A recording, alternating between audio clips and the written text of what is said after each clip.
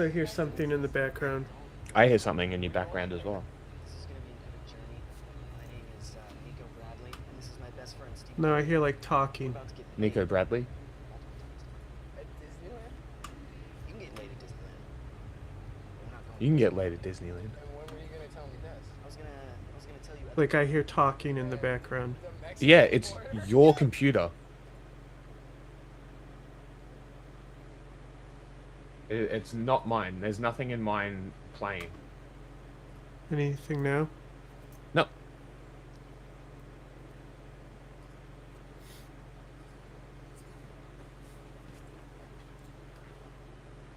My game continues to keep crashing, by the way. I don't know why.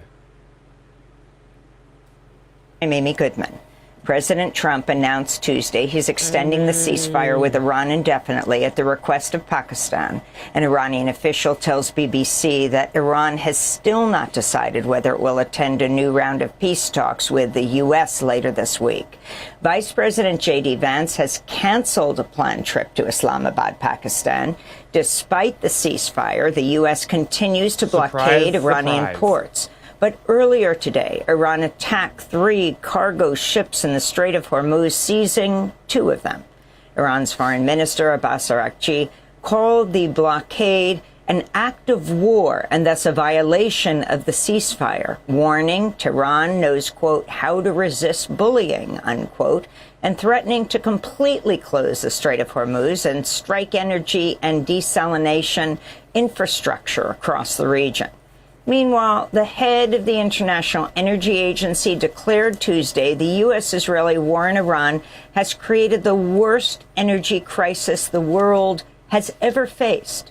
It comes as satellite images reveal multiple large oil spills spreading across the Persian Gulf and the Strait of Hormuz as a direct result of U.S., Israeli, and Iranian strikes on oil facilities and vessels, with environmental experts warning of an impending ecological disaster.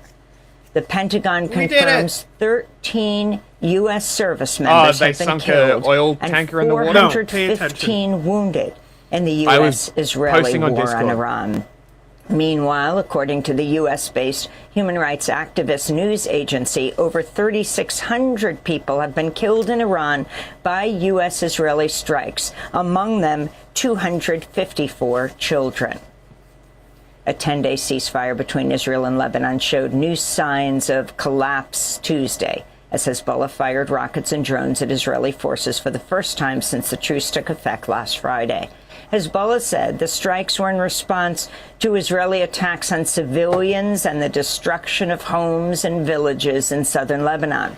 Both sides accused each other of breaking the truce, even as Washington prepares to host a second round of talks between Israel and Lebanon tomorrow.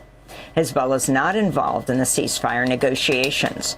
Meanwhile, the Israeli military announced Tuesday that 2 soldiers have been sentenced to 30 days in military detention and removed from combat duty after one soldier used a... That's their audio. Hey, did you hear that Israel the background? bulldozed grave sites of World War I sledgehammer soldiers? to smash the head of a Pretty statue cool. of You hear how bad the audio is for them? Jesus Christ in southern Lebanon, Oh, yeah, while the the background other noise. soldier filmed him. An Israeli army reservist shot and killed 2 Palestinians near a school in the occupied West Bank in the village of Al-Mughayir, northeast of Ramallah, on Tuesday.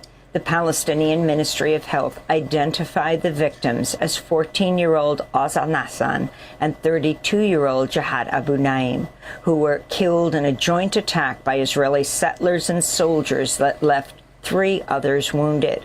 Eyewitnesses say there was a volley of gunfire after settlers and army forces arrived in the village. The Israeli military said the gunman was an off-duty army reservist who had not been mobilized, that he had not been arrested, and that the incident was under investigation. This is Katham Al-Haj Ahmed, who witnessed the attack. What This is a reality in our village. It's a displacement operation. They aim to displace us. They attack us from all sides by shepherds, regular people, farmers, and both the army and the settlers are exchanging roles among them in the attacks. 2 senior Hamas officials in Gaza have told the New York Times the group is prepared to relinquish thousands of automatic rifles and other weapons belonging to its police force and internal That would security be a mistake. services. The officials said those weapons could be transferred to the Palestinian Administrative Committee established to govern Gaza under the Board of Peace, the international body led by President Trump to oversee the so-called ceasefire. But Hamas's offer falls short of the full disarmament and demilitarization of Gaza demanded by Israel, while Israeli forces continue attacks on the besieged territory. The Trump Justice Department indicted the Southern Poverty Law Center Tuesday on an 11-count federal fraud case. It alleges the prominent civil rights group secretly funneled more than $3 million in donor funds to paid informants embedded inside white supremacist groups, including the Ku Klux Klan, the Aryan Nation, and the National Alliance. The indictment, handed down by a federal grand jury in Alabama, charged the organization with bank fraud, wire fraud, and conspiracy to commit money laundering. The Southern Poverty Law Center rejected the charges as politically motivated, saying its informant program is used to monitor threats of violence and that the information gathered is routinely shared with local and federal law enforcement. This is Southern Poverty Law Center's interim CEO, Brian Fair.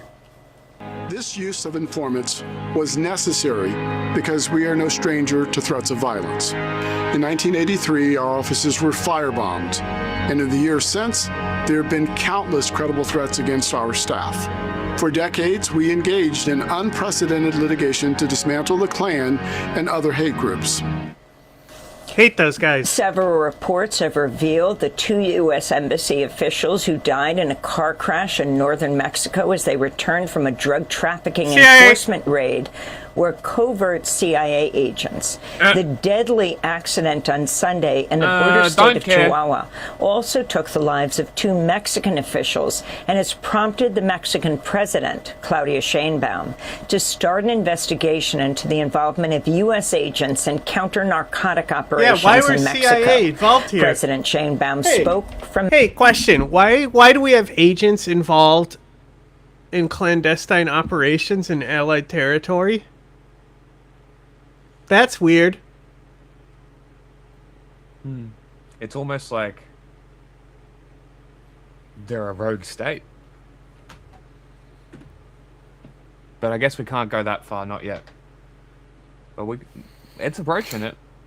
Yeah, we just need to Mexico see some City. Israeli war crimes from the United States. We are and then investigating we can be like, what these "Ooh, people were doing and rogue which state." agency they were from. So far, the information Although, we have is if that it's they the were US, indeed working is it a together rogue state? with the 'Cause the US Chihuahua can do whatever they government. want. Let's put it that way. So the attorney's office needs to conduct a full investigation to determine if the Constitution or the national security law I was say violated, execute foreign and the spies. Chihuahua state authorities need to provide all the truthful information. Yeah, some 2 China action. unnamed U.S. government officials who spoke to The Intercept confirmed the CIA has been running clandestine operations in Mexico as part of Trump's expanding intervention and crackdown across Latin America. Hell yeah! In more news from Mexico, Anti-war farming president. and indigenous communities and environmental Peace activists president. have vowed to fight plans by Mexican President Claudia Sheinbaum to expand You know what we really fracking needed in Mexico. in the 2020s? Last week, Another Sheinbaum war on admitted drugs. to backtracking. Because it worked so well last time. I mean, like, they're just going to be like, I guess Mexico wants the drug dealers to exist there. I guess Mexico wants you to tell them if you're fucking doing clandestine Yeah. fucking ops. I guess Mexico wants you to get the fuck out of their territory. Or just fucking almost tell like them they can do it that you're going to themselves. do that and fucking work with them. Yeah, all that. It would Like, just why make do too you much have sense, though. fucking covert agents? You should just be like, hey, we're going to fucking dedicate fucking, you know, these types of fucking offices and stuff for you. because, you know, it's your country.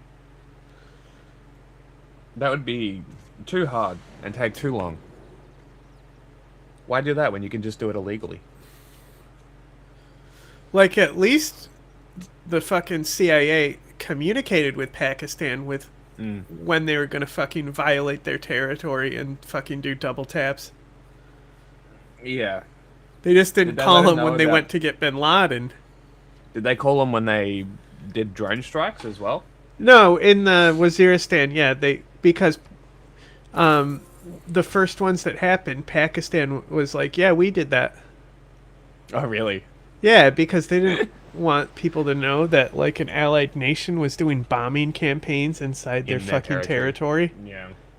But eventually it was just, they dropped it pretty quick. Yeah. They dropped the act. I mean, it was probably getting hard to justify as the Pakistani state. So it would have been easier just to be like, what do you want? It's the Well, fucking people were US. like, what drones? Can we Do they see not them? have them? And they're like, nope. But we got them. Interesting. They're there. Believe me. Trust me, bro. You're the government. We're your only source of truth. Trust nobody else.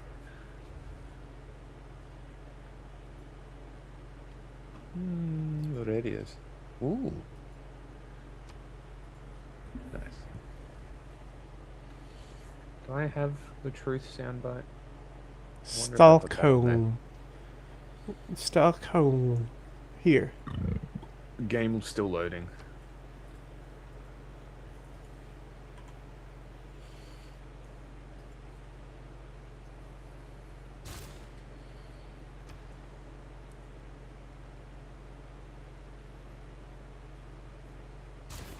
Did I put truth on here? I did. We will continue to be your single source of truth. Dismiss anything else. Did you hear that she's moving to Australia? She's leaving New Zealand.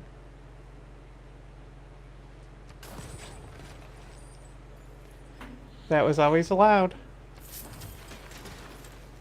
Quite funny. Doing the New Zealand thing. Leaving to Australia. That was always allowed. It's just very funny as a ex-leader. Being like, bye. This country sucks.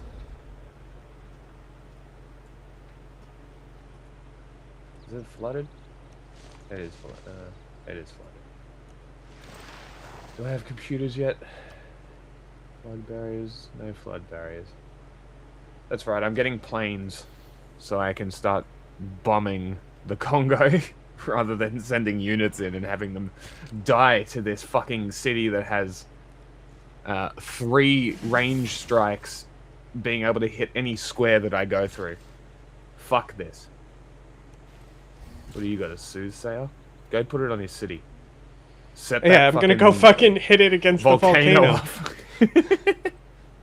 That's why I sent him down there. I sent him down there a while ago to fucking hit his volcano.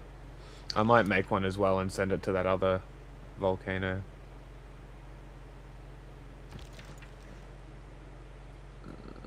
Fuck him. What is he gonna do? Exactly. On her opposition on fracking, which marked a policy departure from her predecessor, President Andrés Manuel López Obrador, who was a staunch opponent of oil and gas drilling. Mexico's national oil company Pemex has reportedly engaged in fracking for years, including in the state of Veracruz, where local leaders say their lands have been devastated. Opening the door to fracking is a betrayal to the people, to the indigenous peoples, to the original peoples of this country, because during the previous president Andrés Manuel López Obrador's 6-year term, one of his campaign promises was precisely to ban fracking in our country. President Claudia Sheinbaum was supposed to continue that. Homeland Security Secretary Markwayne Mullen said Tuesday DHS will likely run out of funds to pay its employees by early May amidst the ongoing partial government shutdown that stretched for a record 67 days.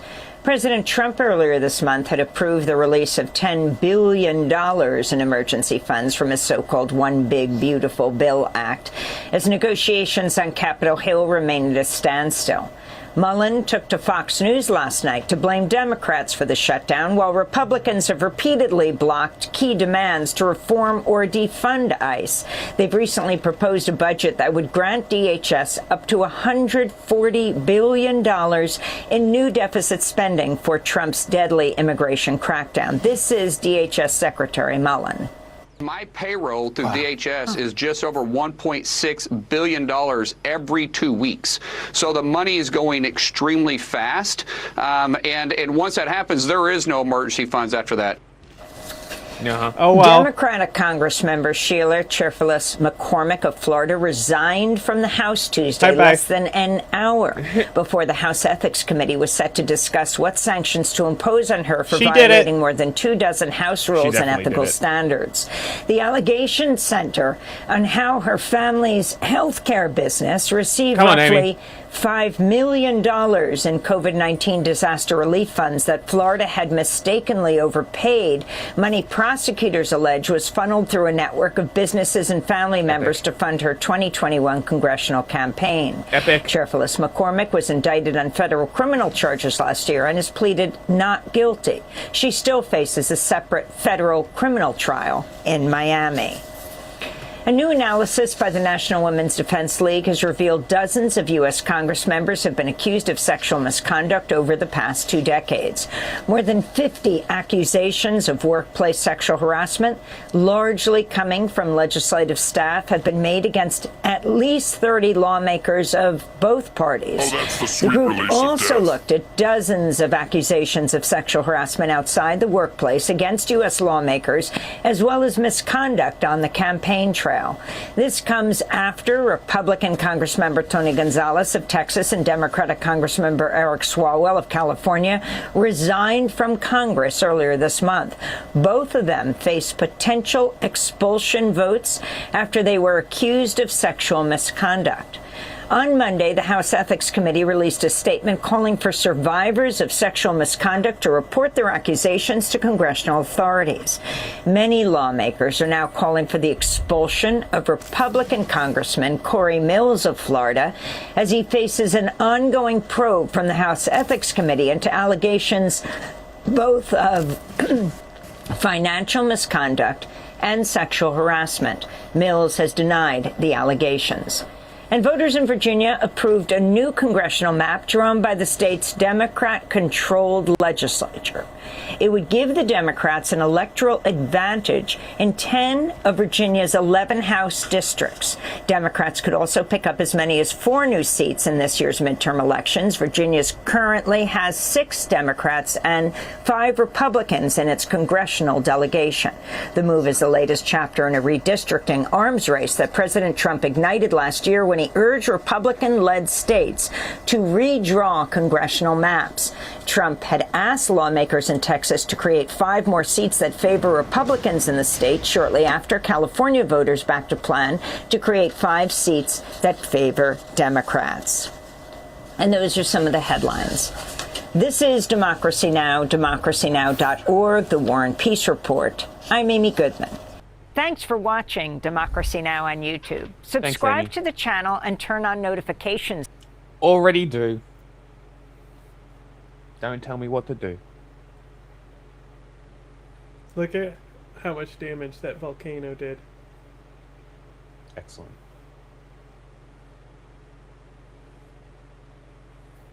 Go hit this one up here.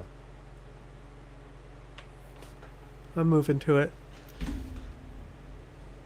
Got aluminium right under it. It's a really shit place to put a city.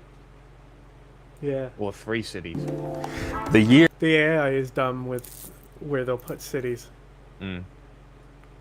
Here is 2006.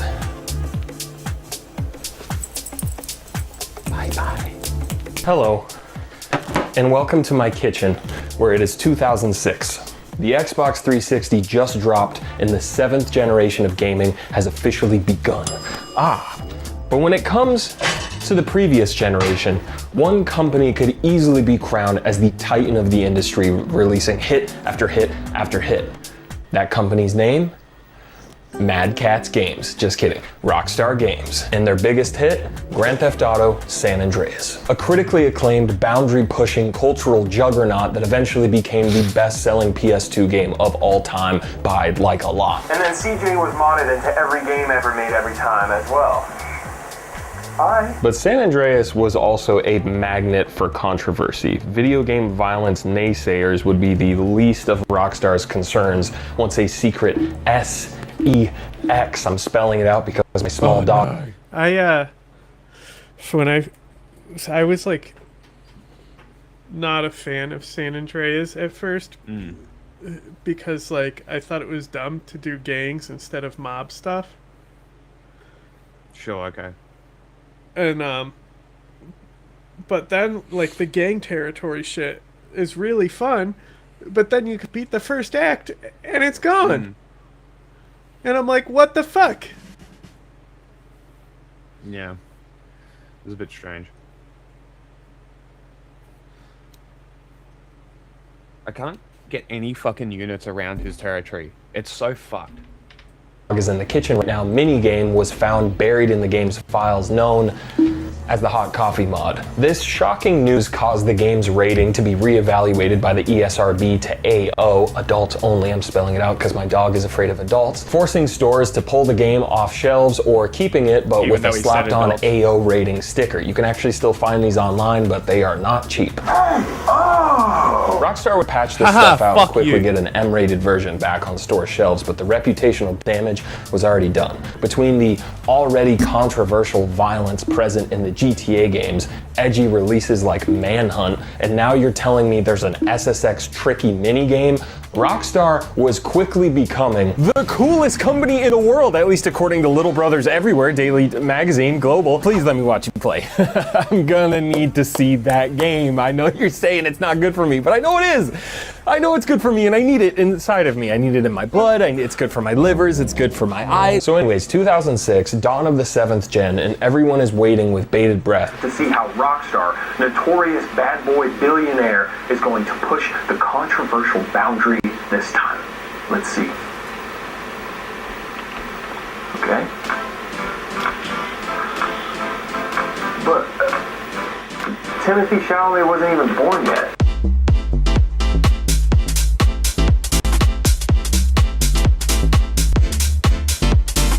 I remember being a beautiful, precocious, gorgeous baby boy waltzing into GameStop in the mall, seeing this game on display, and just waiting for some sort of punchline. Was Rockstar seriously making a rated E game about table tennis? To my knowledge, this is the only game ever developed by Rockstar to receive an E rating, and one of only 3 games ever published by Rockstar to get an E. Accompanied, of course, by Monster Truck Madness 64 and Earthworm Jim 3D, also known as the thinking man's blunt rotation. Many people at the time theorized that table tennis was a joke, only made as a big FU to anyone who criticized Rockstar and their frequent reliance on all things controversial. Just listen to this quote from lead designer Benjamin Johnson regarding the game's reveal to the public. It was bizarre seeing people sit down and hold a controller, and they're waiting on somebody to run out from the crowd and mug me, or mug one of the characters.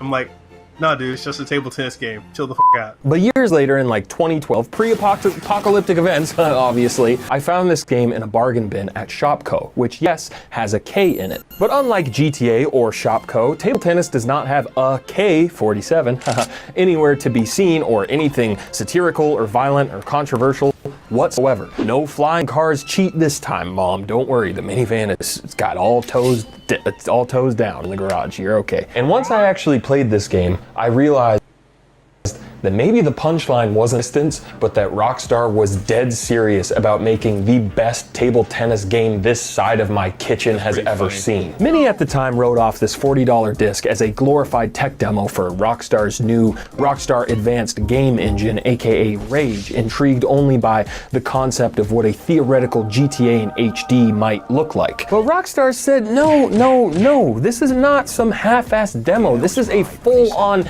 table tennis simulation animation with detailed ball physics and cloth physics and hair physics and some of the most impressive animations and models ever seen at the time that somehow still hold up 20 years later, all accompanied by supremely satisfying audio design and an incredible selection of like techno and house music that is all in service to put you into a peak rally-induced flow state. Table tennis was developed by Rockstar San Diego, who was really only known for the Midnight Club series, but would go on to make a little game called Red Dead Redemption. So table tennis kind of the progenitor for all of Rockstar's games. Oh, you love how beautifully rendered Arthur Morgan is as he emotes across the American frontier, Liu Ping slammed so that Arthur Morgan could ham it up and chinwag with every single person he meets. I talk to every single person in the video game world and not a lot of people in real life. You know, I told my therapist that one time and all he said was, chat, this is so f***ing sad. Use code therapist for your first $500 deposit on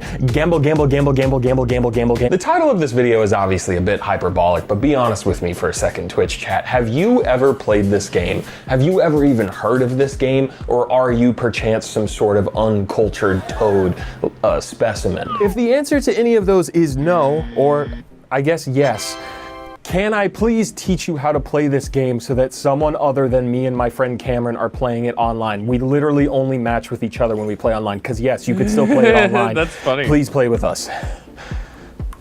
Wait, why are you saying no? It's because the toad thing. It's because I literally called you a toad specimen like 5 seconds ago. That's on me, and I hope to gain your trust back. Honestly, I'm a straight shooter. I call it like it is. I call you a toad specimen. You don't play the game with me, and I accept that. And I think honestly, if we use code therapist, we can 10x skate. Is not this game.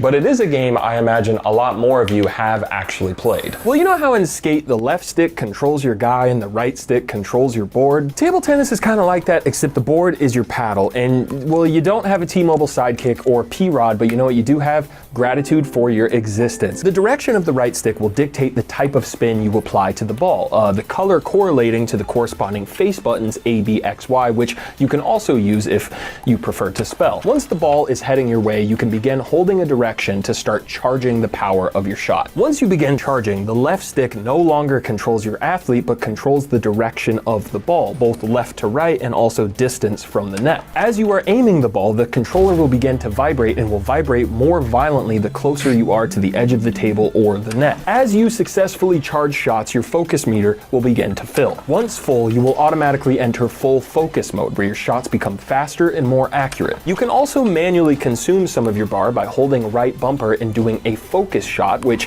helps if you're trying to make a really desperate save, or if you just really want to slam that thing with a lot of accuracy and speed. Service starts quietly, but as the rally builds, the music fades in. And if both competitors reach max focus, the lights dim and the sounds begin to echo. This, my anonymous viewer, is Rockstar Table Tennis. Stop rounding the corners. It's dumb as fuck. The first time you successfully slam that ball to the edge of the table and make it spin off into the cosmos after a long rally, you will understand why this game is so beloved by those who have What's the point of having a purple neon but background? mostly just me and Cameron. If you can't see it. Yeah. I just hacked into this video. You know how? Because my client here wasn't using a VPN to protect his IP address. Hi, I'm Jakey, attorneys at law. Thank you to NordVPN for collaborating on this video. The internet is a scary, freaky place, and your IP address shouldn't just be floating around out there naked and raw for any nefarious freak to see. But fear not, because NordVPN is here to be your IP's sheath. Using NordVPN to hide your IP address helps protect against horrible threats like DDoS attacks, where someone sends a boatload of data to your IP to try and bring down your network. Do not flood my packets. I do not like stuff like that. Using NordVPN, any DDoS attacks are absorbed by Nord's strong, brave, beautiful VPN servers. And with Threat Protection Pro, NordVPN can detect at least 85% of phishing websites trying to trick you and steal your valuable information. Do not try to trick me. When I'm traveling on my very important lawyer trips to places like London, I wish that I could keep using the American subscription service services that I already pay for. Not to worry, love. With NordVPN, I can just connect to the United States and it's like I never even skipped across the pond. By using my special link, nordvpn.com/nakeyjakey, you can get 4 months extra with the 2-year plan. And there's even a 30-day money-back guarantee. So protect your IP today. Thanks again to NordVPN for collaborating on this video. And now let's get back to the worldwide Everyone's mad debut at me of the because I feature-length accidentally film Jardy Japri. clicked to Many go to reviewers war at the with time, the even those who loved the Vikings. gameplay, criticized what the it game is. for a lack of Kill them. content given the $40 price tag, and honestly, I think that's pretty fair. You can do exhibition matches, you can do tournaments of varying difficulty, you could play online when people were actually playing. Please play with me. That's it. Much like me struggling to maintain eye contact with the barista as I order my coffee, table tennis does one thing, but it does that one thing exceptionally well. Every time.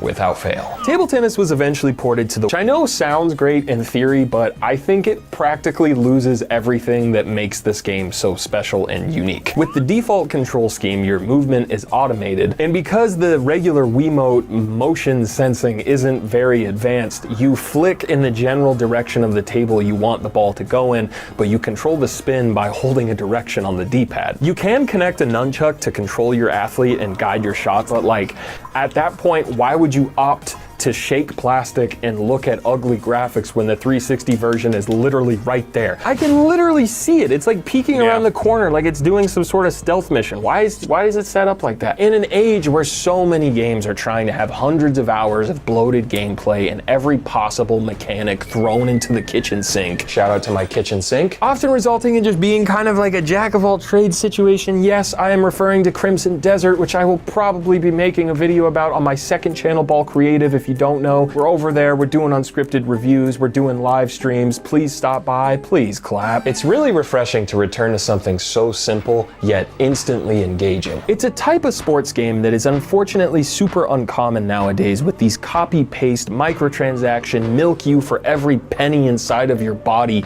annual franchises.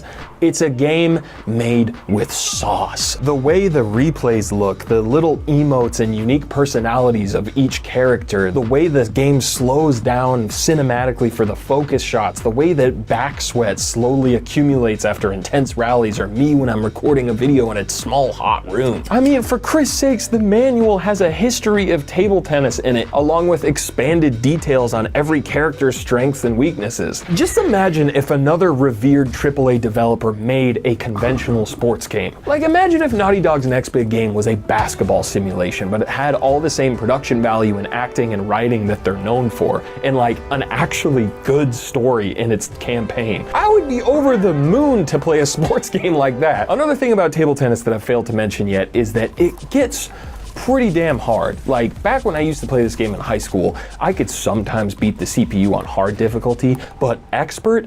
Hell no, dude. These freaks are streamers. But this time, I'm not a 17-year-old with back zits and a beautiful smile and the heart of a gentle hustler. I'm a 31-year-old with back zits and a beautiful smile and the heart of a gentle hustler, and I am determined to beat this game on expert. This isn't just a video about Rockstar Table Tennis. This is a video about me trying to beat Rockstar Table Tennis.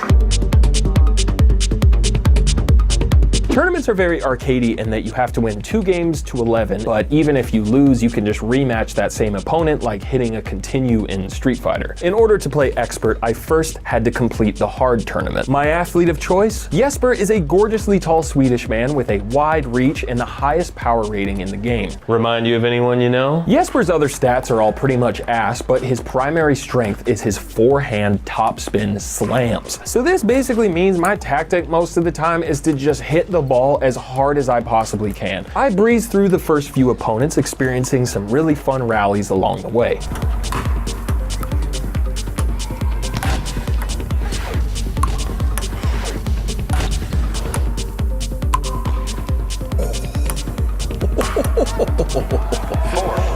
This game is so good. But my first real hurdle was Suleiman. Oh my god. His backhand topspin is so crazy, his serves are diabolical, and his reactions were so much faster than anything else I had experienced. Oh my god, he's so fast. It was abundantly clear at this point that my power level was nowhere near expert, and I needed all the help I could get. Unfortunately, because apparently nobody plays this game anymore, my resources were pretty slim, but I did happen to find an extremely comprehensive guide on a familiar website. Rockstar Table Tennis General Incentives.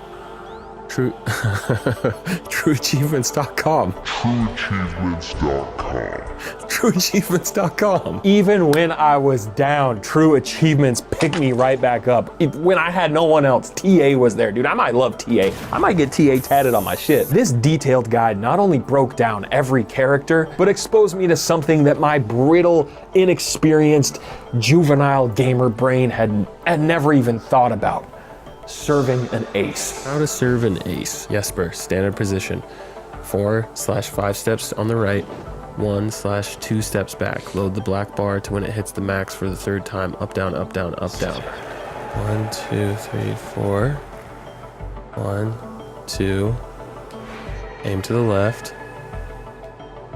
Okay, it wasn't quite max charge. Oh no.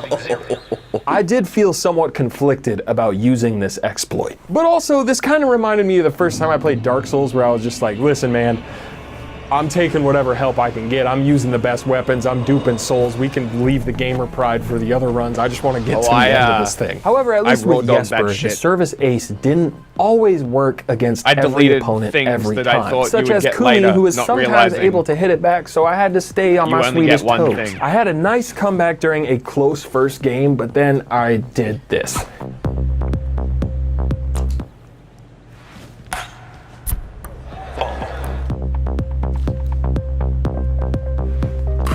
Double fault.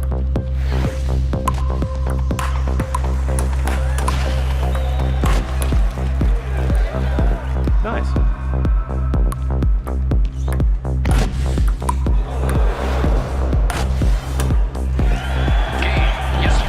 Followed by a stomp in game 2 with this psycho finishing blow. Sweden takes the match. Young-Soo couldn't handle the ace.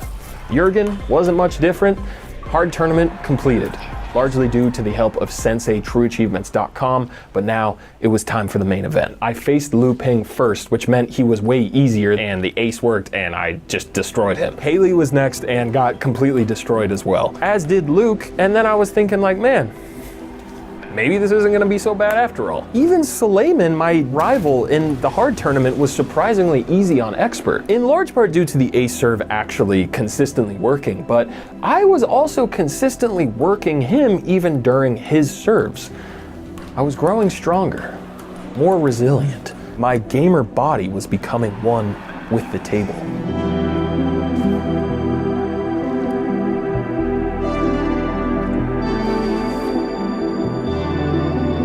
Gamer body.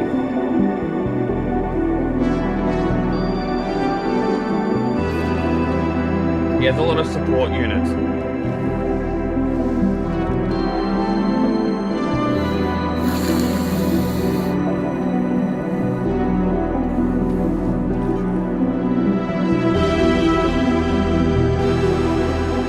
Alright, I gotta tell you something, Dottie. Alright, it's not intended to be mean. I have a purpose. You don't. And if you think that's some sort of blessing, it's not. It puts me at a huge life obligation to see a very specific thing through. With that obligation, sacrifice, okay?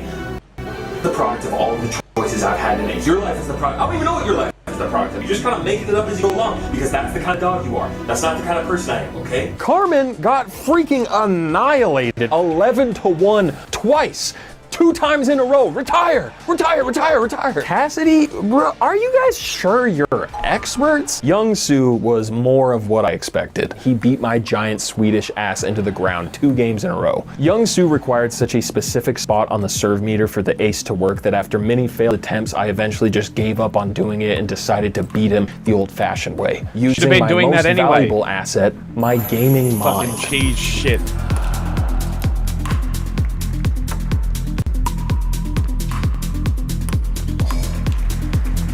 Filthy. Game 2 required a crazy comeback, and brother, I aimed to meet the PC requirements to run this comeback. This was by far the most intense game of table tennis I had played up until this point.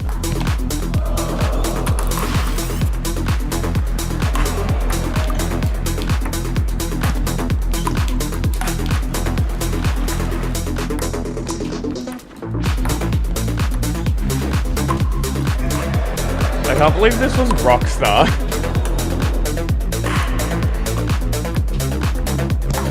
Like, you would expect the guys that do the PGA games to do something like this. Let's go. Allow me to introduce you to Mark, the second to last boss in the expert tournament that may as well have been the final boss. The ace serve just straight up does not work on Mark, no matter what you do. But you know what does work? Me. Except not really, because I threw the first game by hitting it into the net and had to immediately derobe to diffuse my burning, intense, fiery, passionate gamer rage. Game 2 went to OT, and I pushed that tiny white ball to the absolute freaking edges of the earth.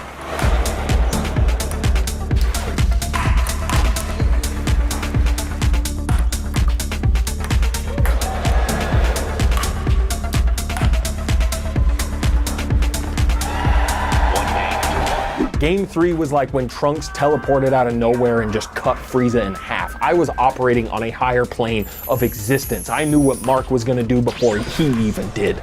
I was becoming a fully sentient table tennis warrior.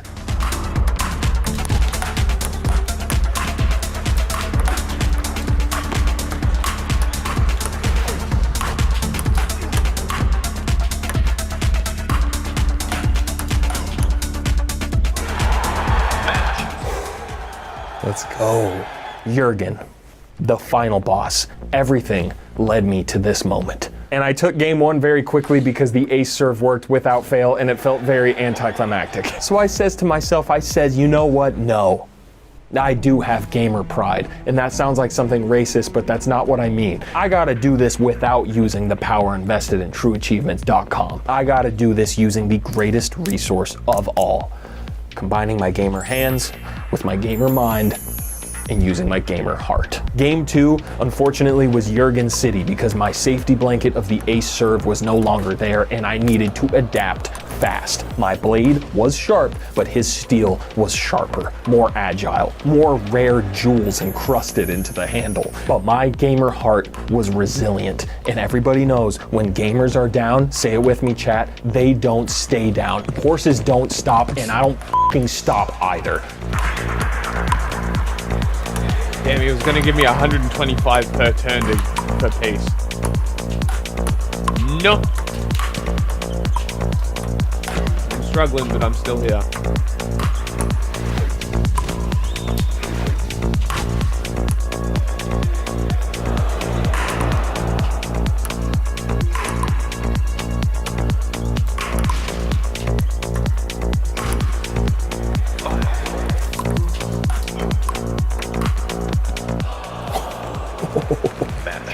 I had run away with a hefty lead, a lead that unfortunately was starting to slip through my hands.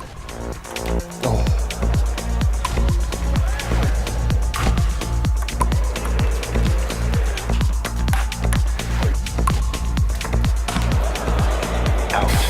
I just needed to lock in. I needed my gamer heart to work in perfect harmony with my gamer vessel, my beautiful, brave warrior, Jesper. I needed us to connect like when the tails infuse when they're doing it in Avatar. But could I do it?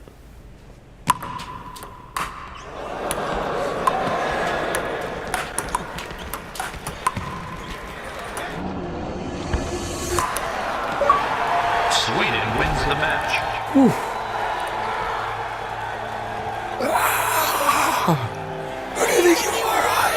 I had done it. I had conquered a beast that 17-year-old me couldn't even dream of. 17-year-old me could barely read the name tags. And to celebrate, I played online with the only other living competitor still playing this game, my friend Cameron, and we had an absolute blast. Which brings me to the whole inspiration for making this video.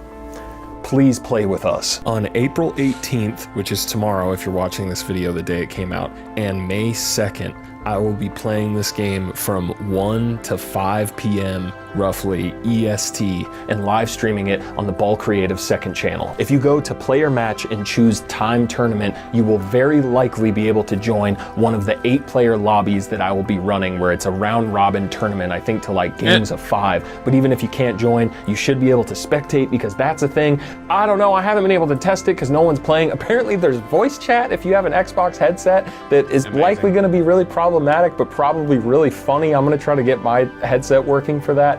So please play with us if you want, if you can. I'm pretty sure it's really cheap on the store. Thank you so much for watching my video. I love to make a video like this. I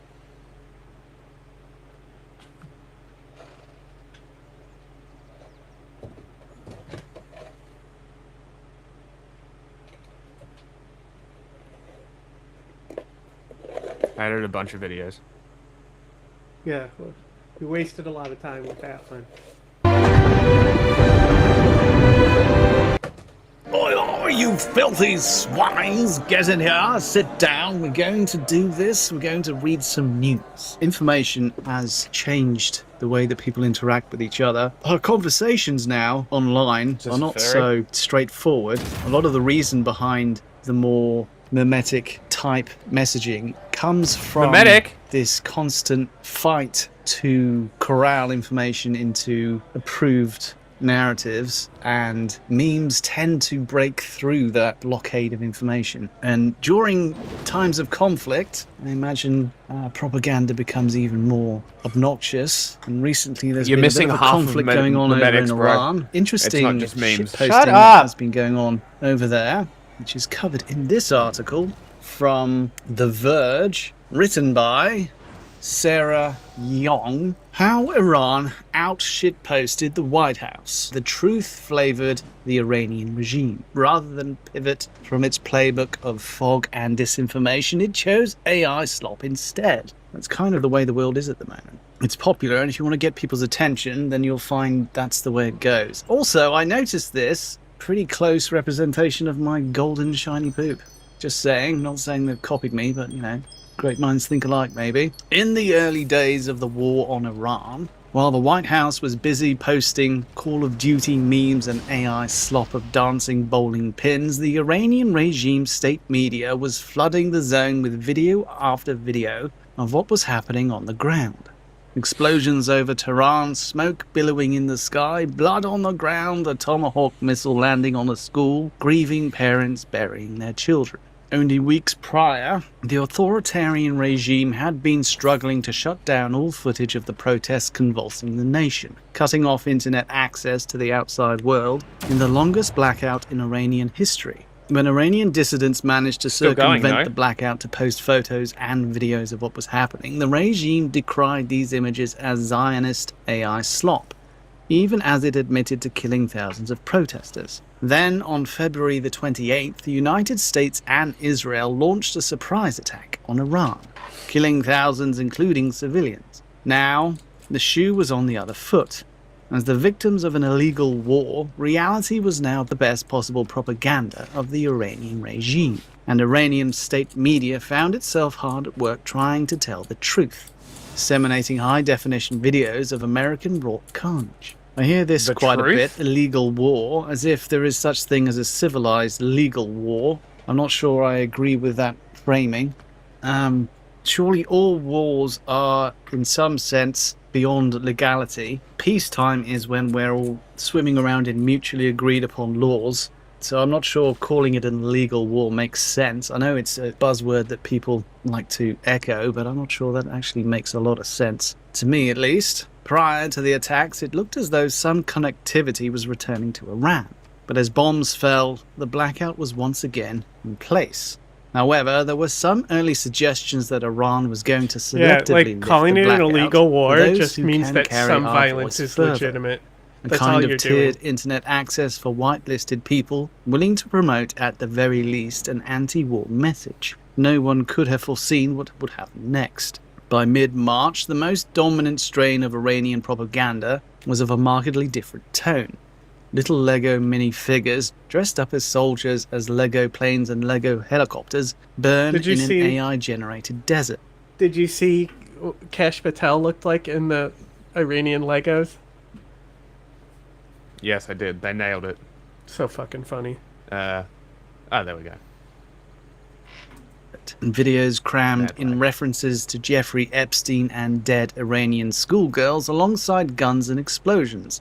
It turned out that Lego AI slop was the voice that would carry the farthest. The two greatest conflicts of this decade up until this point have been in Ukraine and Gaza, and both were accompanied by an onslaught of authentic documentation of missile strikes, shelled out buildings and dead bodies. An uncanny amount of this footage came from civilians turned into unwilling war correspondents. For a brief moment in time, the Iranian war looked like it might follow a similar pattern.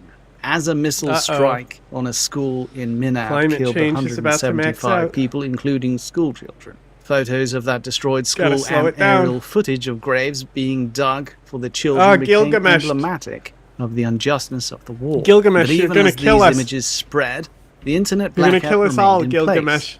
Although Minab continues to be a rallying cry for Iranian state media, its outward-facing propaganda strategy started to look a lot like they were just trying to out-shitpost the American Just government. Well, think you're a information victim is now. very Watch what important. happens when it An maxes information war requires capturing people's attention. So AI-based media, commonly referred to as slop, is actually very compelling and can cut through a lot of the nonsense, a lot of the information blockades and filters that get thrown up to try and marshal information in a certain direction can be circumvented, stepped over, and done away with by crafty memes. Iran lacked America's military resources, but it had other cards to play. Its stranglehold over the Strait of Hormuz turned into a crisis that might permanently reshape the global economy. As gas prices soared, Donald Trump spiraled, issuing an apocalyptic ultimatum on Truth Social, demanding that Iran open the strait lest America consign them to living hell. Days later, the nations reached a conditional ceasefire deal, one where Iran's demands are the starting point for negotiations. The regime's posting game seemed to live rent-free in Trump's head, with the president posting on Truth Social on Friday morning, "The Iranians are better at handling the fake news media and public relations than they are fighting." The story of the ceasefire is the story of MAGA's insular, far too online bubble crashing and burning against the formidable force that is ocean geography. What the hell is that entire paragraph there? The story of the ceasefire is the story of the MAGA's insular, far too online bubble crashing and burning against the formidable force that is ocean geography. You're going to have to take that out doesn't make those sense to me. Does that make sense to you? one I'm at not a sure time from the what's top. supposed to be Your going tank on with army's that gonna out there. die You tell in like me. 3 hits. It would be far too much to say Like that 3 turns, Iran it'll die. shitposted its way I into got a it. favourable ceasefire, but the Lego AI slop didn't not work. I haven't really been paying attention to it, so I don't know how gonna focus effective on it was, Lima, but I don't so I necessarily have an think it avenue was to get that in there. effective. Lego AI slop propaganda from what may or may not be Iranian state media. This is a surreal sequence of words that should never have been written. A representative of explosive media, the team behind the Lego videos told The New Yorker that it wasn't affiliated with the regime, arguing, "Is there any way to prove that you are not connected to Jennifer Lawrence?" The group also told the Associated Press that it was producing from inside Iran, though it claimed we're just a group of friends working voluntarily, paying for our own internet, using our own laptops and computers, and doing all of this ourselves. If it's true that they are inside Iran's borders, it's highly likely that they have whitelisted internet access. And without being sanctioned by the regime, it would be difficult to have enough connectivity to upload these videos and almost impossible to manufacture them in the first place. Over the past 15 years, Khamenei made sure sufficient money, talent, and institutional priority flowed toward digital content creation. Narges Bajagoli writes in New Yorker, "The Islamic Revolutionary Guard Corps operates or funds at least 50 production houses, and the most significant ones in this moment are the little ones, small, fast, and built for the internet. made by a new generation coming to power in Iran as American-Israeli bombs kill off the elder leaders. One that is younger, savvier, and less afraid of the US. So you're making a combination of American and Israeli as if it's the same thing there. That's interesting. These freelance studios, Pajogli writes, are not official IRGC channels, but rather produce media for the broader media arms of the state, and they receive funding from both the IRGC and other coffers of the state and military establishments. Sourced at one of these smaller production houses, Pajogli, it's a funny name, isn't it, Pajogli? Pajogli describes how the new generation was already waiting in the wings, ready to make content. They'd long since been proficient in making videos with faster cuts and a sense of irreverence, but the IRGC had previously dismissed these videos as not being serious enough. The war became their opportunity to shine. Whether or not Explosive Media is one of these state-sponsored studios, state accounts like those belonging to Iranian embassies around the world were nevertheless reposting its Lego videos. And it wasn't just the Lego videos that formed the great slop wave coming from Iranian state accounts. American soldiers, you're fighting for Jeffrey Epstein, posted the Iranian embassy in Tunis over a clip show of deep-faked American soldiers. The Iranian embassy in The Hague mocked Trump with Pixar-esque AI slop of the president. The Iranian embassy in South Africa reheated a state TikTok meme from 2020 to depict an Islamic Revolutionary Guard Corps officer, seemingly IRGC spokesperson Ibrahim Zolfagari, who makes regular appearances in state media. Those who stared too long into the Lego abyss came out sounding completely deranged. Iran is winning the AI slop propaganda war, 404 Media declared glumly. But what war was that exactly? It's an information war. It's similar to what was going on prior to Trump being re-elected. There was a lot of info warriors, smaller groups of people who were creating memes and such to promote Trump. So it seems as if they're taking a page out of that book and applying it to their war propaganda. While the White House was posting SpongeBob SquarePants memes for its own base, the Lego slop obviously isn't intended for Iranians in Iran, says Afsana Rigot, a scholar and researcher who has worked on human rights issues in the Middle East and North Africa for many years. The internet blackout is still ongoing, although Iranians are still able to secure tiny pockets of access here and there between VPNs. They're not going to be wasting their tiny bit of access trying to load something like a Lego slop video. As bizarre as they were, these videos were resonating with a certain audience. There's a really, really deep understanding of the social media sentiment right now, and the global sentiment, said Rigot. The White House is addicted to brain rot that projects power, dominance, and cruelty. Is it though? I don't know. I mean, it does promote American exceptionalism, which I am all for. We are exceptional. We should just keep promoting that and convince the rest of the world, perhaps. These propaganda videos have read the sentiment that there is a desire for the opposite, like a fight back against oppression. Most people won't know what's going on in Iran, says Rigot, but they would have known what's going on in their own neighboring countries in Latin America. True. Maybe they might have known what has happened to their own historical lineage and ancestors. Iran has clearly been winning when it comes to meme warfare, says Masha Alimandari, the Associate Director of the Technology Threats and Opportunities Program. That's all it is. Witness. They've been resonating internationally.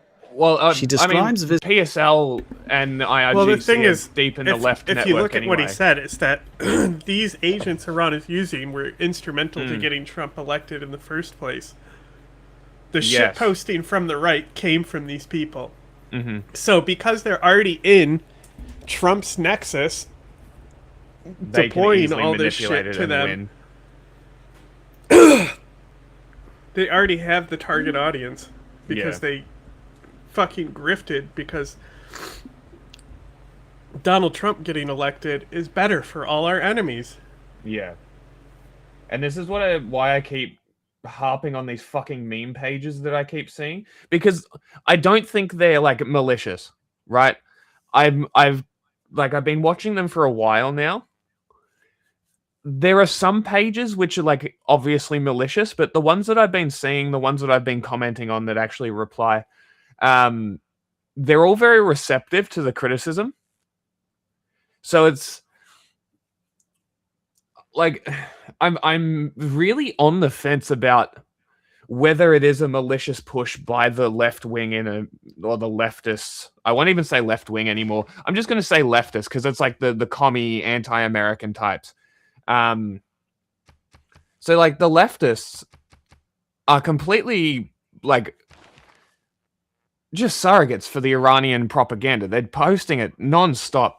And I don't know whether it's because they're just like, haha, they're shit posting against the United States. Fuck the United States. Or it's like, we're agents of the Iranian state, so we're posting this in a way to launder the Iranian government's message or whatever. I can't figure it out. I'm not 100% sure. There are a significant amount of people, obviously, which are pretty pro-Iranian state. But I think that's just a side effect of posting that kind of thing. So I'm just like, I'm not sure just how malicious it is, whether they're even aware of what the Iranian state does, or their hypocrisy when they complain about cops and ICE and shit, and then go and profess support for the Iranian state. Like, okay, you are saying ACAB? Cool, that more than includes the Basiji and IRGC, just so you're aware. And to keep moral consistency, I feel like you can't cancel my you need turn to make more things. I was gonna do other stuff. Oh no, it's the Congress. I didn't click the Congress. That's all. Oh. So it's like, you know, you can be against the US, but why the fuck are you posting in favor of the Iranian state? That's what I'm trying to figure out here. And there's like, for people on the left, leftists, communists, anarchists, whatever the fuck you want to fall into, right? What is your justification for supporting the theocratic fascist state of the Islamic Republic? Why? It doesn't make any sense. There is no consistent, logical, ideological train between communism and leftism in the United States and the West and supporting a fascist regime in Iran. It doesn't make sense. The only conclusion that I can come is that you're fucking agents. There is no organic support for the regime, I swear to God. Like, sure, in the Shia communities, whatever, right? I'm sure that there is some kind of support for the 12 of Shia in Iran because Shia are a small minority of Islam. And they're probably not wanting to shit on other Shia groups, right? Whatever. That's not what I'm talking about. I'm talking about outside the religious group, there cannot be organic support for this group. I just don't believe that there is. Like, everything that I learn about this country, the more that I learn about it, the more that I learn about this government, the less and less it makes sense that these people are on their team. It doesn't make any sense. But nothing makes sense anymore. So who gives a shit?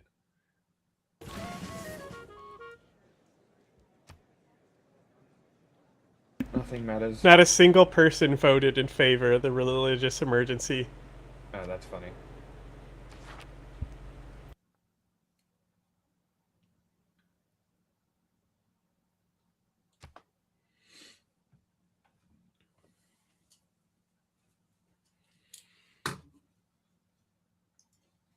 Everyone voted it down.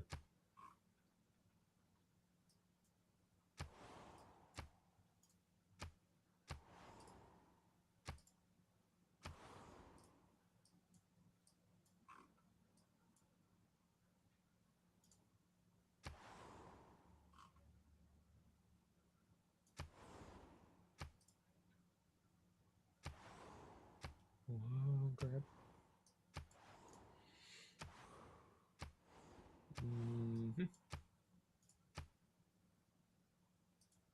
visiting Morocco weeks ago, and how every time she mentioned she was Iranian, people would thank her for the Islamic Republic's work. It was depressing for Al-Madari, who has long been critical of the Iranian government. International solidarity with the regime has never been higher. The Lego brain rot feels true to a real global constituency primed to despise America for all kinds of reasons. Iran's regime has created its identity around being a representative of the oppressed, being a representative for the global majority, says Al-Madari. The war set up a perfect propaganda moment for them, where they are actually in a position where they're being attacked. For over 4 decades, she says the regime's ideology and policies have revolved around the notion that the evil American empire and Israel are victimizing Iran. Now that message has never been more on the nose. Iran is a complicated place, a fascist authoritarian state that meets dissent with violence, as well as a marginalized country whose earnest attempts at self-determination have been historically undermined by Western governments through covert operations. How often is Iran referred to as fascist? Perspective you're painting here of Iran, more a than fascist China. authoritarian state Really? who is plucky and fighting back against an even bigger fascist authoritarian state of America. I don't exactly know what perspective you're trying to do here, other than upsell Thank you for confirming Iran, my biases, sir. which is it's interesting. In the world of I AI remain to be slop, correct. everything is blurred, smoothed out, and unserious. Brain rot is about vibes, not facts. There's no need to grapple with the complexities of Iran when all you care about is aura farming and shitposting.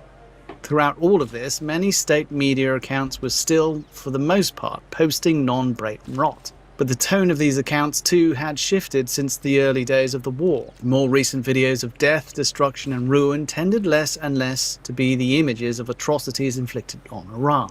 They were instead pictures of downed Black Hawks and reported strikes on Tel Aviv. Propaganda much closer to posturing than humanitarian The Trump documentation. admin is too They're dumb trying to to know maintain that an image they're of fighting a strength, fifth-generation the regime war. is still standing, says So they haven't Rigol. deployed This any is in fifth-generation character assets. for the They're still regime for fighting last decades. gen. Projecting strength and power has been essential to how Tehran speaks to the outside world. And this time, they were speaking on the same frequency as the White House, in a language that Trump could understand. The Minab strike was one of the first bombings on February the 28th, when authentic footage of the Minab strike circulated on X. Users accused the video of being AI.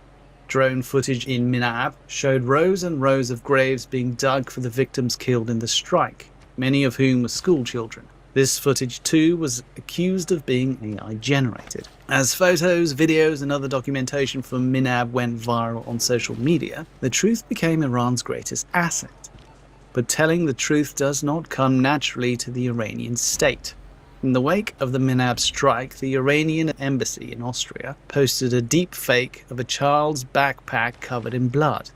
And Google's Synth ID watermark confirmed that the image was fake. Iran's South African embassy, perhaps the weirdest of its embassy accounts on X, posted a Ghiblified tribute to the young I need to victims of the convert it strike. because it's in the But way. many of the other posts by state accounts appeared to contain authentic media, including videos of grieving parents. I want the city though. These accounts were simply busy posting what served them best, whether real or fake. And in that moment, what served their interest happened to be real documentation of the war. Conversely, what was in the interests of the regime's enemies was to sow doubt through an AI fog of war. This isn't the first conflict in which uncertainty created by deepfake technology has made it If you difficult convert to it, know I what won't be able is to or take isn't it. happening. Yeah, where AI I'm is used to stopping generate now. disinformation Yeah. while I've accusations been of working on this deepfaking are being since used to last bury game. the truth. This happened Yeah, during no, the I still saw that you were ongoing in my way invasion since of then. Ukraine by Russia.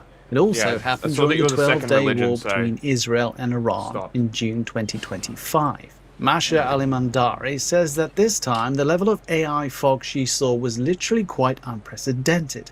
The deepfake's rapid response force she works with at Witness, which helps journalists and fact-checkers to analyze content suspected of being AI generated or manipulated, found it difficult to keep up with the AI escalations they received. The increasingly widespread availability of AI tools accounts for part of this surge, but on top of that, Iran is, in Al-Madani's words, a weird laboratory of just so many different actors trying to pursue all kinds of disinformation and so many different kinds of influence operations. I imagine there's So far less of it testicle? going on over there than there is in the Western world, which Yeah, is there's a camel. basically a constant tornado of nonsense at the moment, which is one of the reasons why I'm not really delving into any of this Iran malarkey, other than the fact that this wonderful article is about shitposting, because I Can don't you know fill what's my real, oil? and I'm not really prepared to 170. have an opinion other than I don't Can you fill particularly my like uranium? war.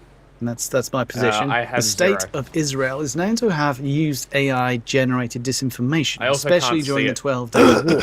One video that went viral in June 2025 showed an Israeli strike on the entrance of Iran's Evin prison, a facility known to I only have incarcerate one Nida political square. prisoners. The footage implied that the prisoners had been freed by the strike, but it was a deep fake.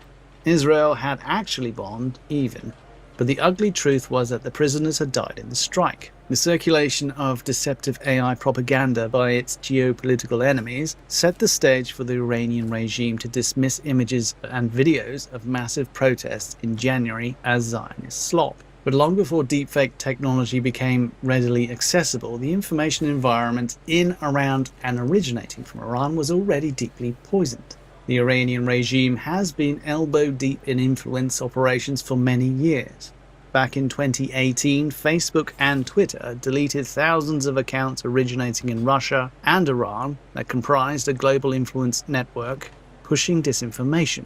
Russia partnered with Iran during the Syrian civil war, a messy multilateral conflict that generated massive amounts of online disinformation.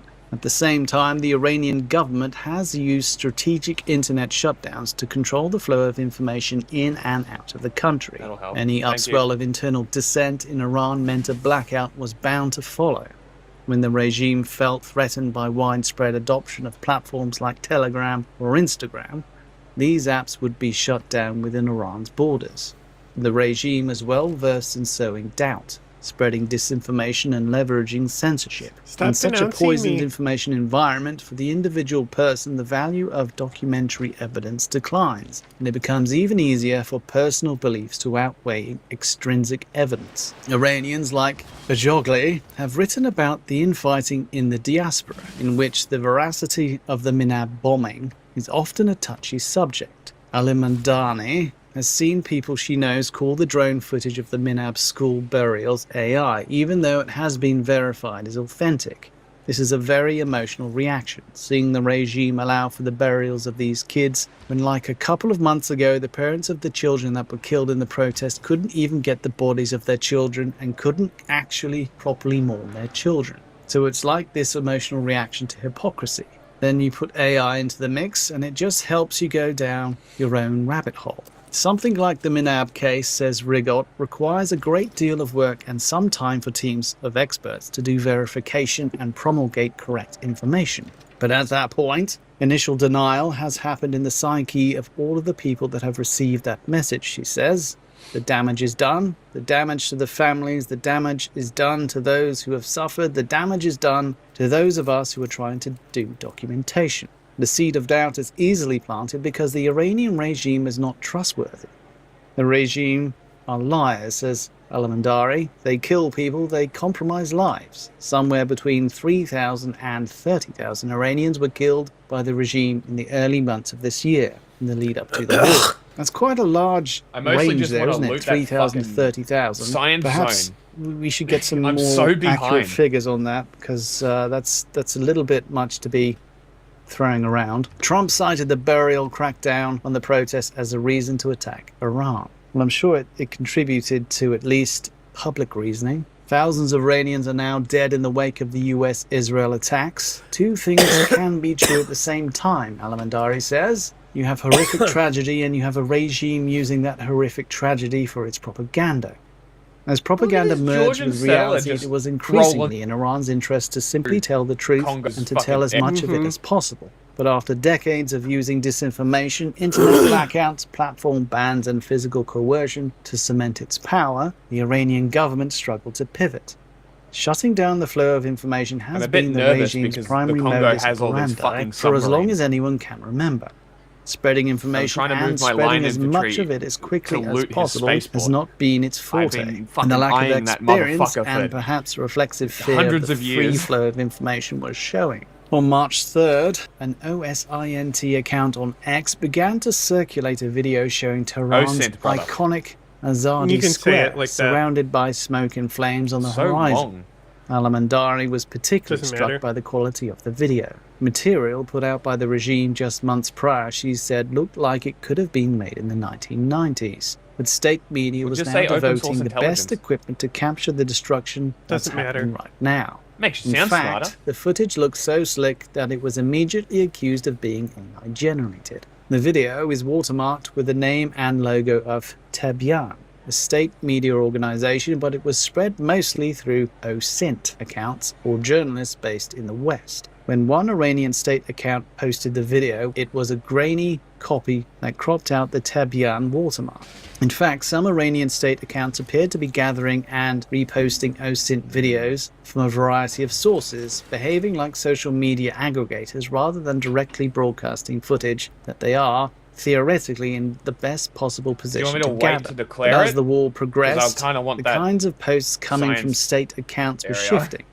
Instead of flames billowing over Tehran's cityscape, they were posting aerial footage of successful strikes on the US military logistics. Images referencing the strike on Minab are scattered throughout posts from state accounts, but the bombing of Minab exists more as a symbol. Cartoons of children and deep-fake dust-covered backpacks than in documentary evidence. And the reality and tragedy of Minab is not sacred. One of the viral Lego slop videos depicts Lego Trump enraged at a Lego folder labeled Jeffrey Epstein file, prompting him to angrily push a button that launches a missile at a classroom of Lego schoolgirls. It's impossible to look at Iran's Lego AI slop and not see the parallels to the shitpost. White House's Pokemon deportation memes. The Lego videos have succeeded in part because they meet the political discourse on the level to which it has Yeah, already Kinshasa sunk. are now Kyle schnoozers. Chaika writes in the New Yorker. I mean, that's a bit derogatory there, saying that this information is lowbrow because it's using gonna get themes that are The not capital as well, and traditionally the rest seen could as be yours. highbrow. Just because something is dressed up as Lego doesn't mean it can't have some kind of more profound meaning. It just means that it makes it more accessible, which is an interesting thing that I've noticed about the kinds of choice of words that Trump uses. They're much more accessible for a broader range of people. And often I see kind of snooty people looking down on Trump and saying that he's not smart because of the types of words that he uses. But the exact opposite, in my opinion, is the case. Oh, no, when he's you are incredibly dumb alienating based people on his with actions. a whole bunch of flouncy choices of words. You're creating a very narrow bandwidth of people who can appreciate what you're saying. So similarly with these memes, it's actually breaking through filters and presenting ideas to people in formats that they were not expecting and in ways that are easier for them to digest. So you may think that the discourse has sunk, but actually what's happened, in my opinion, is it's actually slipped through filters, gone around blockades of information. And it's actually quite smart, in my opinion. Similarly, I think the kinds of choice of words that Trump uses are actually quite smart because they're more inclusive of a broader range of people, particularly people who don't have English as a first language. These deranged online dynamics are bad enough in isolation. When viewed in context, the cursedness of it all multiplies. Sinking to new depths has been the most consistent theme in the 2026 Iran war. I mean, all wars are terrible, so yeah, all wars are illegal in some sense, in my opinion. I don't understand that position. Only a week after an ICE agent killed Reen Good in Minneapolis, the president told Iranian protesters that help is on its way, part of many early rumblings in the lead-up to the bombings. As the American government violently suppressed its dissidents, it used the suppression of dissent in Iran as an excuse fucked to up again invade what I the needed other to do. country. And when it did, it killed more Iranians. Iran has accused the US and Israel of committing war crimes and that the international crime of aggression, a sound accusation and one that is being made by a regime that itself has a long-standing record of atrocity, crimes and other human rights violations. This is another curious attempt to shine a pretty nasty turd here. It's depressing because there are no good actors, says Rigot, Reports indicated that in some places in Iran there were no sirens, no designated shelters or evacuation zones. While the bombings were underway, says Rigot, you do not know who is safe, you do not know where they are, you do not know exactly what's happening. During this period, many Iranian civilians were in the dark about where to go during the bombings. Israel is giving out evacuation notices to a country that has no access to information. Iranians have over the years become extremely savvy with using VPNs and circumventing the shutdown in various ways. But information about bombings operates on a different timeline than other kinds of data. No one can afford to have an evacuation notice trickle out little by little.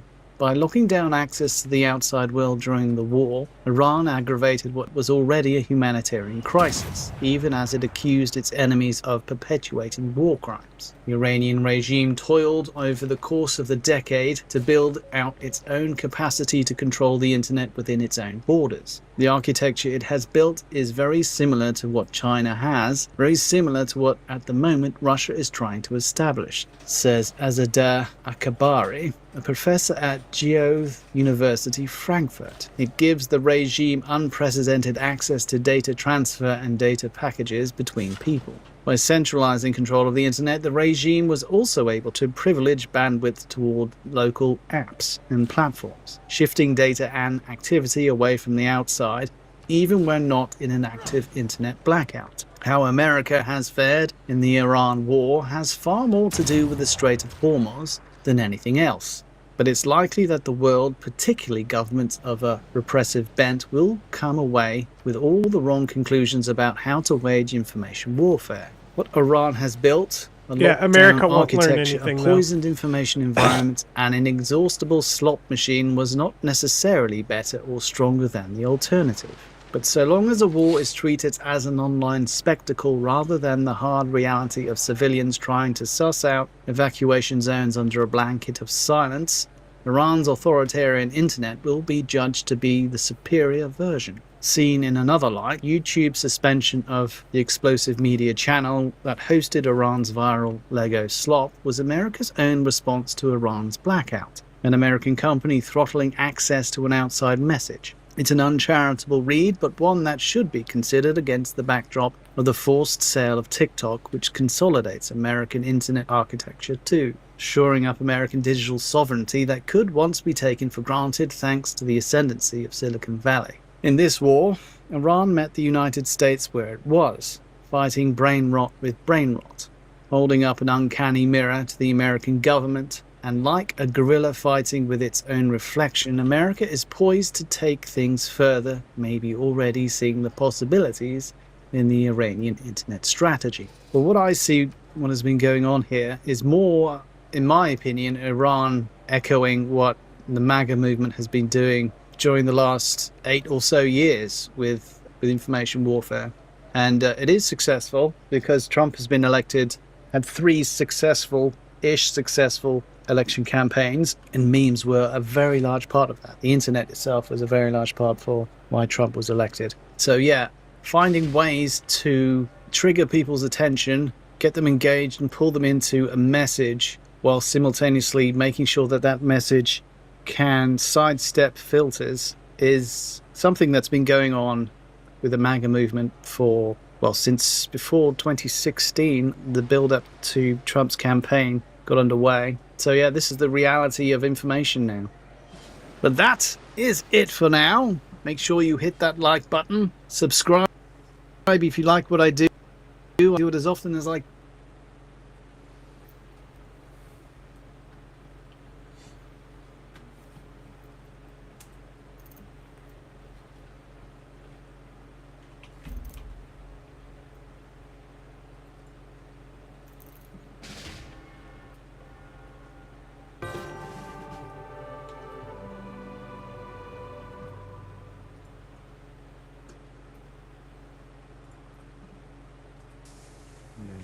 Okay, I'll be fully honest with you. I am about 6-7 hours in watching clavicular content in the hope of finding something interesting to say about him, but The problem is, I feel like I'd be kind of skeptical you were just trying to green card max. That's why I worry about you Eastern Europeans. I don't think that women should have to work jobs at all. I think that they should be provided for. I'm really not too far off from a homeless guy. I mean, I do all the same that they do. I just have a lot of money. It's a mega waste of time. Going out on dates and stuff like that? Yeah. Well, what about like connecting with her because like you like her or something like that? You know, like maybe you want to start a family. But where's the ROI in that? So What's that's that? gay. Return on investment. You are a reflection of the man that you intend on being with. Okay, well, I probably favorite chip in here. Well, This is just good old manosphere stuff, really. you don't want to feel my dick? I don't want to feel your micro, okay? Okay, when I fucked you the first time, I couldn't get hard. I told you, nothing new. Clavicular's most popular videos on YouTube are the ones involving some form of speed dating. Those videos tend to be more curated than his long streams where he goes clubbing, takes pictures, and gets surrounded by Gen Z girls drawn to this guy's looks and clout. I don't judge these women for doing so. Back in my day, some of us would queue for hours to get a picture with the Abercrombie guys. But anyway, what drew my attention among the chaos of Clavicular's online presence is the repeated mention of this. You're from Poland. Usually they're not as westernized over there. Westernized girl. That's me, I guess. I was born and grew up in France. I'm probably the worst type of westernized girl. French women have their reputation. We are ruthless with men. The fall of the West, essentially. Now, jokes aside though, I feel like we all get a sense of what westernized girl means, but I haven't seen anyone take the time to sit down and fully explain it. Like, who can be a westernized girl? Who cannot? Where is the line drawn in the us versus them? And why do manosphere men hate westernized girls so much? So here I am, my name's Alice. Welcome welcome back to my gay. channel. They like men. Okay guys, allow me just 1 minute Why to their tell you about entire today's group is sponsor, called Surfshark. You know I love Manosphere. my job, but it forces me to move around a lot. about I'm always impressing researching, other men. interviewing, sometimes I speak at events or getting appeal from collaborate other with men. other creatives. And And because of that, I increasing have your to constantly move from appeal to cafes, other men. airports, hotels, or whatever free Wi-Fi I can connect to And for just a beliefs few of minutes. what That still sounds convenient women until like, you remember that which most public almost Wi-Fi always turn is out to be basically not that. wide open. Anyone on that network could, in theory, see what you're doing. Emails, passwords, private messages, all of that. And since I'm often uploading files or sending things last minute, I used to just hope nothing sketchy was happening in the background. That's why I started using Surfshark. I have it on my laptop and on my phone, which are the two devices I rely on the most when I'm traveling. It encrypts my connection, hides my IP, and makes all my online activity much harder to track. How'd you As get a female such a content massive creator, spread that then? level of privacy is really important to Because me. I'm You know, I've had Byzantines. weird experiences, including people showing up at events they were not invited to, so that extra layer of protection when I'm researching or when I'm planning things is something I deeply appreciate. But Surfshark goes beyond Must the be on a VPN part. completed It blocks Harvard. trackers and Fuck. ads, monitor your personal info for leaks, and one account protects unlimited devices if you want your whole household covered. And by the way, if like me you travel often, it is super helpful for accessing sites or keeping up with your favorite shows that are blocked in certain places. You can simply switch your virtual location and keep working like normal. Now, if you want to try it, and I highly yeah, recommend it, predominant. you I'm can go to starting surfshark.com/Alice attacking or Lima. use my code Alice at checkout to get full extra month of Surfshark VPN. Thank you Surfshark for sponsoring the video, and now let's go back to it. So I started this research by trying to find the oldest references to the phrase westernized girl, or at least references to comparisons between Eastern and Western girls. From that research, I can say that there are three historical contexts that promoted the use of that phrase: European travel literature, colonialism, and globalization. Let's take a quick look at European travel literature to start with. As I was researching, a name came up a few times: Pierre Loti.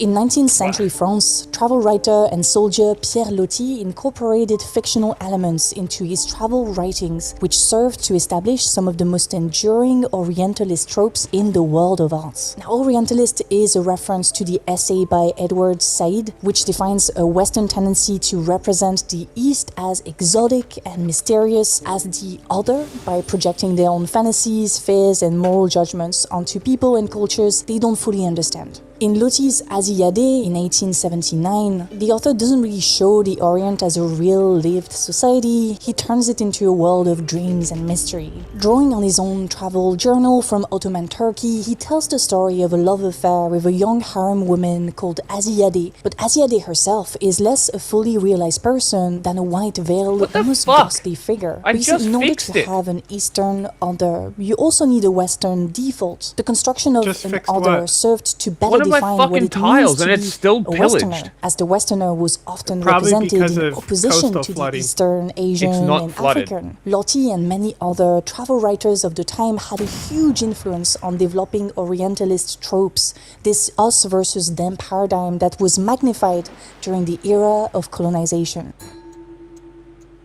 Colonialism often legitimized itself by using the us versus them paradigm popularized through the media. News and pictures of the colonies were shown in newspapers on the streets. Governments encouraged their populations to work and settle in the newly occupied lands, and mostly didn't prevent them from marrying local women. Westernization was often imposed on colonies, which were forced to abandon their culture and traditions to adopt those of the colonizer. But colonization also promoted the construction of new transport and communication infrastructures to allow Western powers to trade effectively with their colonies or protectorates. Those infrastructures facilitated cultural exchanges, including the development of Western soft power. For example, in many Asian cities, the local middle and upper classes took on Western styles and aesthetics. The Japanese MAGA and the Chinese modern girl were parallel icons of urban modernity in the 1920s and 1930s, and were both portrayed as westernized, fashionable young women who embraced new foreign consumer lifestyles. The Japanese MAGA emerged slightly earlier in Tokyo, modeled closely on American flappers and embodying individualistic rebellion against traditional gender norms.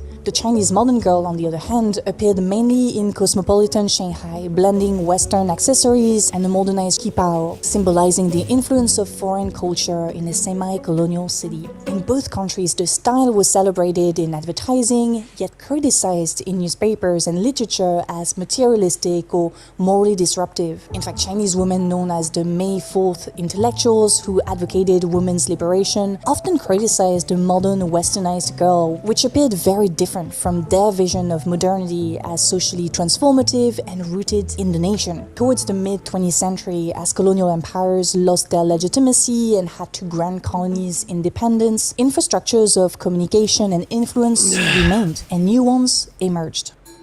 Plot twist, they never had legitimacy. Globalization is defined by the movement of people and information. Western soft power continued to grow through fashion, TV shows, films, and also through social movements and academia. The attitudes, styles, and ideas emerging in the West influence people around the world. At the same time, the whole idea of Western men seeking non-Western wives turned into a global business. International marriage agencies started popping up everywhere. This is when mail-order brides became a recognizable system, so men in the US or Europe looking for women in the Philippines, Thailand, Russia, or later Latin America, often because they imagined them as more traditional or family-oriented. By the 2000s, online dating and migration networks made cross-border marriages and relationships feel very accessible. This formed the basis for the emergence of the passport bros phenomenon I'm glad in you the actually 2020s. cited this quote here. So Cal put in a quote here that says, "To say straight men are heterosexual is only to say that they engage in sex exclusively with the other sex, i.e. women. All or almost all of that which pertains to love, most straight men reserve exclusively for other men. The people whom they admire, respect, adore, revere, honor, whom they imitate, idolize, and form profound attachments to, whom they are willing to teach, and from whom they are willing to learn, and whose respect, admiration, recognition, honor, reverence, and love they desire, those are overwhelmingly other men. In their relation with women, what passes for respect is kindness, generosity, and paternalism. What passes for honor is removal from the pedestal, or removal to the pedestal. From women, they want devotion, service, and sex. Heterosexual male culture is homoerotic. It is man-loving." That is a phenomenal quote. So, Marilyn Fry, The Politics of Reality, Essays in Feminist Theory. Interesting. That is a hell of a quote. We love this. And I was just shit-talking.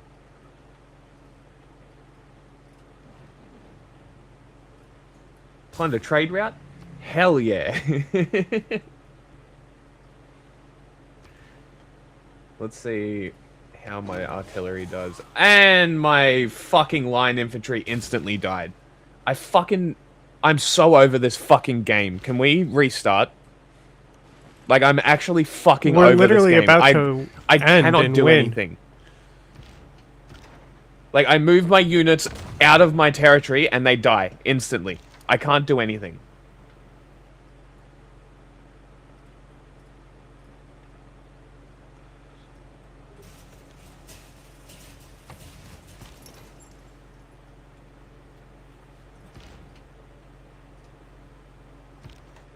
You eat schniz.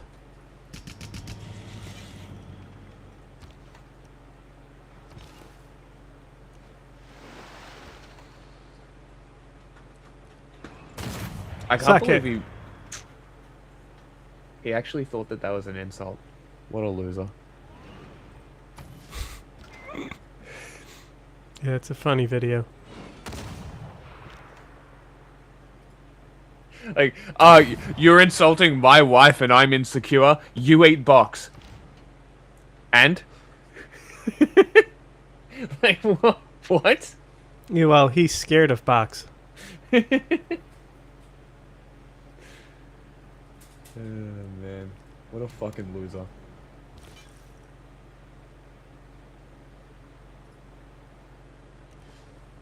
Wuhan!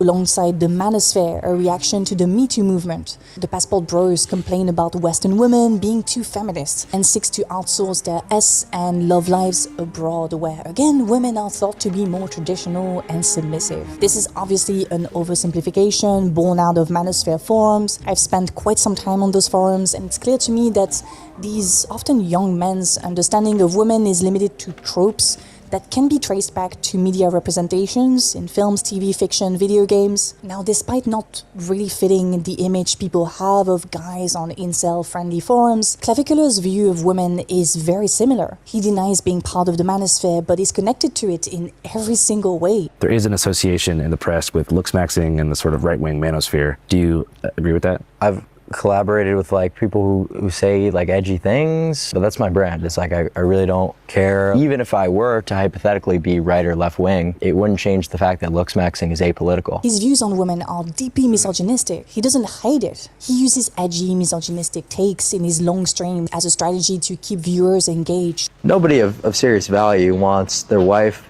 plastered in even bikinis all over Instagram. That's just ridiculous. But he also strongly agrees with the foundation of misogyny, which is that women cannot make decisions for themselves. I don't They don't understand know why what they you would want. care. Science does, though. Every time he's confronted by a woman whose life People can experience look. contradicts You can the touch. so-called scientific Why are facts you- he learned why are on you his mad? forums, he dismisses them as exceptions, I as don't understand. westernized girls. But boy, if women have been fighting so hard for It's just, centuries to not like, be the constrained mentality by of those women natural being property facts, if a majority of is Gen Z what women generates identify this. as feminists, maybe Why you that care? should be Because a you think signal that she's your this is property. not so natural, that the way a person chooses to live their life isn't limited to biological impulses. We're social beings. After all, we are shaped and transformed by society. Clavicular won't admit it, It's an but he interesting actually theory. gets it. That's why he uses the phrase westernized. observe. The term westernized, not western, puts the emphasis on an ideology or a culture rather than an They're identity or a biological reality. Being westernized is a process through which some women go through, making them less desirable for manosphere guys. Hey, you want me to take a picture of you? No, thanks. Are you I'm sure? okay. I'm happy to. No, I'm okay, thanks. But I think You don't accept my no. No means no. I'm a feminist. Yeah, okay, that's a good no. Being a feminist is a good no. Interestingly, the two moments where I caught Clavicular use that phrase, westernized girls, is when he was in discussion with Slavic women, which is a term used to refer to women coming from these regions you can see on the map. Now, this repeated interest in Slavic women caught my attention. You know, earlier we said that the manosphere's understanding of women is limited to specific tropes shaped by media representation, as a lot of these guys don't talk to women or don't have female friends.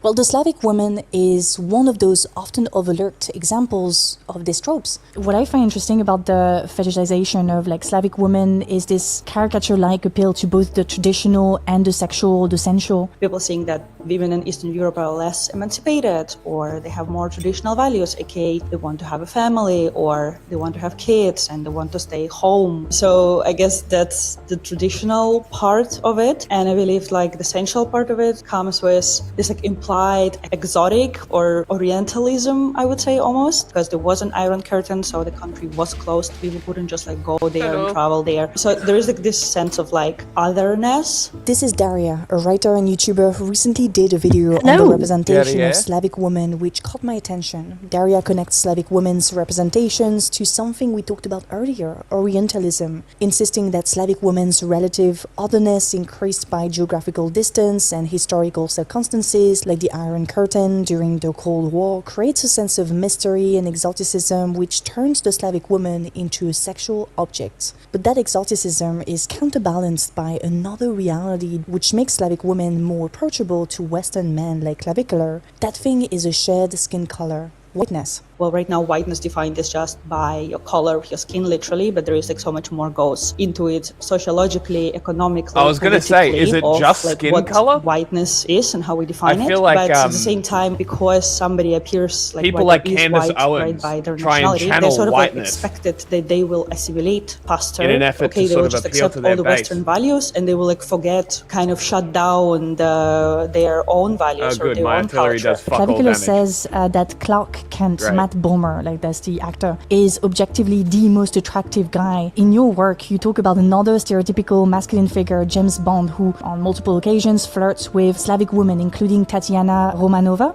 Tatiana Romanova works as a cipher clerk in the Soviet consulate What about during the Ivana Cold War, Humpalot? and she's supposed to lure James Bond into a trap, but ends up developing a romantic relationship with him and gives up her mission. In your What the opinion, what fuck? role does Tatiana The Romanova play pathing in in the this James game Bond is movie? Metaphorically kind of show I'm that so okay, over she is being saved by the West. She's can't I like hear inferior towards the superior Bond who represents British values and generally like Western values overall. These representations do have an impact on how Slavic women and Slavic people in general view themselves through the eyes of Westerners. People understood that, well, it is worse here, or like that was the idea, right? That it is better in the West and we have to like move or immigrate, or that you always feel like a bit inferior towards people from Europe or the West somehow. This power imbalance can be perceived by someone like Clavicular, who can also take advantage of it. Remember in that clip at the beginning of the video, he jokes like a middle-aged man about the possibility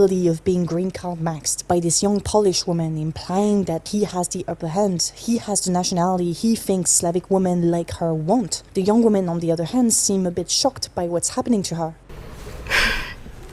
That's funny because I don't know you before I go in this place. And you just learned about me when you came here. Exactly. Okay. But that doesn't seem to bother Clavicular so much. All right. So seems like you're a little nervous, but okay. On the other hand, when presented with a girl who can articulate what she wants and respond to him in a way that doesn't just validate what he says, Clavicular's reaction shifts. What is your idea of a first date? I've never actually genuinely had a good one, ever, to be honest. I've never really gotten asked out in person, ever, in my entire life. But I would You got say... kind of an intimidating look to you. Thank you. Now, I did raise an eyebrow when I heard this. This interaction was perfectly normal. She replied to his questions with complete sentences. She shows a decent sense of self and looked quite serious, but fun nevertheless. The fact that this interaction makes Clavicular think that she's intimidating is revealing of how little confidence he and other guys like him have in themselves. So what he likes in the Slavic women he met is primarily the fact that they don't have the ability to challenge him or even form a full sentence in English, not because they are dumb, but because they just don't speak the language fluently. The rest is projection, projecting the stereotypes Daria was talking about onto these women, regardless of their true personality or tastes. Okay, so now we have a better understanding of the phrase westernized girl. Westernized refer the manosphere in general. It's mostly about Clavicular. Okay, I hate that guy. The name of the video is like... The name of the video is The Manosphere, but she prefaced the opening by saying, I've been watching Clavicular's content. Gotcha. Alice becoming a chud. I recently became aware of this guy a couple months ago, and I cannot fucking stand him. Yeah, he's awful. Truly awful human being. A real crap. refers to both a consumerist, capitalist form of femininity coupled with an egalitarian attitude towards relationship. In other words, a westernized girl is a product of the successive waves of liberal feminism and is embedded in a capitalist consumerist culture. There are valid criticisms of the westernized girl. The alliance of capitalism and feminism has given birth to girl boss feminism, for example, which empowers only a small percentage of women and keeps the vast majority of them struggling economically under the weight Hell of the yeah, capitalist capital feminism. economy. This form of feminism remains imperfect because it refuses to challenge the system that promotes and maintains the patriarchal norms it is seeking to fight against. What do I mean by that? Capitalism and patriarchy work hand in hand. The free labor or unpaid labor of women has a function in a capitalist economy. It's called reproductive labor, sometimes also called care work. It encompasses all the things that allow workers to go to work and be productive, and that work is often done by women, She's forgetting especially working social class women, reproduction. for free or for low pay. In that context, the criticism of westernized girl feels valid. It encourages people to recognize that the feminist movement cannot can be you pause it detached really from quick? She's talking about capitalism. as the idea of westernization of women. No, I agree with her. I just want to throw in the extra point of like when we're talking about care work, one thing people really seem to forget is that most cultural reproduction, so like if you want to pass your culture on to your children, most of that is done by women as well. It's done by women. Yeah, well, who teaches you to cook? Who teaches you to clean? Who teaches you to sing? true. Who teaches you how to dress? Who teaches you how to interact with other people? Those are all cultural things. That's a really good point. Right? So cultural, like social and cultural reproduction, like to like pass those things on to children is often done for free by women as well. So whenever we talk about valuing culture, right? So white supremacists love to talk about valuing culture. You cannot value your culture if it is predominantly If you passed don't on by value your women. women and you don't respect them. Yeah. Just throwing that in there as just an extra point. Like I agree with her, but it goes even deeper than just doing free labor. It's also the culture that people, allegedly hold so dear. This is where my criticism has been coming from for the push for Christian nationalism in Australia, is that like they keep complaining about culture, like where the culture's going, where the culture's disappearing, where the migrants are taking the culture. My argument is that them pushing American Christian nationalism is a bigger threat to our culture than anything else. And oh yeah, definitely. I never put those two and two together as to why, but the highly misogynistic nature of the American culture is the danger, now that you mention it. This degradation of women's role to a traditional house slave. And especially because capitalism and patriarchy are so like intertwined. Like if you can convince a population to, devalue their women and start like taking up capitalism, it I don't know, it automatically devalues their culture. Just a thing to remember. Yeah, like because a lot of people like to talk about indigenous cultures and protecting culture and stuff like that, and it's like, well, you have to protect women to do that. Like I'm not saying that men do not reproduce through culture or social norms or anything like that. They do, but we have, especially under a patriarchal system, we have thrown so much of that like burden on women that it's absolutely ridiculous to then hate them. Like how can you say you love your culture if you don't love the people who taught it to you? Yeah, I don't know. Exactly.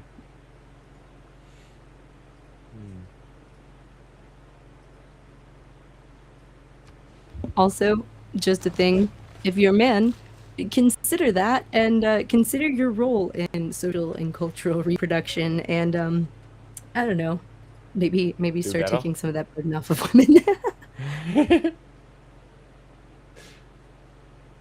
It's not a bad idea. Especially if, like, the men who always talk about this shit literally want to control culture, maybe they should. Maybe you shouldn't give them ideas. Shit. Yeah, Well, I leave think that this part of the problem with for private capitalism discussions. is that Well, a big problem with capitalism is that the ways that culture would have been taught to people are then replaced by this like monoculture of like, you know, of whatever is big and trending and cool at the time. And because of capitalism, we rely on trends and phases so we can bring new products in and sell new products, not preserve a culture. You know what I mean? Like it's, I don't know. It's a little weird when it all gets together, but I just want to throw that in there because she's talking about women and patriarchy and stuff. That yeah, social and cultural reproduction is definitely squarely on the back of women in a lot of cultures.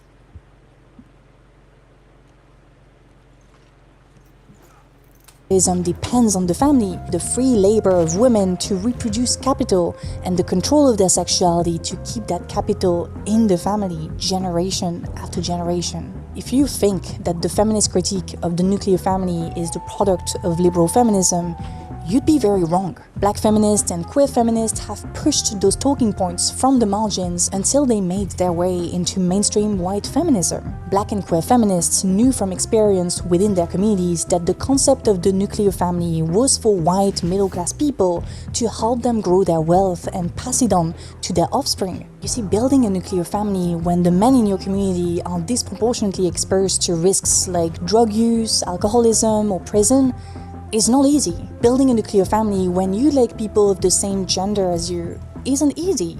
Yet again, the nuclear family with its set gender roles is the best structure to thrive in a capitalist economy. Actually, if that speaks to you or you want to learn more, I highly recommend this book that I'm reading at the moment. But anyway, all of that isn't really what someone like Clavicular refers to when he talks about westernized girls. Clavicular is against all forms of female emancipation. He believes that the best relationships are those in which the woman is a virgin because he can ensure the best pair bonding. Weird! He also believes that the best outcome for a woman is to rely on her husband's income, which is increasingly difficult in our present economic system, but also deeply constraining That makes for me women. think you There are like way too many 17-year-olds. stories of stay-at-home mothers with little economic capital of their own trapped in abusive households. I guess and again, he's 20, Clavicular right? knows that in a way, as he understands how that old a is he? woman with a number of Something past like that. relationship may carry with her traumatic experiences. But were these experiences good? I mean, I'm sure you've... Good, bad, great, not so great. Right, That makes of you a course. person.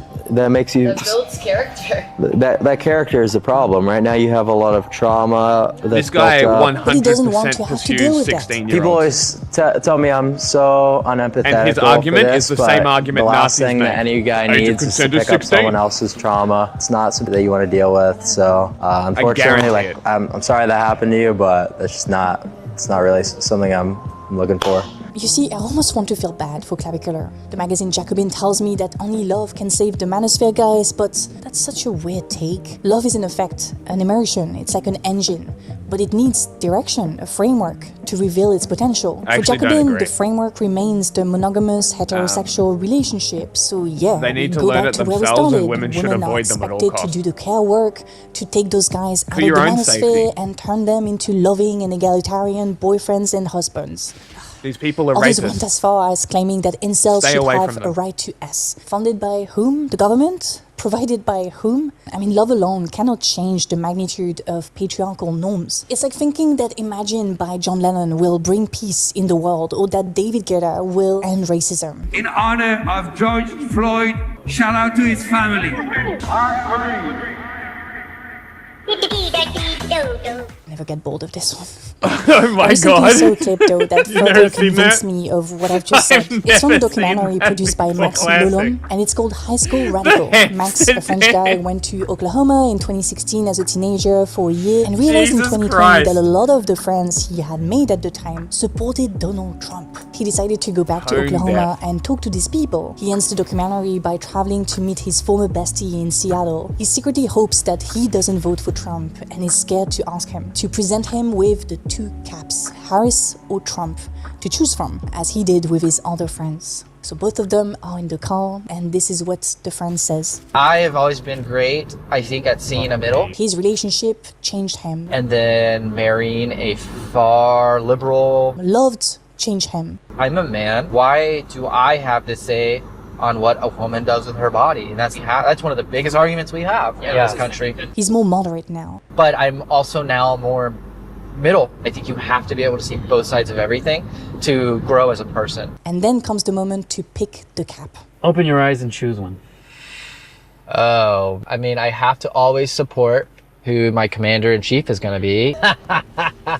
I got to do the dance too. You can't tell me he's not aware that Trump will attack women's rights as soon as he gets into power. We know he did. Me wearing this and Kofna seeing it, she's gonna shh. All right. Take that off. I'm gonna kill you. Get out of my house. Valid. It's out. Thank you. It's out. Now, sure, this is just an anecdote, Wait, but I think pause it's it real revealing quick. of how the work of It making a fucking kills boyfriend me. or husband. It kills me how many. This is part of why I don't just randomly date people as soon as they're like, "Hey, you're cute, I like you," or whatever. It's like, dude, if you're gonna, I don't know. There's way too many dudes who are willing to lie. There was a recent study that came out that was like asking men about, you know, how they treat women and how they go about dating and how truthful they are. And I think it was like 90-something% of men admitted to lying at least once in order to sleep with someone. And Excellent. like, I have run into too many people who are like, I had no idea that my partner was actually like politically fucking awful. That I'm like, yeah, no, if we don't have conversations about these things, I'm not gonna fucking date you, because I'm not gonna get blindsided by some idiot that was pretending to be decent for 3 years, you know? Like, but It's a long a lot time of to people pretend. do. Like, a lot of people do. And it's actually crazy how many people are just like quiet about their political beliefs around their partner because they know the women in their lives wouldn't like it. Yes. And again, not fair to women. That's essentially lying by omission intentionally. And yeah, so no, men, the amount of times that men lie, like that dude with his girlfriend. All like, men do is eat hot chip, lie. Yeah, all men do is some of them don't even eat hot chip; they just lie.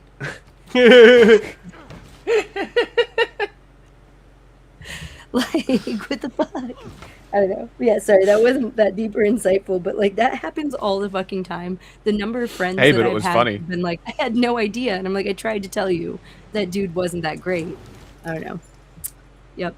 Because they all have like gonna take little the tells, city like they won't talk about certain things, or they'll just be quiet or whatever. I don't know. See, this I don't understand. If you aren't willing to discuss things, I think that's a red you a flag. Get the bitch. fuck away from me. Well, what they do, like, I've had people be like, I thought back about it, and it was more like I would say things, and then you would just agree with me. I'm like, yeah, you have to have them actually say what they think. Yeah, you know? like have an actual conversation. Mm-hmm. Couldn't agree more. But no, there's also the people who will like be like, oh, well, what do you think? And then just kind of parrot what you think back at you, whether they believe it or not.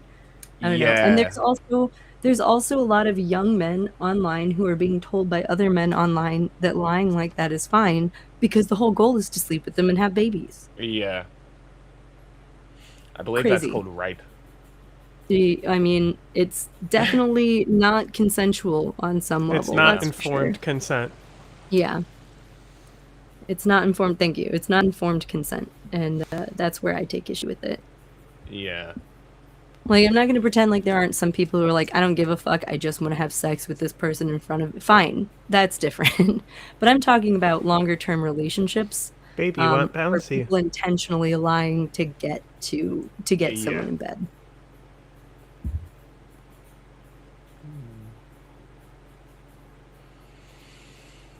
I also just couldn't imagine being happy in a relationship where I like felt like I had to lie and hide who I was to keep that person around. Yeah. So I can only assume that none of these men are really that happy either.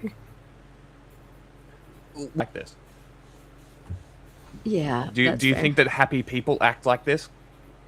Do you think happy people go around and harass women for no reason just for view online? There's no way that these people are happy. These people are deeply depressed, and they're projecting all of their insecurities onto other people.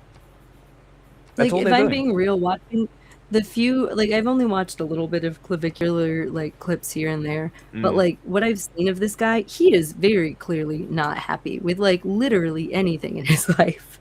And I he's mean, not the guy making is a himself any happier teenager with what he's doing. and smacking How old is himself he? in the face and taking meth to look good. Yeah. In That's his fucking view. insane. Like, this is a deeply unhappy man. He needs to go to therapy. Well, and not only that, he doesn't know how to have a healthy relationship with anyone. Yes. Yeah. Like, he only knows how to get insecure people that are seeking his approval. Mm. Because There's that's what plenty he of wants, them. I guess. I don't know. Just makes me I want to feel shake like he's a those bit of a young women and gravity be like, well for "Stop them. it." Yeah. He needs to be swirlied. Give He that man a does. wedgie.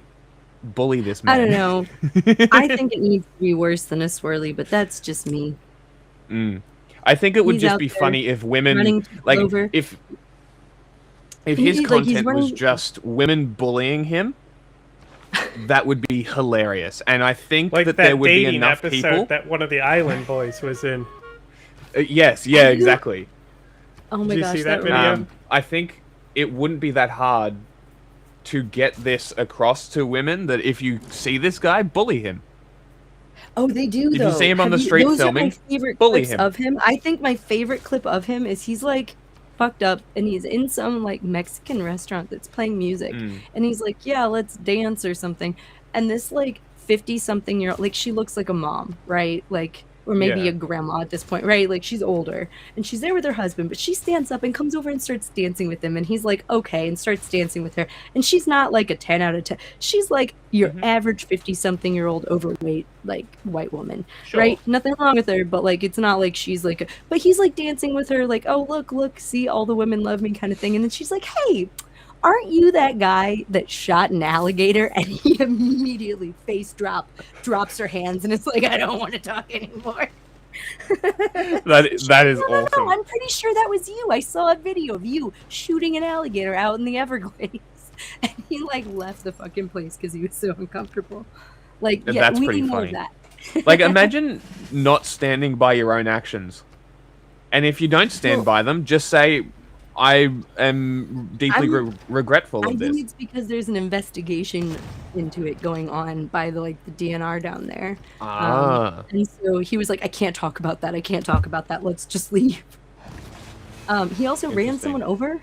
Like, Yes, he did with his Tesla. he needs more than a swirly, is all I'm saying. Yeah. Swirly is not sufficient for this man. I think every time he gets seen in public, he gets bullied would be quite funny. Can I also just say that, like, these men who are having sex with random insecure women constantly, like, there's no way that sex is that great. Oh, no way. Like, there's just no fucking way. Like, I don't know. At least in my experience, it's always been better the more that you know someone and care about them and, like, they care about you. You know? Like, it's a two-way Also, street you kind get to figure shit out. Yeah. Like, how much opportunity do you have with a single opportunity to actually Especially figure a drunk. person out to succeed? But at the same time, I don't believe that these guys give a fuck about women and their enjoyment while sex. Well, I There mean, they isn't a can't single be, well, my chance. point is, like, how much can they be enjoying this sex either? Like, the men. Oh well, like, they probably have that mentality where they gaslight themselves into being like, "I have lots of sex, that's really good." And I don't think it's actually about gratification. I think it's about number. It's about notches that's on the so belt. weird to me because I would rather have, like, no sex than bad sex. You know? I couldn't agree more. Like, I just that part that really baffles me is like like you're saying, like they love to like be like, "Oh, I get laid all the time," but like, is it that good? Like, I would go for quality over quantity, especially with that, you know? Yeah, I don't believe that there's a single instance where these guys have somebody coming back unless they're specifically after clout. I don't believe it. Most sexual satisfaction comes from vulnerability bonded. Yeah, I agree. I agree, Mr. Fudge.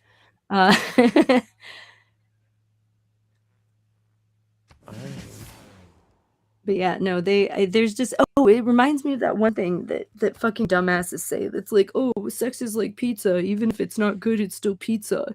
Like, no, I don't. That's not how I look No. at it. No. No, I'd there are rather objectively not. bad fucking pizzas. Yeah, I've Also had bad pizza. That's a I have stupid also thing. Like I actually just found a pizza place that is run by Italians, and it is incredible. I am Um, Italian. Look, Italian pizza.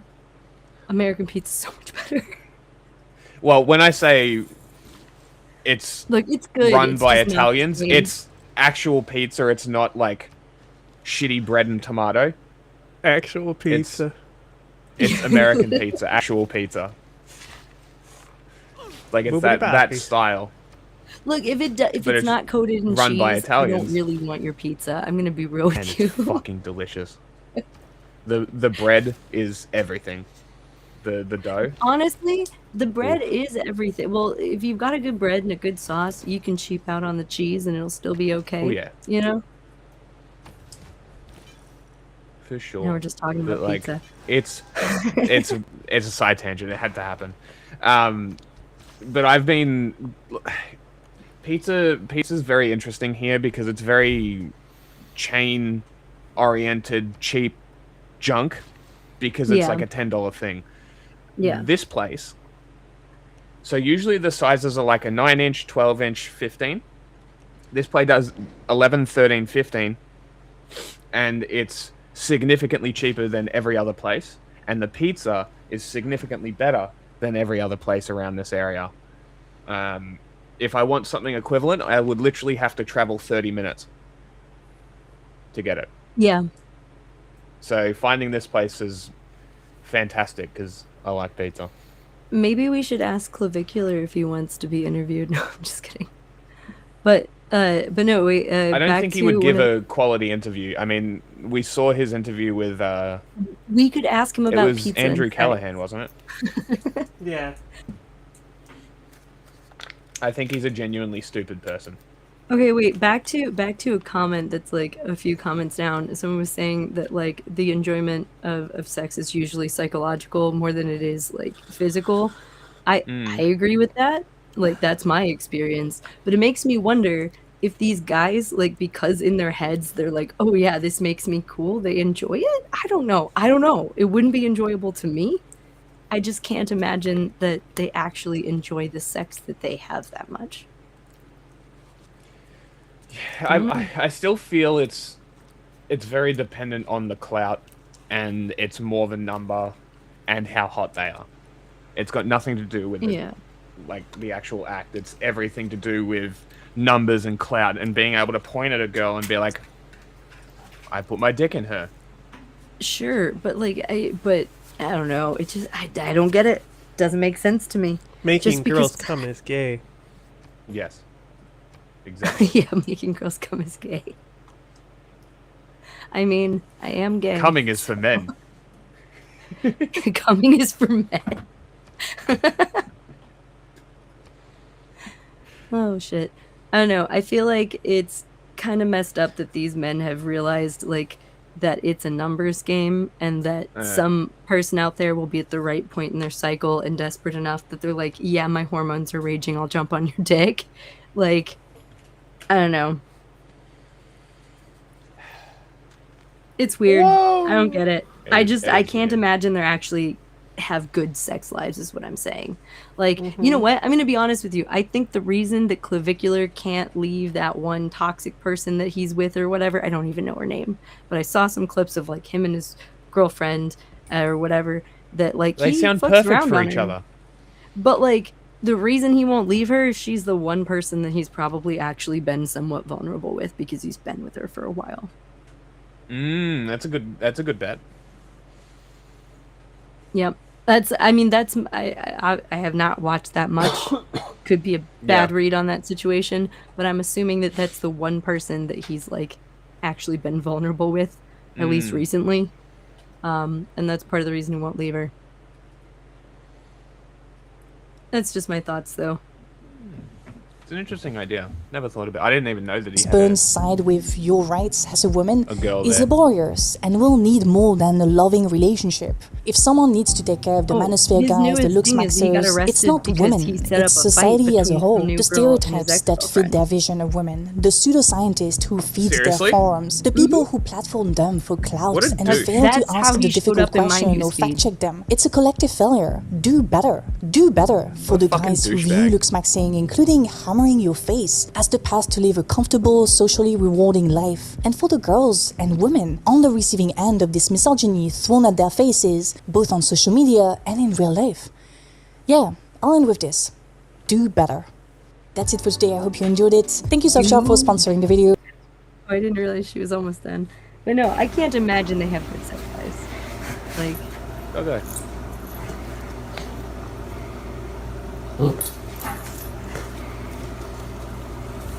It's a diggiest dog. is it good? Oh, it's just a puppy.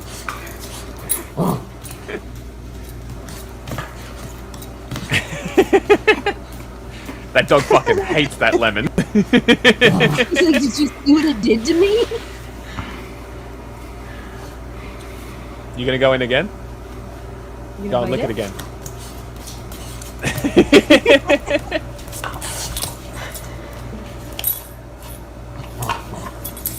It's such funny animals. Yeah, take that lemon. Fuck you.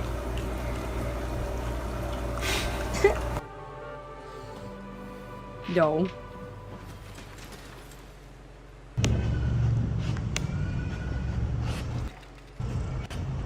Oh, kitty.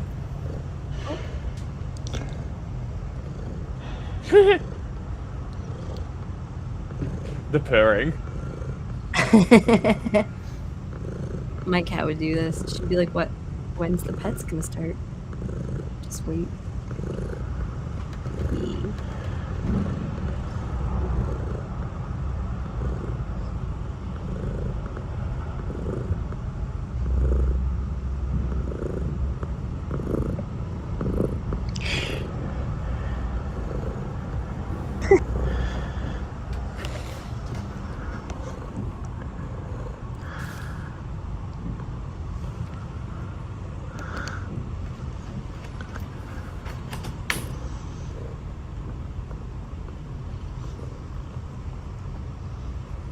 I don't know if you guys have a list of videos, but can we watch that one Caroline Levitt video that I sent you that I haven't watched yet?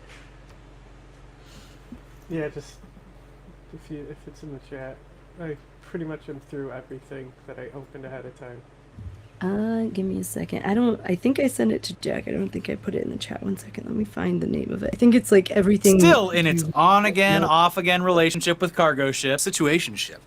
Oh no. Oh no, submarines. My tank is fucked. Shit. Fuck! What? What happened?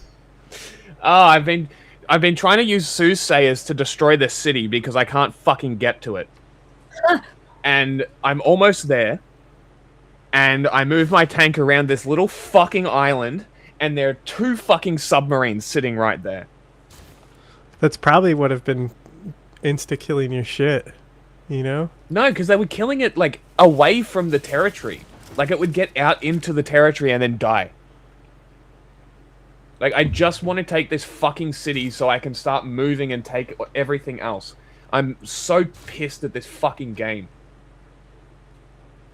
I know why my shit keeps getting Oh my looted God. is because these fucking filthy cunts keep doing it.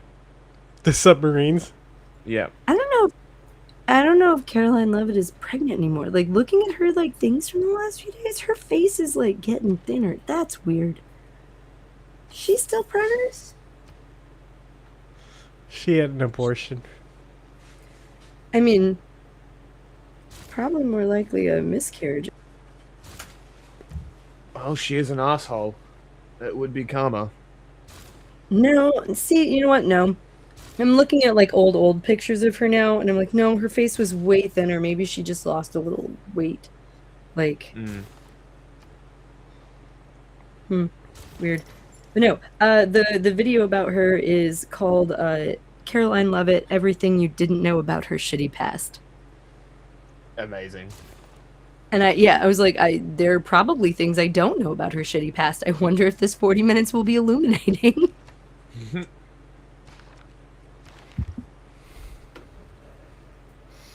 Bomb them. Keep bombing them. Bomb them again. And again. No, I didn't see Pete Hegseth get, or his pastor get humiliated on Pierce Morgan.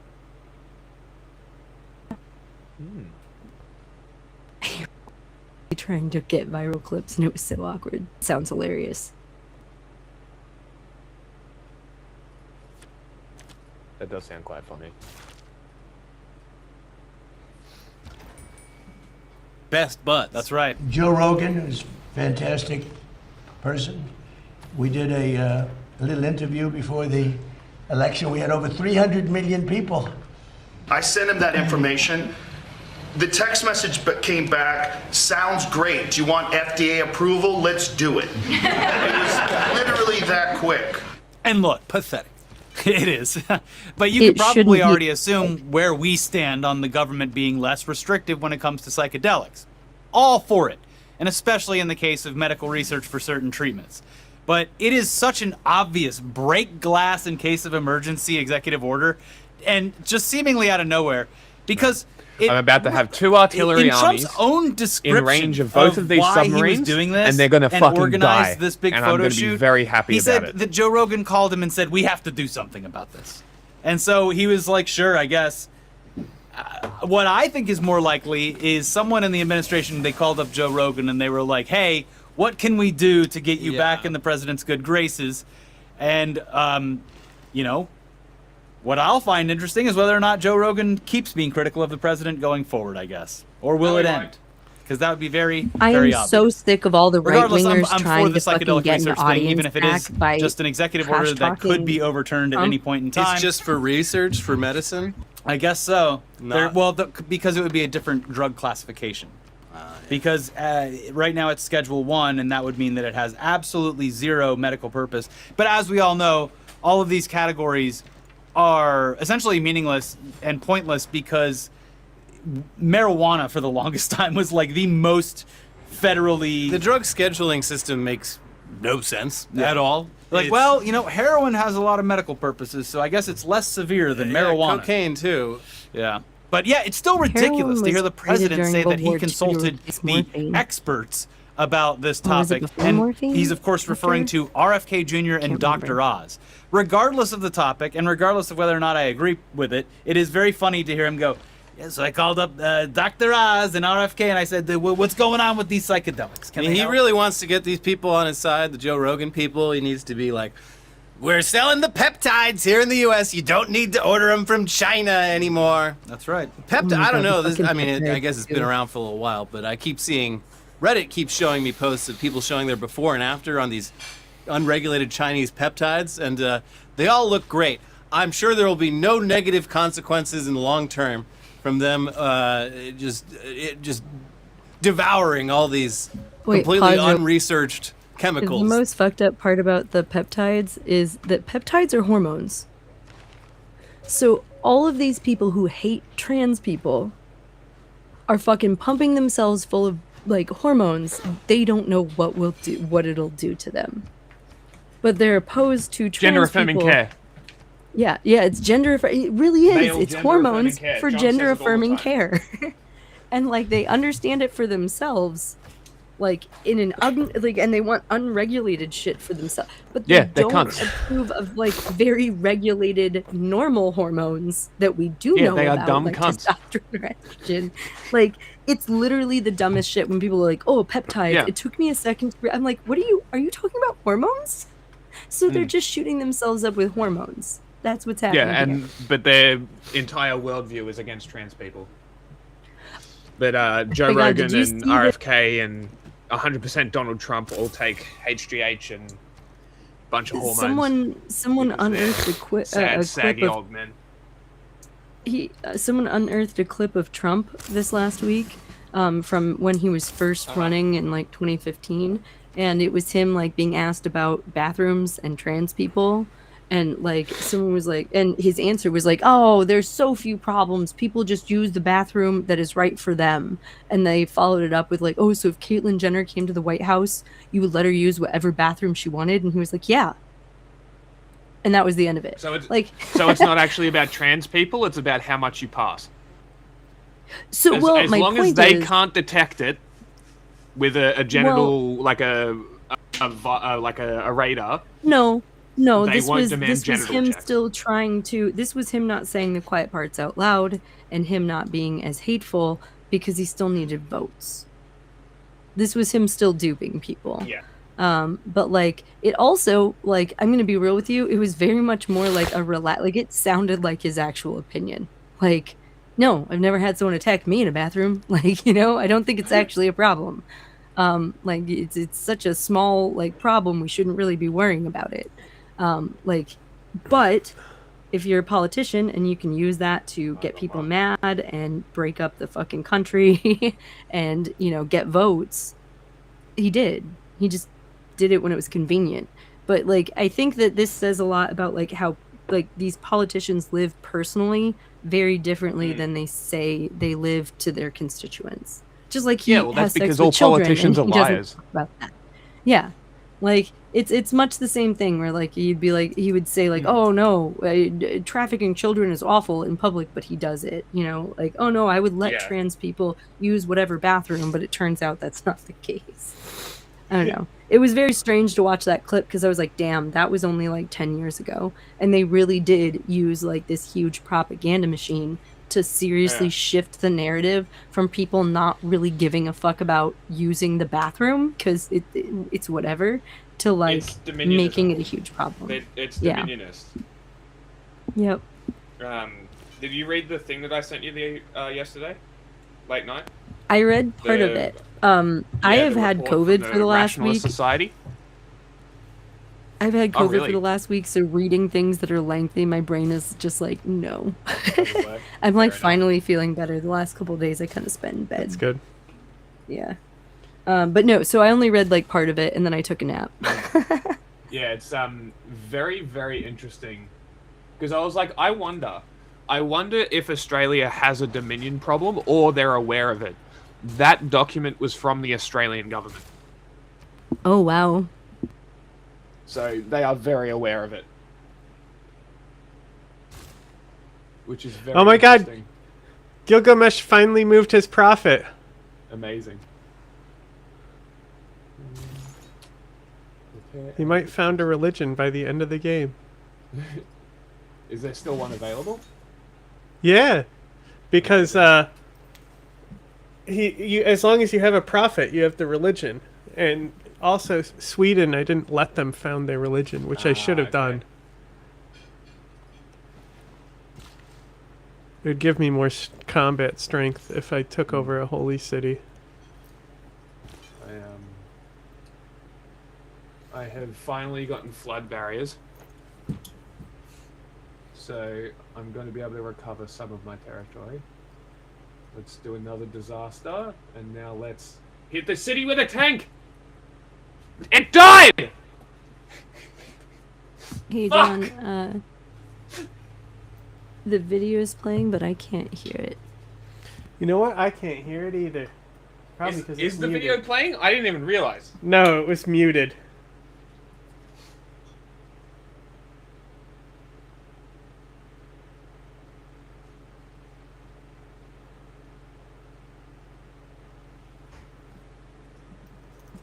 So it's not like you could give someone shrooms and it's guaranteed to like give them ego death or give them an outside perspective of their own life.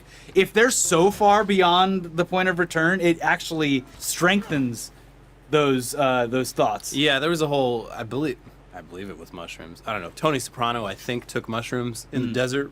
And he's Peyote. like, I get it, and then he just goes and does If it's like in the desert, even more it's evil peyote. shit. That's I the am in rules. control of the world, yeah. Yeah. But with more on what this executive order actually Moron. does, here's NPR. President Trump has signed an executive order to make certain psychedelic drugs more available to treat mental health conditions such as depression and anxiety. he directed $50 million in federal funds to make them more accessible and ordered the Food and Drug Administration to fast-track a review of such drugs as psilocybin and ibogaine. Can I have some, please? Bro, ibogaine? Trump Are we for joked real? to a laughing audience in the Oval Office.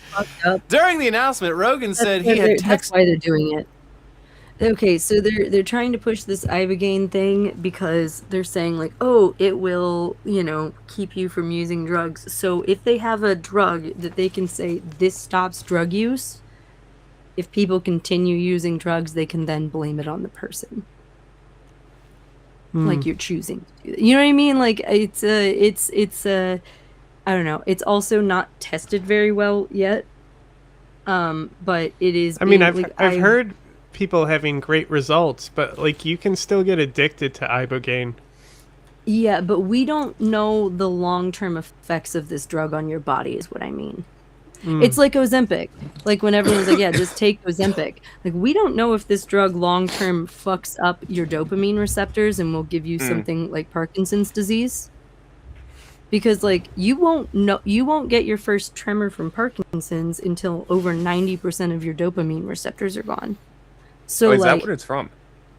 No, I'm just saying that like we don't know what this drug does to you long term, and we're pushing it because some people have had good results on it, and they want to push it to be like, you use drugs, you take this. If this doesn't work, you're the problem. Does that make sense? Like I've heard a conservative politician essentially say that already. I mean, I choose to smoke weed. It keeps my migraines away. Yeah, it's also wild to me that they aren't legalizing marijuana. Yeah, what the fuck? But they're legal. Also, Joe Rogan. What the fuck, Joe? And I don't think ibogaine is literally actually the weed guy. psychedelic. What the fuck, Joe? I don't think ibogaine is a psychedelic, is it? Yeah, it is. Is it? Okay. Yeah. What is it then? Psychedelic. I guess I stopped Take- taking drugs, so I stopped researching all the new ones that come out. Well, I only know about ibogaine because I have friends who have died from it. Or have died from it? Not from died from ibogaine, but died from like drug use and stuff. You know, so like I care about anti-drug policy. A treatment.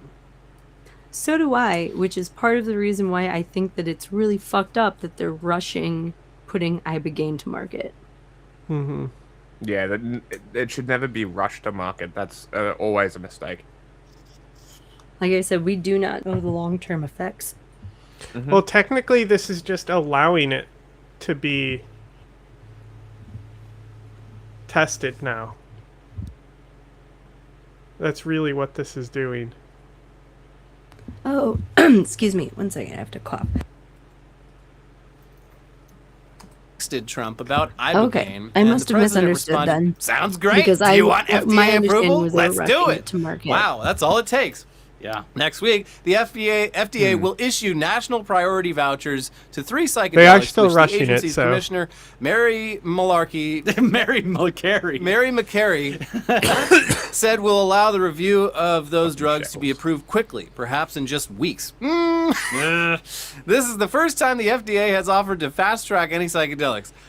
Listen, I'm on board with this in the general sense, but like, I don't trust anything that the FDA is fast tracking and approving within just a few weeks. That seems too fast. Yeah, you're gonna get I'm like right with them.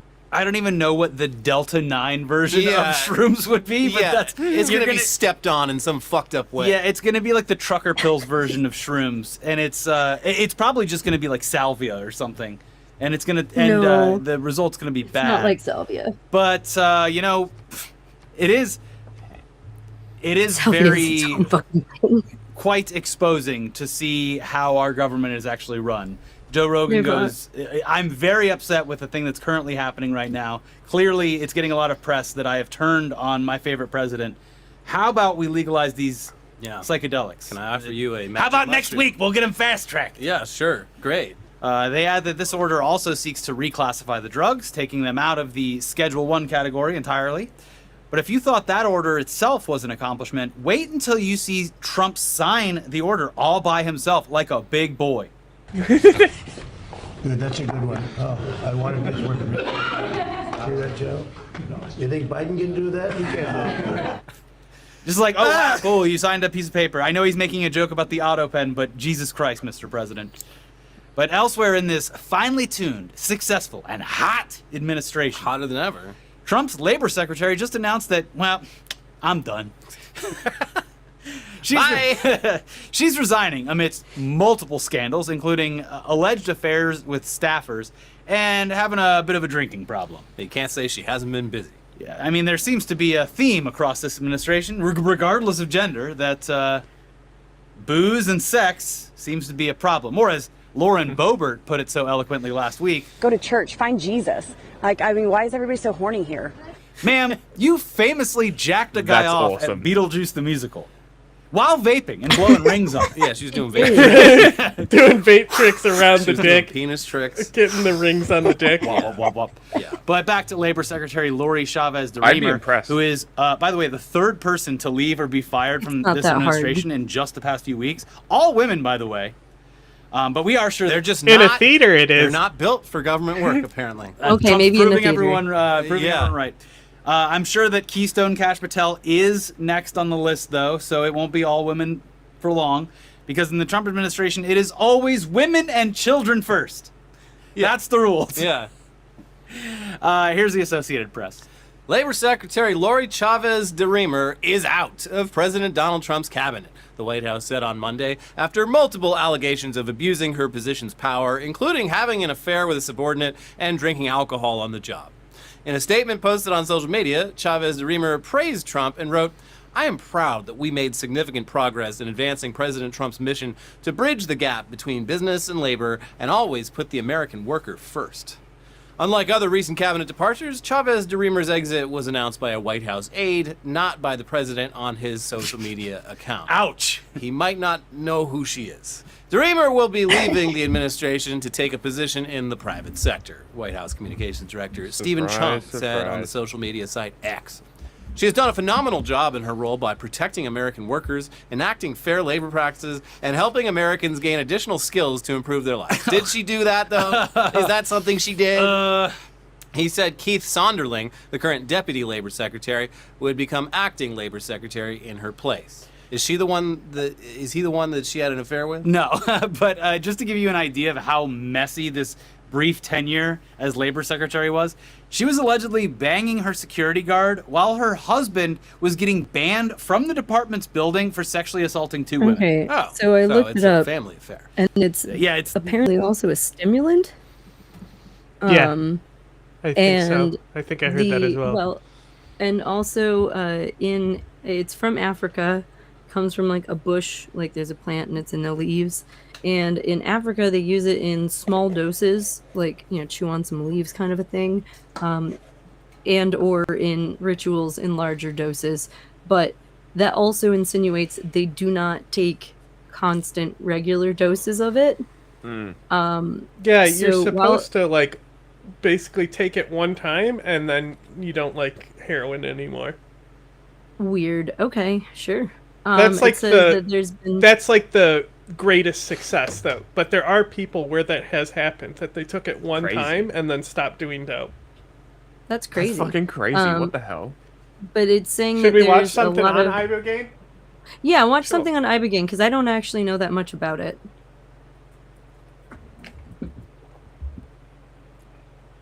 One second. I'm also going to go grab myself a snack, because I'm hungry. I'll be right back.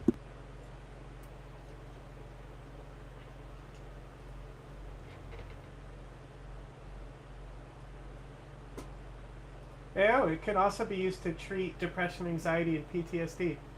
Interesting.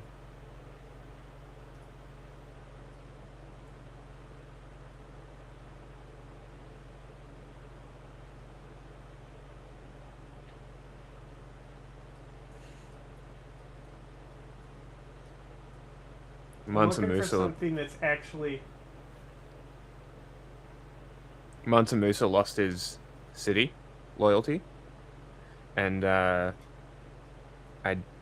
don't have enough to have a major loyalty loss. Like, it's losing, but it's not enough. The free city has a lot of pressure, So I'm going to use the food thing to boost my population, to boost the pressure. Not even the districts, just to boost pressure. And in theory, that should work, right?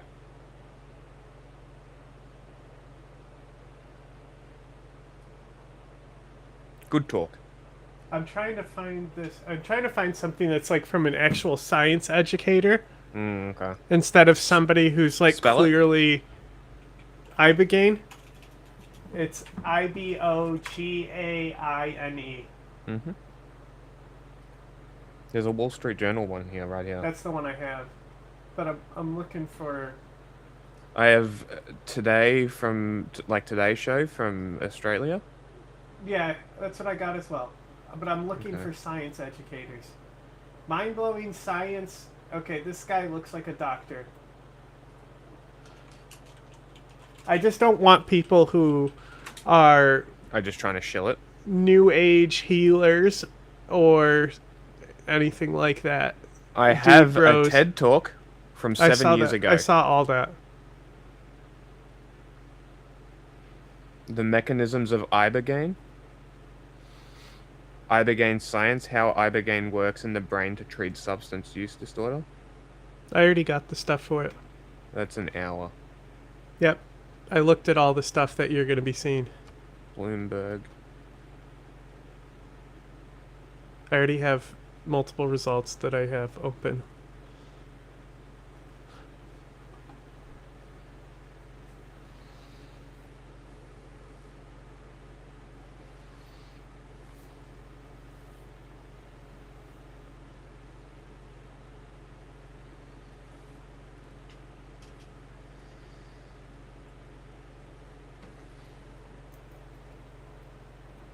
Not only is it crazy to leave your post amidst multiple scandals of your own making, but to then... We're done talking about the ibogaine there. Don't care. It's also important, I think, to unpack what the right-wing arguments right now are about Israel. I think for anybody under 50, if you are not criticizing Israel, you have no credibility for the most part. Sure. It's over. It's done. And that's why the Zionists are engaging in a project of basically whale hunting these large media organizations so that they can neutralize them, or large TikTok, or social media platforms so they can neutralize them. And then, trying to do these defensive actions of smearing Hassan as some sort of unreliable narrator because of his influence on young people at this point. But that's over for anybody who is under 50. But the question is, where do we steer this conversation? And you'll notice that on the right, they focus a lot on criticisms of Israel. It's much less focused on Palestinians and their liberation. When Tucker Carlson talks about Palestinians, it's disproportionately Palestinian Christians. And he speaks about their actions in moral terms, which in the short term I think is helpful. But you see a divide in how, say, Zohran Mamdani speaks about, or Abdullah Syed, who we're going to be speaking to shortly, about Israel, or Graham Plattner, where it's like we have to fundamentally change our relationship with this state, or speaking about it within the terms of universal human rights. What is so convenient for Tucker and Candace and all these right-wingers that went all in to support Donald Trump is they are outsourcing deflecting blame from themselves for their support of Trump by just blaming Israel, but two, I think most critically, also washing the hands of U.S. empire for creating the monster that is Israel. And so then Tucker doesn't really have to examine his past support for things like the Iraq War, although now he's blaming it on Israel now. It's just, you don't have to look at the underpinnings of our surveillance state, of ICE, of DHS, of all of the stuff that came out of 9/11 and the outgrowth of the national security state if you can just blame Israel. Yeah, that's exactly right. And actually I was talking to Norm Finkelstein about this, and he feels very strongly about being frustrated with the sort of willful blindness about the way that the U.S. empire supports Israel more broadly, and how the Israel lobby obviously is very influential, And Netanyahu has been very influential with regard to Donald Trump and Mary Madelson and that money, like not denying the power of that whatsoever. But the way in which U.S. empire has seen Israel as being central to their interests in the Middle East. And so if you're erasing that part, you're not getting the whole picture. And then the other piece here, just from a leftist, rightist perspective, is for most of these right-wing creators we're talking about, it's not that they're arguing from a place of we want universal human rights. They're arguing from a place of we want a different ethno-supremacist stack. We feel the Jews are being put up top. Yep. We don't want them there. We want a different ordering of who's in charge and who gets to call the shots. And that's really their, at bottom, their issue. And so that may, for the moment, add up to support for Palestine and opposition to Israel in a way that sounds left-coded. But if you dig one layer deeper into that ideology, it doesn't come from the same place, and it will not end with the same result of respecting and honoring, universal human rights in the way that we need to. I think it's also a function of the vacuum that's been left by Democrats. And it is a dangerous situation where you can, because there is not some sort of robust response, an anti-Zionist response within any real, within the leadership on the Democratic Party on the national level, and even our best voices on this, I still don't think are speaking about the day after, what it means, what Israel as an ethno-state means. How can we stand for diversity here in the United States and then support an ethno-state that maintains its demographics by force and genocide? I am so desperate for there to be leadership on the Democratic side that speaks about racially integrating Israel, of a one-state solution, and of how Palestinians have a right to return, how that process needs to be overseen with peacekeepers, with actual care, and if you were to say that's how understanding is engendered, living aside you're somebody that doesn't look like you, and you could Climate speak about change is multiculturalism coming. as an ethic, that's moral courage that could be negating for the anti-Semitism that is also inherent in many of these arguments on the right, and that is being deliberately abandoned. I headlined this about the DNC, where they've punted on these resolutions, and the Israel lobby is thrilled, just condemning AIPAC and saying that we might condition aid to Israel. They did away with that. It's dangerous. It's dangerous. Yeah, well, I will say you're 100% correct about all of that, obviously. But things are changing. They're not changing fast enough, but they are changing. I do not believe that the gulf that exists between the Democratic base and the leadership of the Democratic Party is something that's sustainable. I believe that's going to shake out in the primaries that are going on right now, in the midterm elections, and finally in 2028. And then from the perspective of Israel, this gets back to the dynamics from the Iran war. As much as this likely surrender, eventual surrender from Trump is a massive defeat for the U.S., it's perhaps an even greater defeat for Israel. They have a political landscape in the U.S. that is increasingly hostile, not to mention in the entire rest of the world. But, we're obviously the ones that matter the most, since we're the ones that fund and support and arm them. Very possible that after 2028, they aren't getting the blank check that they're getting now. So they'll have to live more within their means and their own reality. And actually, we get all this, do they have a right to exist as a state? Well, they may actually have to act like a state, like the rest of the world, and have to learn how to deal and live with their neighbors and within their own boundaries. They also are going to have to grapple with the fact that Iran is a power. They're not going away. No military option is going to destroy them. So you're going to have to deal with that as well. And then there's all sorts of domestic political problems. It's not like opposition to the war, those sorts of problems, but all sorts of economic domestic issues that they're going to have to grapple with as well. So the standing of Israel in the world is going to be significantly diminished at a time when they're losing support in the U.S. as well. So the realities for them are changing dramatically. And I do think, like I said before, Democratic leadership is going to be pushed aside if they don't change their tune. And you can see them, they know they've got they're trying to change their language, but there's no middle ground position that you can strike. Just ask an Alyssa Slotkin how that goes when you try to find the middle ground on whether or not you support a genocide. You did, girl. It doesn't work out too well. You asked her repeatedly. More about her more recent clips that just emerged, but yes. Oh, well, I know. I was thinking about you because of her being like, I will not go on Hassan Piker's stream. Cory Booker also said the same thing. And it was just like, oh, when did those two people recently kind of come into my feed in the past few months as it relates to Israel?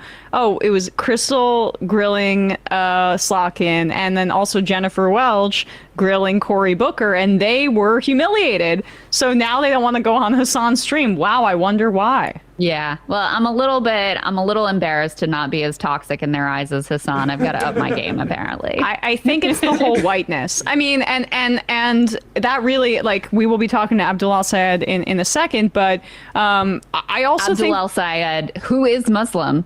Yeah. Make sure he doesn't squint his eyes at you, Emma. Yes, right. He's gonna look at me so Islamy. Yeah, and it makes me feel unsafe. But that's not racism. I'm just standing up for Jews. It's just facts. Yes. Well, I mean, like that, and we'll wrap in a sec. But like the I think people also are really, really sick of the Islamophobia, and in a way that I don't necessarily know if. Like boomers are, they've watched too much 24 and they're too far gone on this. But I think, like, you know, the tweet about destroying a whole civilization.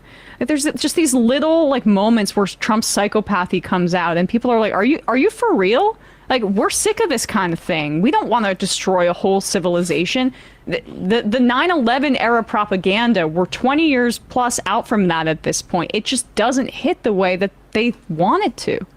And it's so blatant. I mean, it's really like ugly and blatant. And I think that for anyone, most people under 50, I can't say anyone because we've got plenty of groyper neo-Nazis under 50, right. But for many people, they see this and it just feels completely counter to their idealistic view of what America should be.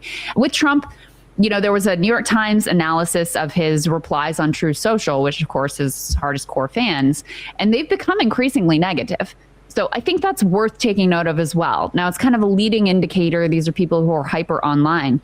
But that post, maybe even more so than the genocidal one, but the one he put out on Easter where he's cursing and he says at the end, praise be to Allah, his base was not really super psyched about the way that was going down on Easter. So he does have, you know, even with his own base, he is on thinner ice now than he's ever been before. And that is kind of a, you know, it's a unique and wild thing to do. It's wild that it takes him like threatening genocide and actually getting into World War III and crashing the entire global economy for them to get their nose voted for him last time. Like, just like, I don't think that they realize, just like I don't think the Democrats realize how many people held their nose and voted for Kamala, right? I don't think people realize, I don't think Trump's team realizes how many people held their nose and voted for him too, because Kamala wasn't that great either. Like, I think that they are quickly, like, I think his approval rating is now down to 30%. That is like almost half of what it used to be. That's not looking good for them. They really are pissing off a lot of people, like, and they're losing people in ways that, like, once someone wakes up to how cruel you actually are and their part in that, it is a lot harder to then continue to do things and ramp up and not leave those people behind. You know what I mean? So I think that they're losing a lot more support than they think. Like, it's also wild to live through all of this as an adult and realize that as I read through history, when people talk about nations doing things and armies doing things, like, very little do I actually hear about how much those people actually wanted to go to war. That's a good point. Except for Vietnam. Or when those people wanted the war to stop. Like, every now and then when you're watching World War II stuff or Vietnam stuff, right? Yeah, those are like the two that, like, sitting in the trench. I guess it would be more World War I, like hanging out in the trenches, and then also like hanging out in the trenches over there. Just like when you're looking at stuff like with Ukraine today, right? Like, I don't know. It's weird to be like, oh, all this history, other wars where no one actually fucking wanted to fight them, like, is just, I don't know. I feel yeah, like I mean, understand World the War survivor One- movement a lot more than I used to. World War One is interesting though, because it was kind of the last war of kings, where it was It was. Well, and the Pope was even talking about this. After World War One was when we decided peace through justice, or peace through, like, talks, as opposed to I beat you into the fucking ground, I get whatever I want, is how things are done. Of war. Yeah, and were they are. developed. You don't just. It was when we decided that borders stay where they are unless they're agreed upon through certain means. It was when we decided, you can't just land grab. It was when we decided you can't just, beat someone into the ground and demand whatever you want and take their territory. Like, and we are fucking with that so hard right now. Like, we already did other times. Like, there have been other times that this tension has not this much, if that makes sense. I also, by the way, I haven't heard anything about the talks allegedly in Cuba. Has anyone heard about those? No. Nope. Okay, because I heard talks with Cuba happened, but I have not heard what. Like, I got a text in a group chat that shares stuff about news. Someone shared a meme about how we're talking with Cuba, and I was like, oh, I guess we're talking with Cuba. But I would kind of like an update on that. I don't know if there's any, like, news clips on that we could watch. I wonder. Because I do know, so one of the group chats I'm in, there's a nerd who pays attention to planes, and there's another nerd who pays attention to boats. And this last week, we were flying a lot of fucking scary planes around Cuba right before they started talking to us. Yes. So, like, I'm kind of curious to check back. Yeah, I feel like I missed out on what's going on with Cuba this week, mostly, other than, like, oh, we're flying scary planes. Oh, our boats are still there. Oh, look, now we're talking. Like, that's all I have. That might be all the news we have, but I was curious how that's going. As well as, like, I don't know. Sorry, I'm, like, trying to think. My brain fog is so bad right now. There was something else. Oh, speaking of talks, I'm pretty sure that, like, peace talks with Iran started, like, right at the 6-week deadline. Like, Iran didn't, like, officially start saying that they were in peace talks with us until, like, April 11th or 12th. Even though we were claiming it and saying Weird. things like, yeah. And I think that was literally them holding out until Trump's 6-week mark to start negotiations. But I haven't done the math on that. Because I know we attacked them at the very end of March. Because I'm sorry. We attacked them at the very beginning of March? End of March. I'm trying to think. I was gone at the beginning of March, and that's when we attacked them. And he said 6 to 8 weeks. So I think that they waited until, like, literally the end of his, like, oh, this is how long it will be to actually start negotiating with us. I don't know. Interesting. I found that interesting. I'm curious if there are any updates on Iran. I know that there was a couple boats today that tried to make it through, or in the last couple days. I don't know if it was today, that tried to make it through and got taken by Iran. I don't know. Can we watch the What's Going On with Shipping guy? Like, he's pretty good at, like, even when I occasionally disagree with him, he's pretty good at, like, keeping up on the actual news of shipping. Well, Can we add him I to saw our that little- America was attacking Iranian ship the other day. Yeah, I saw that. We hit the whole, the engine area of one of them, I think? Yeah. They sent a warning or something, and they're like, get out of the engine. Yeah. Which, why? Oh, fuck. Also, did you see the thing from this last week in Lebanon where there is a video of a man who jumps out of his car, that he's in a car with his family, and, like, what his family said afterwards was that he got a call from the IDF saying, we have your location locked. We know that you're in the Yes. car with your family. You can either die with them or run away and we'll get you. And he ran into a field and they got him. That's so fucked up, dude. And like, I what's agree. even more fucked up about it is the IDF will say, oh no, that's humanitarian. We only got him. Yeah. Like, think about it. Like, that's... It's literally psychotic. They are fucking evil. Yep. They are literally evil fucking people, the Israelis. Like, they're fucked in the head. Yep. Like, I don't know what their Oh. fucking problem is. They are actually fucked in the head.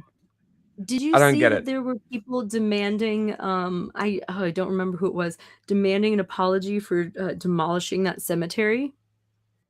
Oh, the one that was full of World War I soldiers?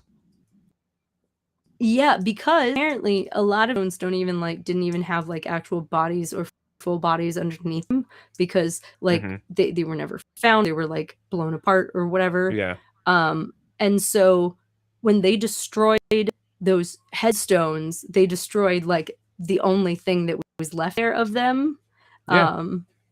Yeah. A lot of them I don't know, were that's so Australians and New Zealand fighters who were I over think it there was, I want who to say it died was Australia. in Palestine. It was Australia who Yeah, said that's something. right. I was gonna say, I think it was Australia who said something. I can't remember exactly. I was like, I think I might have sent this to you, but I thought about. I don't know. Like again, I've had You know what the COVID, best it's been part a is? weird week. They're gonna restore them, and guess who's paying for it? Australia. Australia. Yeah, that's what I thought. Is you guys are fucking god Honestly, damn it. like Israel should be diplomatically isolated, like the way Taiwan is, but actually, right? That is how Yeah. Israel should be. Except Israel is the UN's pet project, so they would never do that. Yeah. Oh, did you see Right? that? That's the problem. They are the teacher's Tulsi- pet. They are the UN's failed experiment that they don't want to admit is a failed experiment. And it could have They're all not- been they're not avoided if failed, Europe though. just didn't complete Hitler's genocide and take back their fucking Jews. But no, they had to be like, no, go find your own fucking place. And then the fascists took over and Zionism became the thing. Like, it's all fucking Europe's fault. Yep. It was British mandate of Palestine that surrendered it to the Israelis. It wasn't their fucking land to give. Great Britain is just sitting there twiddling their thumbs with their like Fuck Epstein England. fucking- like they This is really why it did pisses me. fuck up. This is why I get so pissed off And, at like, fucking One honestly, Nation and all these fake they're nationalist technically- fucking parties. Like, you they're- are advocating for the Right. Commonwealth. Be nationalist. So so just so you know, like anything America does, you can technically blame on them too in the same fashion, because like all of the like we're nativists, like this is our Mhm. land, like KKK Yep. fuckers, like all of that. It all That comes was from that America. white Anglo-Saxon Protestant, Anglo-Saxon. Mhm. So like it was the it's the fucking British. Like it's the British and then and then oddly enough the Germans. But like mostly the British that Yeah. you can thank for our bullshit, because like the Oh, I Germans literally- and, like, took it from us. I had to do it. I saw someone post some like just dick sucking pro-European thing, and I had to reply. And I was like, every awful thing in the world came from Europe. And the fucking responses of cope that I got from Europeans trying to justify Europe. Some people were like, look at America. I'm like, American Puritanism came from Europe. Shut the Wait, fuck and up. and it came from Europe at the time when they didn't fucking bathe and everything smelled awful. Yep. Like people do not And- consider that they didn't have sewage in their giant like sewers in their giant cities. Well, if you went Mhm. down to Africa, they not all of them, but many of them in like that upper region did have toilets. Yeah. hmm Like I mean, and did have a lot of the and they put Mediterranean them on the was top floor so they famous. could go down. Yep. Yeah. It's I don't know. And It's then, fucking wild. The River Thames dried up and was just full of Yeah. human shit. That's cool. Oh, gross. That's so yeah, gross. and then That's so gross. and then people are trying to argue with me that Europe is this big fucking great fancy thing. I'm like, motherfucker, Belgium went down and cut people's hands off for like proof of something. Brutal savages. England went across the world stealing resources and spices while genociding every population on the way. Brutal savages.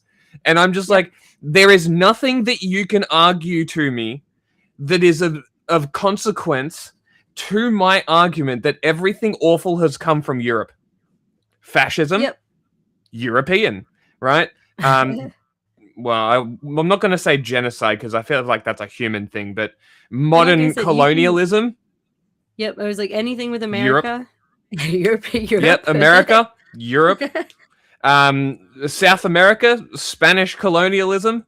It's all fucking Europe. Because think about it, right? The old world, the new world, right? Yeah. Where's the old world? And where did everything come from, in theory, in your Eurocentric worldview? So if you're responsible for everything, you're also responsible for all of the most awful shit that has ever happened in humanity has come from Europe. And people got so fucking mad. Yeah, well, but and then somebody was like, you ride motorcycles. I'm like, my motorcycles are Japanese. They're like, but the Germans made motorcycles. They would have made a motorcycle eventually somewhere else. Are you in control of the screen? Because if you are, go find the 22-point list that Palantir published. Oh, good lord.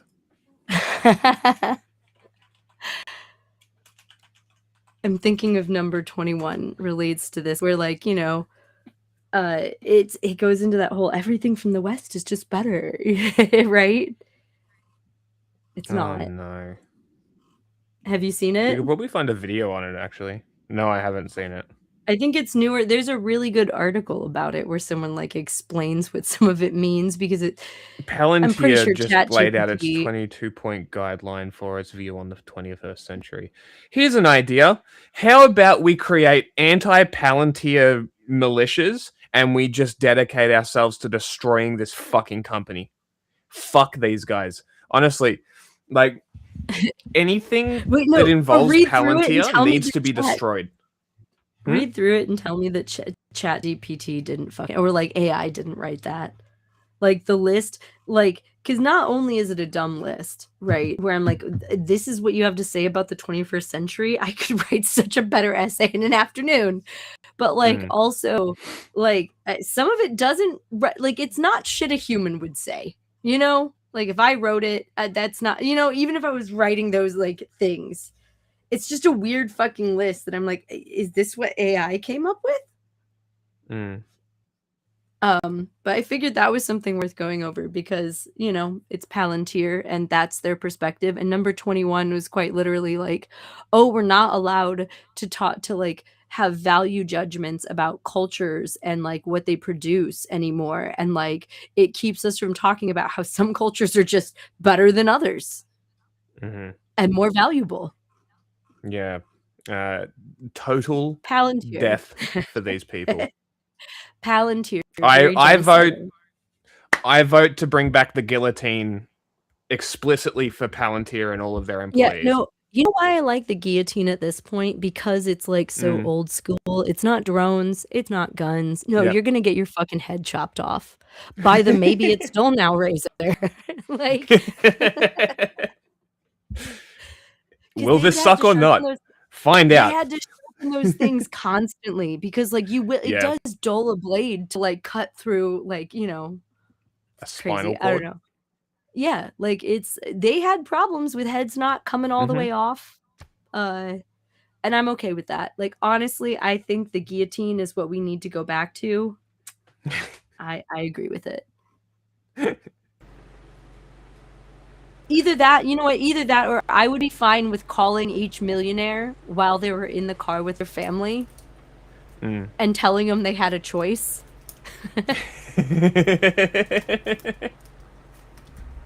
Even if you don't have a drone on them, just so you have a video of them running as fast as they can away from their family, or choosing to take their family with them, because then they'd have to live with it.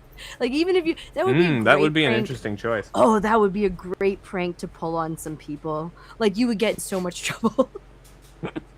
But could you not imagine, like, Putin running? I guess he doesn't have kids he talks about. Or, like, Trump in the car with Barron being like, sorry, Barron, you're coming with me. You're dying with me. Fuck you. Yeah, Although I don't think many- Trump would get out the car. I think he would make sure everybody dies with him. He seems That's like what that I kind meant. of How cunt. many of them? But if it was a prank and you didn't actually shoot them after that, how many of their wives would stay?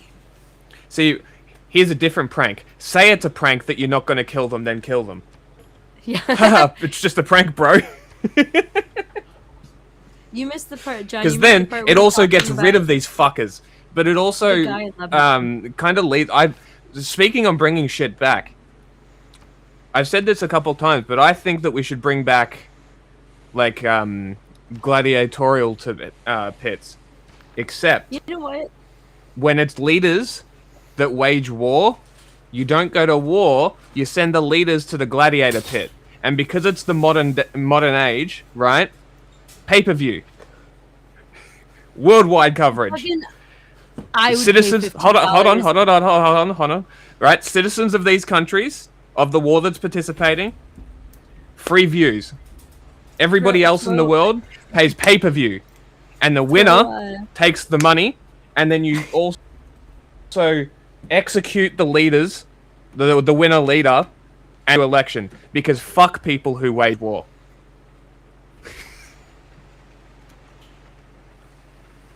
And then you completely wipe the slate. How much would you pay to watch Zuckerberg, Musk, and like, I don't know, Sam Altman? I guess Zuckerberg might actually win that, which is crazy. Fight bare fist to the death. We call him Zuckercuck in this house. Bare fist?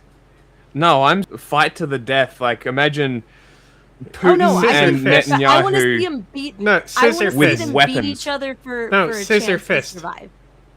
Scissor fist? What is that? Yeah. Look it up. Oh, okay. But no, I think I guarantee you're familiar with it. You just weren't familiar what with it is, them being called that. It doesn't even come up with Scissor Fist. There's a band. Yeah.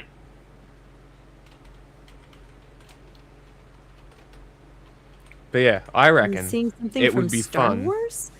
Or, even better, military leadership of all the countries, plus the leader and their cabinet who agreed to the war, go into like a Hunger Games style survival How much game. would you pay for a pay-per-view of those three in the ring, bare fist? I would pay $500. And I'm gonna say that what's his name, Zuckerberg, might actually win because he's the only one who, no matter how bad he is, actually has martial arts training. Yes. I'm still sticking by the idea that there are no winners, but there is a winner. Wait, what is? Wait, make it bigger. I can't see it that well. What is that? It's this thing on his Oh, okay, yeah. Okay, now I know what you're Well, talking about. technically, this position is called a scissor, because it says the scissor was a type of Roman gladiator. Oh, interesting. Comes from the science to cut. All right. Yeah, no, you know what? I would watch a scissor fist. I just think we'd get our money's worth if we did it bare fist. More like, you know what? How about every 15 minutes they're all still alive, they get a new weapon? Yes. Based This on I how can get many behind. how many hits It's they've like in, landed. We can Hunger Games this shit. It's like in Call of Duty, where you have the game mode where every kill you get the weapon upgrade.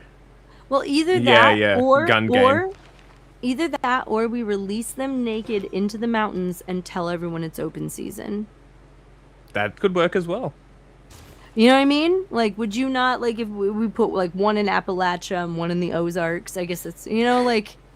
And have it's good like, there's fun. one out there. Go find him, and if Mm. you bag him, like, people will remember your name, buddy. Like, Bag you know him, what? bag him. If they can survive on their own, they're what? Rugged individualists, huh?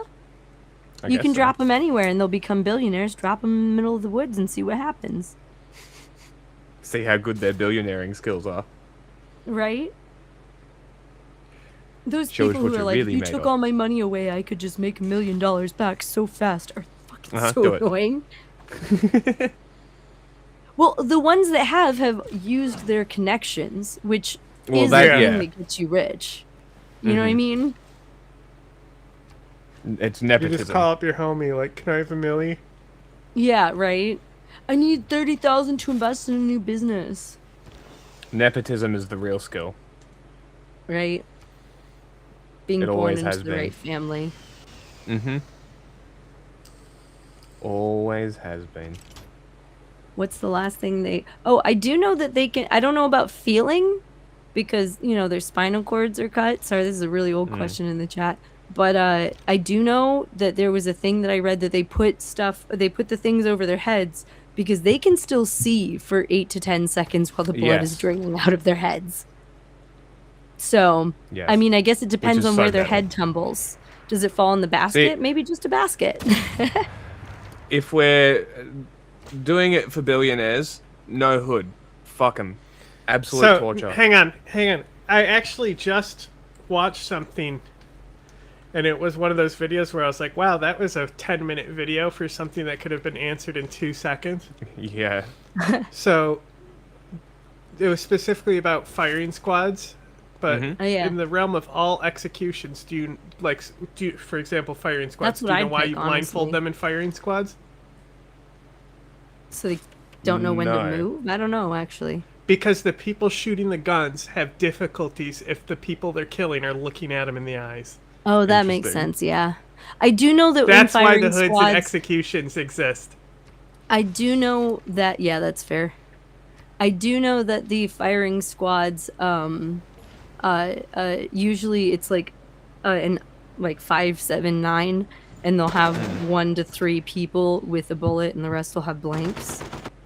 Well, But like, the here's the thing: Japanese system of people execution is like that too. and The it's people who nuts. shoot those guns, all I'm saying is, you fucking know if it was yours. Like, if you're in a fire, Yeah, like, yeah, you just don't you know know what I if mean? yours is the one until, I don't know. Well, do they give everyone a live bullet? No. No, some are blank. No, Exactly, what they'll and do is you they'll could take definitely 5, feel the 7, or difference, 9 couldn't it? people. Mm. They'll take 5, 7, or 9 people. It's also so it's funny because they'll say that it's so the person who did it doesn't know, but it's more so that the people around them don't know. Mm. If that makes sense, because you know.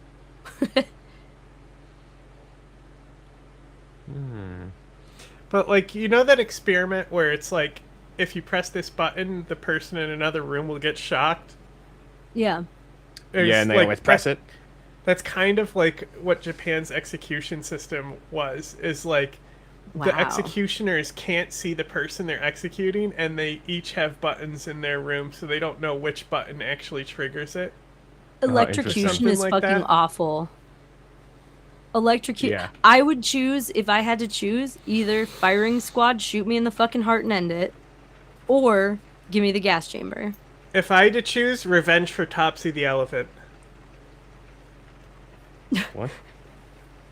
They I'm just electrocuted saying. an elephant. I'm just saying. No, electrocution and both electrocution and what's it called? The shot. Topsy those didn't are so- deserve it. Topsy did not deserve that.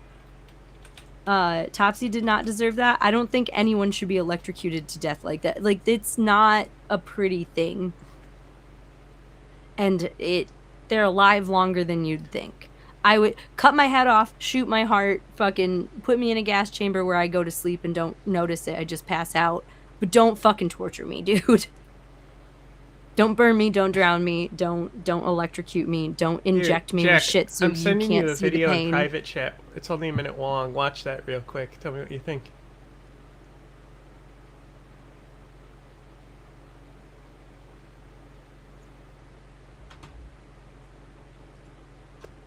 Yeah, absolutely not lethal injection.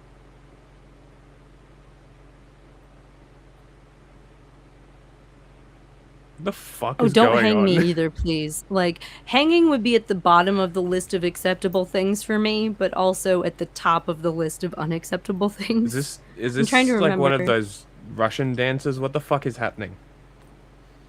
That's What is Topsy, it? the elephant. Oh, Topsy the elephant. Yeah. I don't. Is it the video of Topsy being? Yeah, Oh, I don't want to watch that. that's why I This just is a sent it to Jack. This is a dancing video. Yeah. What are you talking about? What do you? Huh? Oh, a dancing video. You know what? Pull that one up too. I do want to look at that one in a second. Keep that one on standby. Anyway, this. Nope, that's still the same link. You're bad at this. Hang on.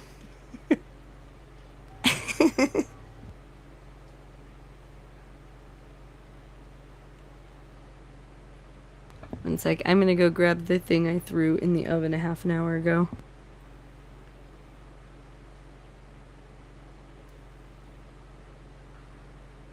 There you go. Now I sent it. Watch that video.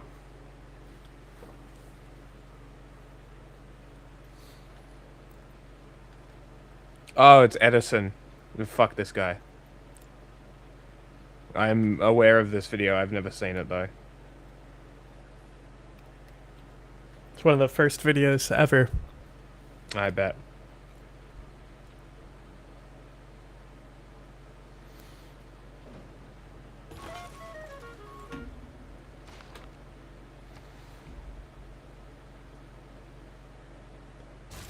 My favorite first video is still the guy who jumps off the Eiffel Tower. I'm so glad were able to film that. Is that where he just died? Yeah, he just falls straight down. Oh, cool. They're just frying the elephant. That's great. Mm-hmm. Great. That's great to watch. It's You want to especially know what Topsy's crimes are? Especially knowing how intelligent elephants are. You can Yeah. go fuck yourself. Do you want to know what Topsy's crimes were? No idea. She wasn't a very good circus elephant. She was resistant to all the beatings and torture that the circus inflicted on her. So she was likely incredibly intelligent. Yeah. Great. I think she killed somebody. I think she crushed them. Okay, so she was definitely an intelligent elephant. I think she crushed her trainer in retaliation. Should have crushed Thomas Edison. Not everyone can win. Would have been one for the history books. There, but anywhere, there we are. A last question, just because I wanted to pick up on this thread from you that you mentioned about Israel and their position here and how this could really. I mean, Israel is not getting what they wanted of Iran being like the failed state here. It doesn't seem like that's going to happen. But you know, we've seen instances where Israel has so aggressively overextended itself, and we've said like they can't sustain this. They can't sustain this.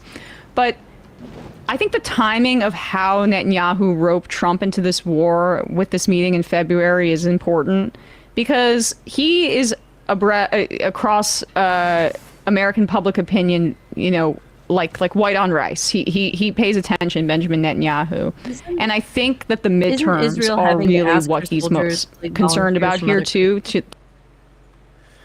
Isn't Have Israel they? having to ask for? Yeah, I know that they've been asking.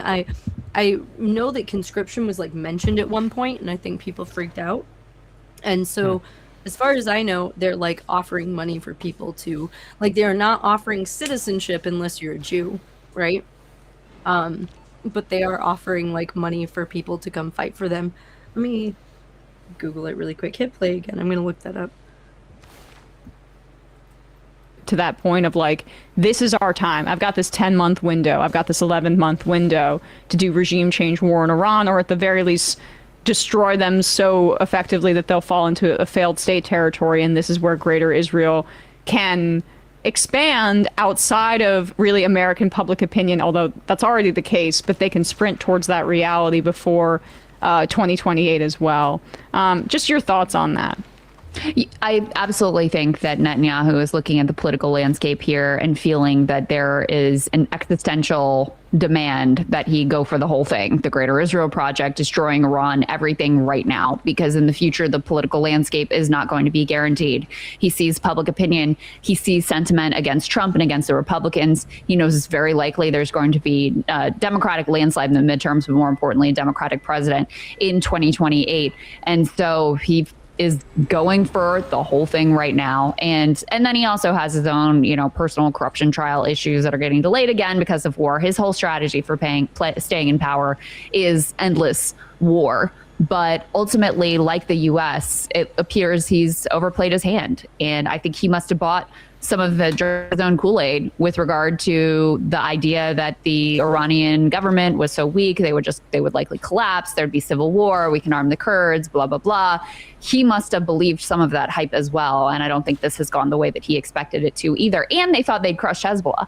And Hezbollah, look, Israel is able to murder all kinds of civilians in Lebanon, but Hezbollah is putting up a heck of a fight in southern Lebanon. I mean, Israel was projecting, we're going to annex everything up to the Litani River. They haven't been able to do anything close to that because they're meeting fierce resistance from Hezbollah, an organization that they thought they had basically already defeated. And with the control of the strait, with billions and billions of coming in. That's pretty basically it. Oh, I was just asking how much longer this video has because I was going to wait till it was over. But, yeah, no, it looks like they've been looking for foreign soldiers for over a year now. There's a headline from the Jerusalem Post from February 2025, volunteering in the IDF, how almost anyone can serve in Israel's military. And it's talking about how you don't just have to be from Israel, and how if they don't want to give you, essentially, if you don't want to be in the war, but you want to help, they'll have you clean bases and pack food and organize things and help with basic training and stuff like that. And then there's another one from a few months later. It says, oh, no, that one's from 2026. That's from this year. Then there's one from August that's saying, facing troop shortages, Israeli army looks to deserters and their diaspora because they're primarily trying to talk Jews from around the world to come, and they're like, we'll give you Israeli citizenship. They're also asking people who aren't, but they won't give you citizenship, right? And then let's see, there's another one from February 14th of this year saying thousands of Western nationals serve in Israeli's army against Gaza for their genocide. So yeah, they have, so at least since last fall, they had 12,000 vacant positions they were looking to fill with their diaspora as well as like volunteers. Jews! That's a lot. Yeah, that's a lot. For decades, the opioid crisis has defied standard treatments. But deep in the shadows of modern medicine lies a radical but effective alternative. Ibogaine is a powerful psychedelic, often described as miraculous by those who've tried it, because of its remarkable ability to erase years of addiction and the agony of withdrawal in just one harrowing session. It is a revolutionary breakthrough. The success rate is staggering. But Ibogaine remains illegal in the US, in part because it can be deadly. Despite the risks, thousands of desperate Americans addicted to opioids are crossing borders to find hope in the treatment. I'm going to die a slow, miserable death from doing drugs anyways. So I would rather, whether it's a short or long life, live it not on drugs anymore. Ibogaine is a naturally occurring psychoactive compound extracted from the root bark of a shrub, Tabernanthe iboga. For centuries, it's been used in ceremonies in West Africa by followers of the Bwiti spiritual practice. Ibogaine's potential to treat opioid addiction was discovered by accident in 1962, when 19-year-old Howard Blotzoff, who was addicted to heroin, took the drug and found that it stopped both his cravings and withdrawals. Word spread. Today, Ibogaine is offered at a small but growing number of clinics around the world. Because Ibogaine treatment exists largely outside mainstream medicine. Did someone go there to try exotic drugs and accidentally come home without a drug addiction? That's pretty funny if that is what happened. That's actually kind That's of funny. what it sounded like. That's actually kind of funny.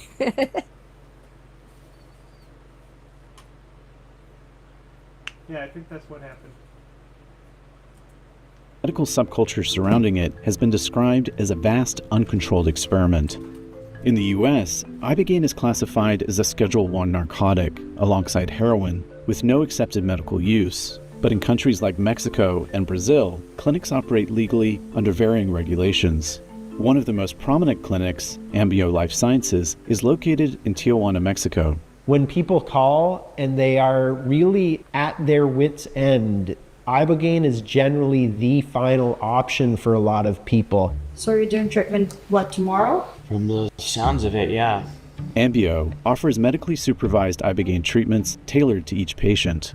One of those patients is Kyle DiDamaso, a 35-year-old mechanic from California who's battled opioid addiction for 2 decades. I'm assuming I can't remember much about my childhood because I've done drugs since I was 15 years old. After high school, Kyle joined the Marines in hopes of turning his life around. But once he returned, he started using again, and more heavily. After multiple stints in rehab, Kyle decided to try ibogaine after hearing about its effects on a podcast.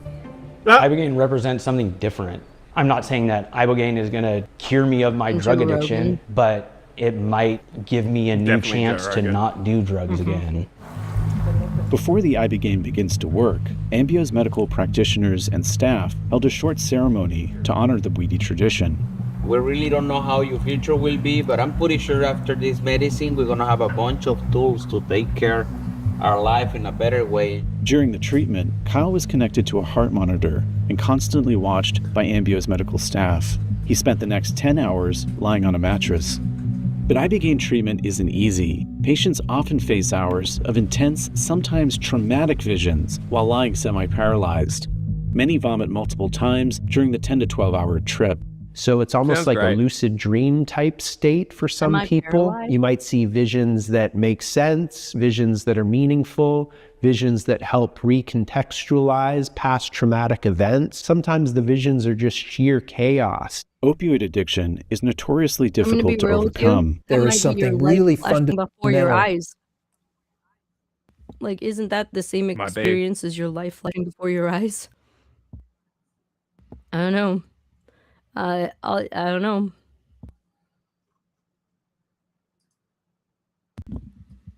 Couldn't tell you. This is strange.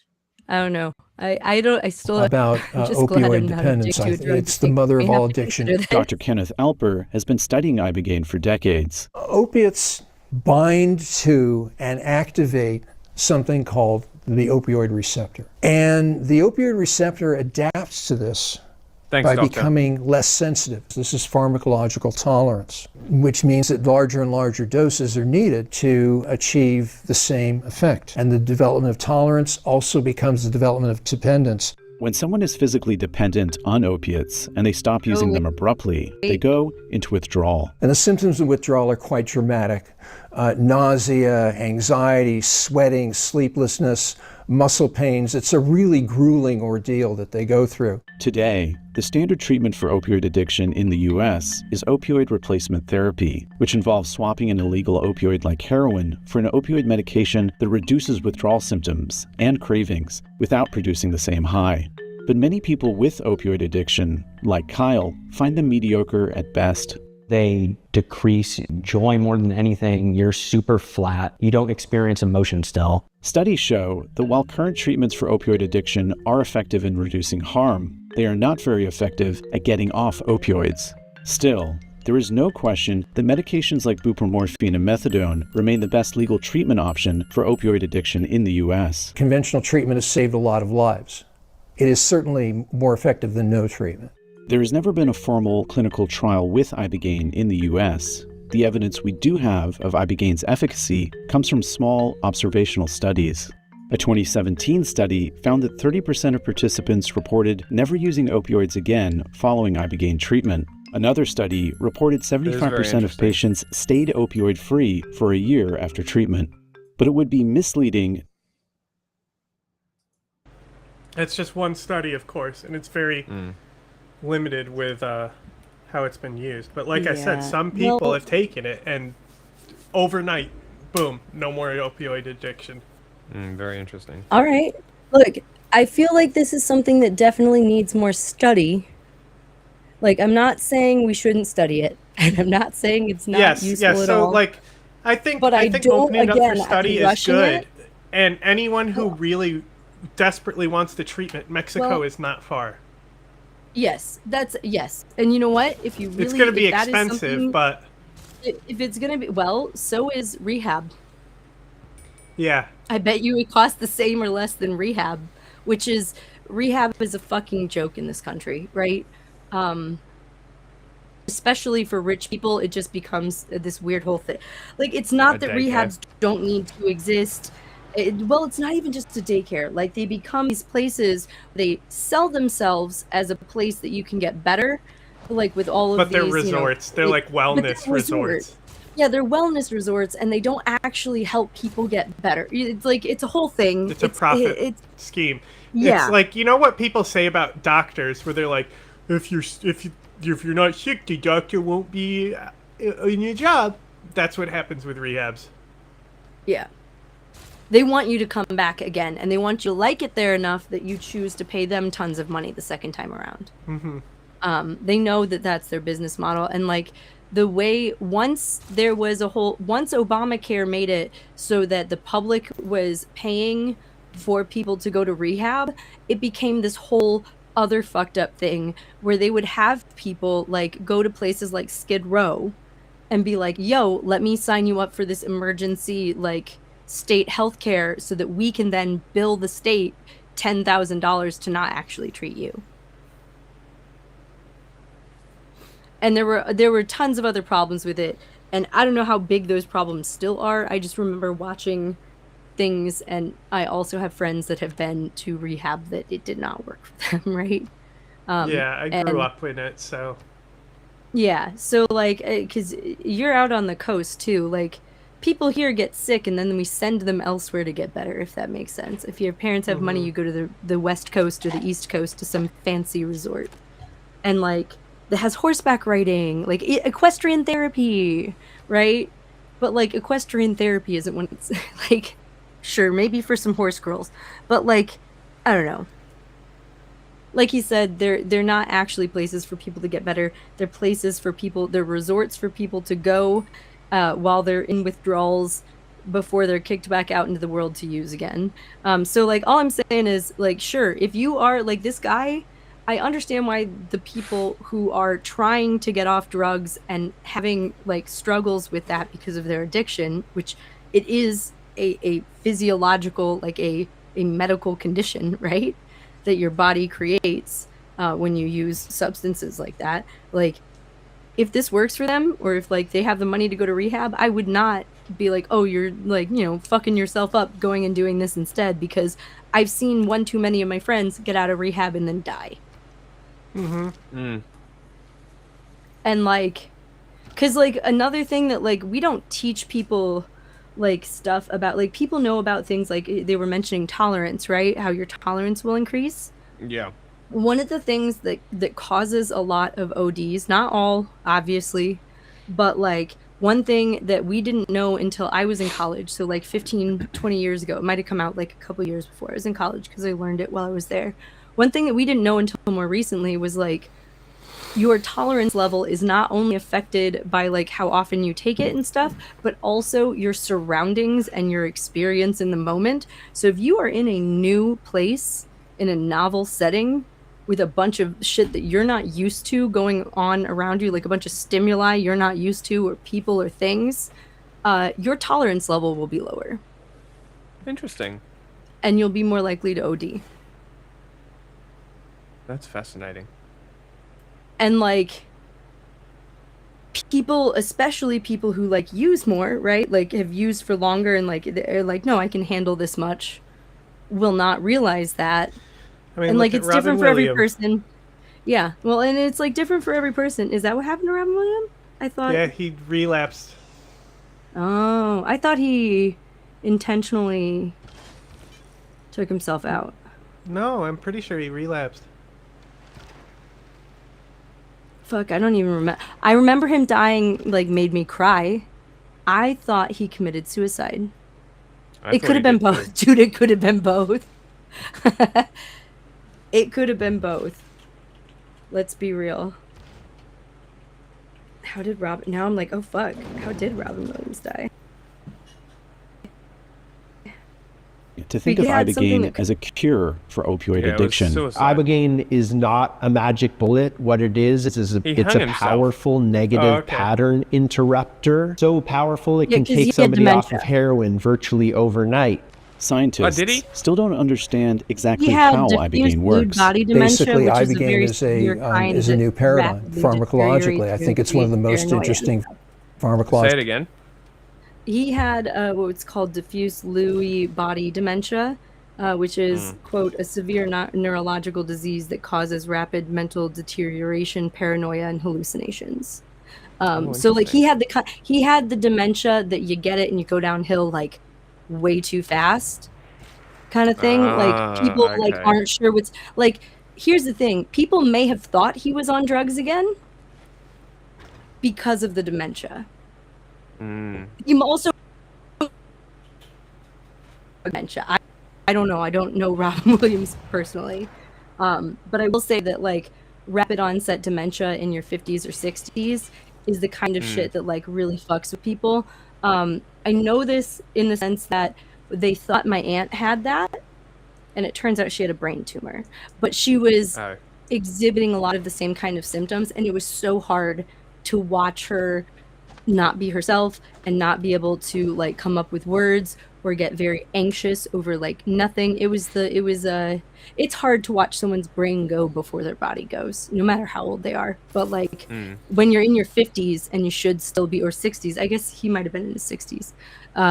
You should be still, mostly there. You might not be as fast as when you were 20, with the thoughts and things, but like dementia will take people downhill in the course of you should be running for Congress at that point in your life.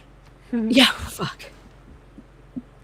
You know what? Now that I'm over the age of 35, I understand the rule about you cannot be fucking president of this country until you're minimum age 35.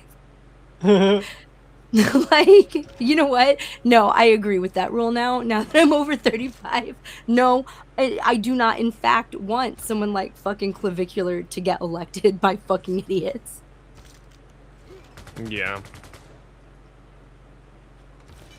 Because people like him, if they make it to 37, won't even, or 35, won't even like get the vote, Generation. Anyway. But Ibogaine isn't without risk, especially without proper screening and medical supervision. The biggest risk of Ibogaine use is death. Ibogaine does have a cardiotoxicity issue. This is not something that you do recreationally. For Kyle, the risks were worth it. I've tried everything else. One way or another, I go back. Texas can choose to help end addiction. A movement is also underway to make Ibogaine a legal treatment option in the U.S.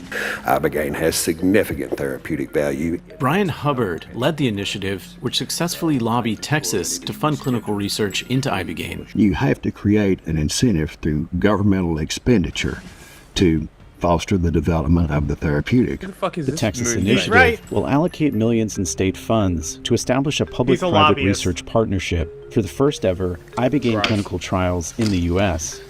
Texas is now leading the way in the United States for the evaluation of Ibogaine. Today, Ibogaine treatment remains out of reach for most Americans addicted to opioids. Prices for treatment range widely, depending on the provider, but typically they run from about $5,000 on the low end to about $15,000. The Wall Street Journal last spoke with Kyle about a month after his Ibogaine treatment. It was definitely worth it because even though it has sucked, it was way, way easier than any other route. Kyle said his cravings disappeared immediately, but some withdrawals did linger weeks after his treatment. It's not something you can just go and do and you're going to be fixed. It doesn't work that way. You have to be ready to stop doing drugs for it to work. And, that's where I was at. For people who battle addiction, like Kyle, and for a country desperate for solutions, Ibogaine may not offer a miracle, but a fighting chance. All right, so today is June 7th. I'm along the coast right now on a hike. Tomorrow will be 8 weeks since doing Ibogaine. Just the urge to do drugs all the time is gone.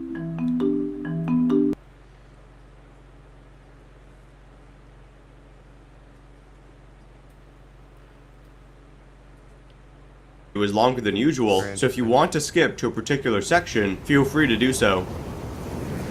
Ibogaine is a psychedelic with prominent dreamlike effects, making it distinct from common psychedelics. It has historically been used as a stimulant at lower doses, but it's most widely known for its high dose effects. For many people, the higher doses have been useful as a treatment for drug addiction. Ibogaine can be found in multiple plants, the most important of which is Tabernath iboga. The positive effects of ibogaine include stimulation, euphoria, spiritual and personal insight, closed and open eye visuals, mood lift, and greater sexual desire. Its negative effects can include anxiety, insomnia. Imagine, wait, this is still the ibogaine. Wait, so it makes you horny, but you're stuck there semi-paralyzed. That sounds like nausea, vomiting, dry mouth. Oh, this is okay. This is Reduced muscular control, bradycardia, and hypo or hypertension. There are a few uses of the drug which have been notably important. First, at low doses, the drug functions as a somewhat recreational stimulant, and it also has aphrodisiac qualities. People in areas like Gabon and Cameroon used it to combat fatigue, hunger, and thirst. It was also taken to promote sexual activity, and it was considered quite effective in this regard. In Gabon and surrounding areas, iboga is still taken for religious purposes. The drug puts people in perceived contact with entities, ancestors, and their own autobiographical memories. While not part of the same religious context, people outside of Africa have also taken ibogaine for similar reasons. It seems to fairly reliably bring up memories and provide a more objective overview of one's life. This allows it to be taken for spiritual purposes and for personal insight. Not everyone experiences those effects, but this is the kind of thing that, like, I would love a little ibogaine bush or like a little coca plant in my backyard, not to produce drugs, but to just chew on the leaves every now and then when I need a little boost. You know? Yeah, I love bush. That would be nice. Like honestly, wouldn't it be nice if we could just use drugs like that instead of being like, yeah, we have to like hyper process? Because I looked into it a while ago. You can't like get cocaine out of the plant without like chemicals and shit. It's like heavy processing, yeah. They make an alcohol out of it. It's called agua. It's like heavily processed. But like also see, like I would try an alcohol that was like fermented with the leaves, or it's like chewing on some leaves. Like because I go Jaeger. hiking. I go hiking, so I've always kind of wanted to hike up because, you know, altitude sickness is a thing. I've always kind of wanted to hike up the Andes and chew some coca leaves just to see what it's like because it sounds interesting. And I feel like it would make me sad that I just didn't have a bush in my backyard that I could take some leaves before I go hiking or something, you know? I just wish people didn't have such an unhealthy relationship with things. Also, how long until we're like attacking this country or like fucking over this region for this bush? I'll fight for Bush.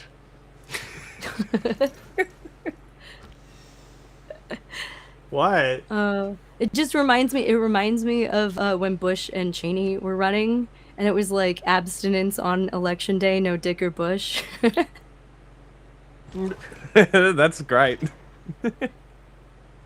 I was a very young child, and things had to be explained to me. I don't remember that. You don't remember that? There was like bumper stickers and I get like, it was my, you know how I was introduced to that? It was middle school. Had to have been middle school. 2008? Yeah.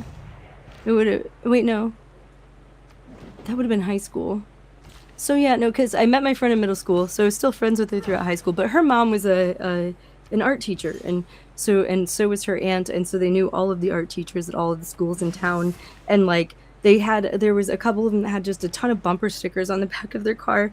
And I remember asking one of them, what do you mean abstinence on election day, no dick or Bush? Because I was such a sheltered child, I had no idea. Well, I wouldn't know what abstinence meant. But, like, I'm sure I would have understood dick, because I know what a dick is. But I don't know. Yeah, but I was also when the term autistic, Bush and I started being used in my lexicon. I thought, well, because when I saw Bush and dick, or like no Bush or dick, I thought, like, you know, not that, like, I didn't get the play on words. I think it was Bush that was getting me because no one had used the word Bush around me. And I knew what abstinence meant because I was raised Catholic, supposed to abstain from those things. So I was like, yeah, so I don't think I learned the term from voting for until them later. Is what I'm saying. Yeah, I was like, well, but I was like, like, I read it as like abstain from voting for these people, and like the pun had to be explained to me, which is why I remember it. Yeah, I would have known what abstinence meant in Catholic school, but like, if this was when Gore was running, I was pretty young at the time. I wouldn't have heard about it yet. I'm trying to. What year was that election? 1 minute. Like, I was pretty political by the time the second Bush election happened. Wait, I'm trying to... Yeah, the first one was in 2000. So I would have been, like, 11 or 12. So, like, I would have been in third that's why grade. I didn't know. Because I knew the word abstain meant don't do that, right? But, like, I didn't... It had to be explained to me. So I was in middle school for this one. I'm assuming this was middle school. You're saying I don't look... You You forget that I'm youthful? You can't tell by my youthful appearance? And how pretty I am? You're just a baby. How old are you? Not you. I meant the person in the chat. You don't have to tell me how old you are, John. Unless you want to. How old do I look? Probably around my age. In your 30s. Yeah, never ask a lady her age.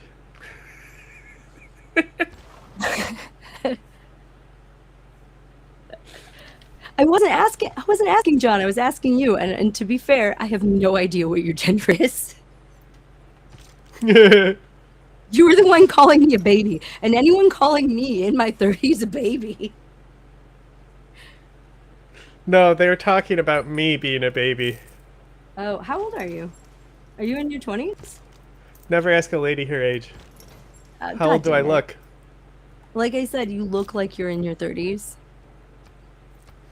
But also, I have not gotten a high definition shot of I must be face. really busted.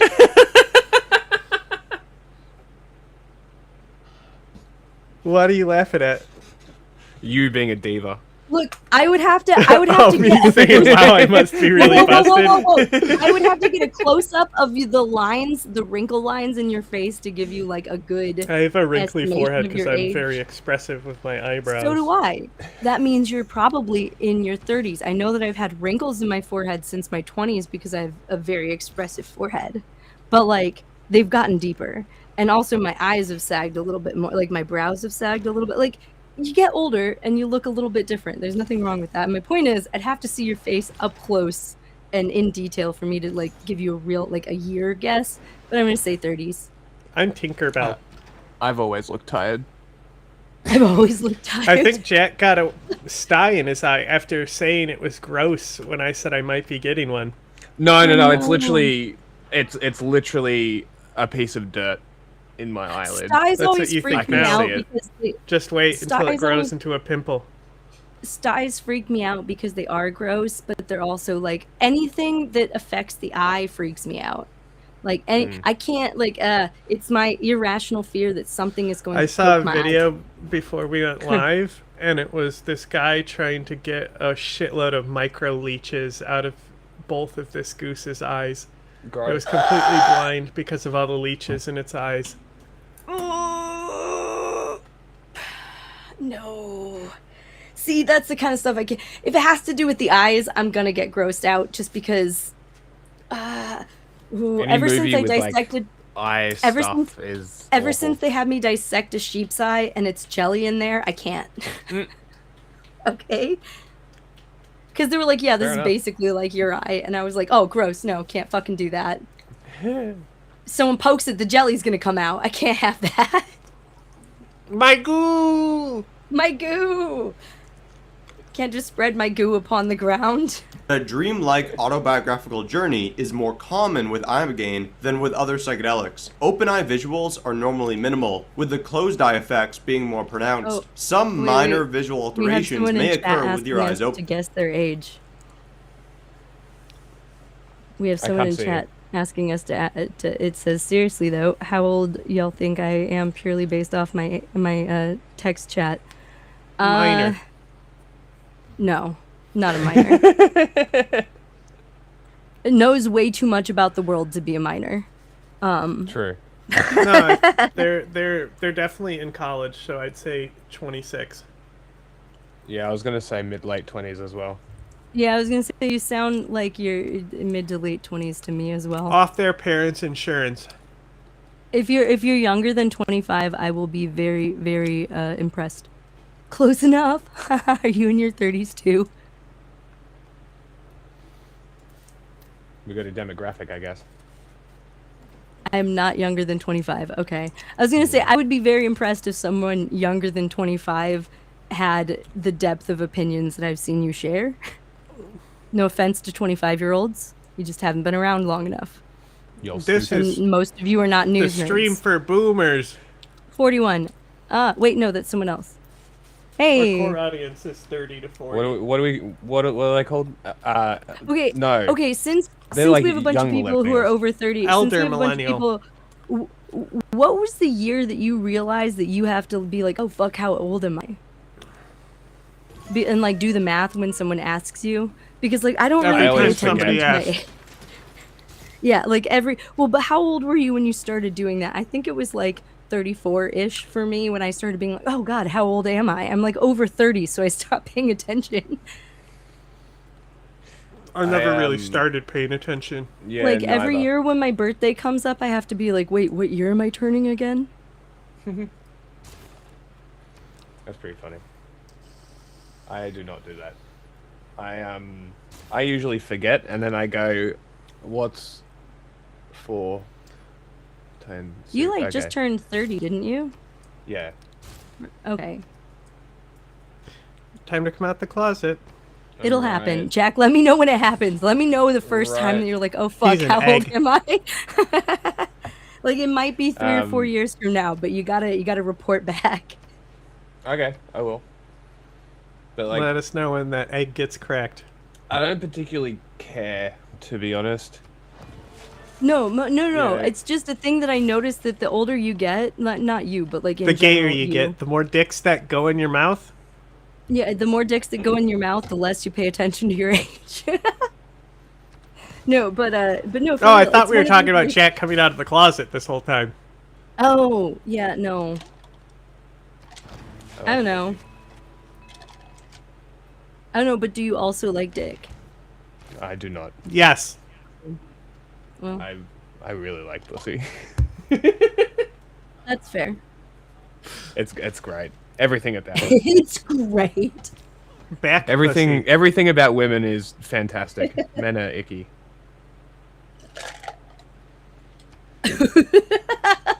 I don't know, man. I've been behind closed doors with girls my whole life. They're pretty gross too. Yeah. Look, humans are just a little bit gross, but there's hormones that make you feel attracted to some of them. Sure. Could go with that. One It's a time, working theory. one pretend time that my all flamingly genitalia isn't gay a little weird. friend made a public post on social media, and I could not stop laughing when I read it. It said, "Tried pussy tonight. It was all right."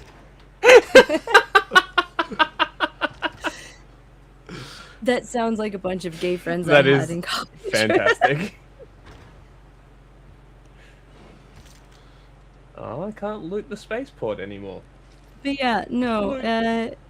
I think he said that he I'm- would do it again, even though that he I because it's also like feel whatever, very still feels differently good. about genitalia than I did 10, 15 years ago when I had very different hormone levels. So like, I don't know. Most of the time I'm like genitalia is just weird. But then, you know, there's a couple days in my cycle a month that I'm like, even if it's weird, I kind of want to play with it. You know, like that's I don't know. It's what so like that's always been my kind of like Let me I don't tell know. you, Sometimes they I think call the hormones me make me not Mr. give a Bucket. fuck about how weird genitalia is. But all genitalia is weird.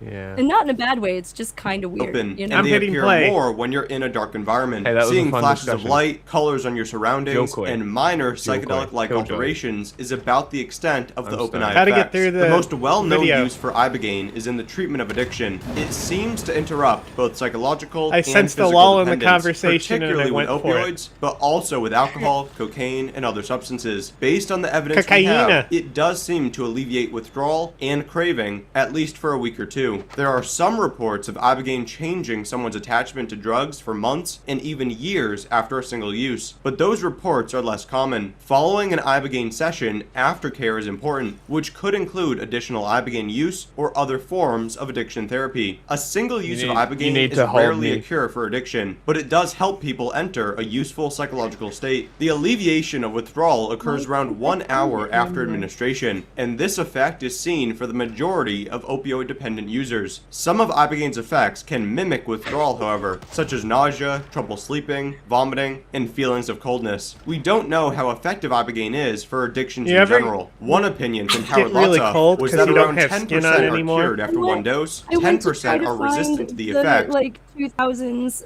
no dick or bush like abstinence on election day thing. Could not find that, but what was a bunch of vintage Richard Nixon pins where it says they can't lick our dick. And just has a picture of him. That is awesome. You should get it. You should buy those. I used to wear a button when I got really political in high school, and it was a Kennedy election button. Oh, interesting. It was just him and his running mate. I don't remember who it was though. I had never heard What they is his can't lick name? our dick, or if I did, I forgot. That's funny. Who's the guy who fucking replaced Kennedy? Look. That means that they need to. The Republicans I don't think it was a need to presidential find Kennedy pin. Actually, it might have been an RFK pin. Someone. But it was someone definitely a needs Kennedy to pin. find- Someone needs to find someone named Richard who's really gay to run for Congress, who can use "can't lick my dick." Can lick my dick. You should flip it. 'Cause he's Oh, the I like opposite that. of Nixon. Republicans can lick my dick. That'd be good. But no, I can't seem to find this. I swear to God, it was one that it was a bumper sticker that must have been sold locally because it was all over around here. By definition. Exactly. Saying that when the president does it, that means it's not illegal. Licking dicks? That's weird, Nixon.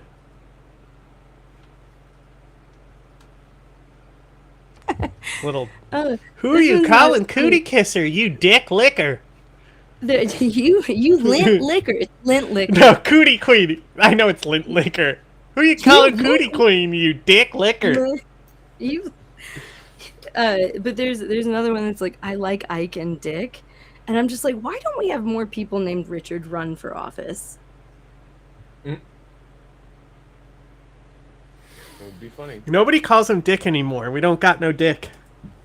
And everyone else is somewhere in between. For those people, they do receive positive effects, but more treatment, often with ibogaine, is necessary. Wait. I had also found, sorry, so there was the whole they can't lick our dick, and then I just found the other side's button, and it was just lick dick in 72.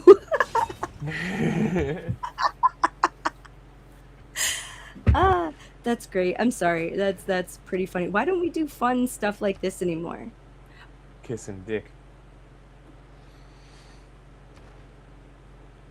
They also had, instead of I voted, I licked dick today buttons. That would be great. Oh, the 70s was sure a time. Okay, you can hit play again. That's all I've got.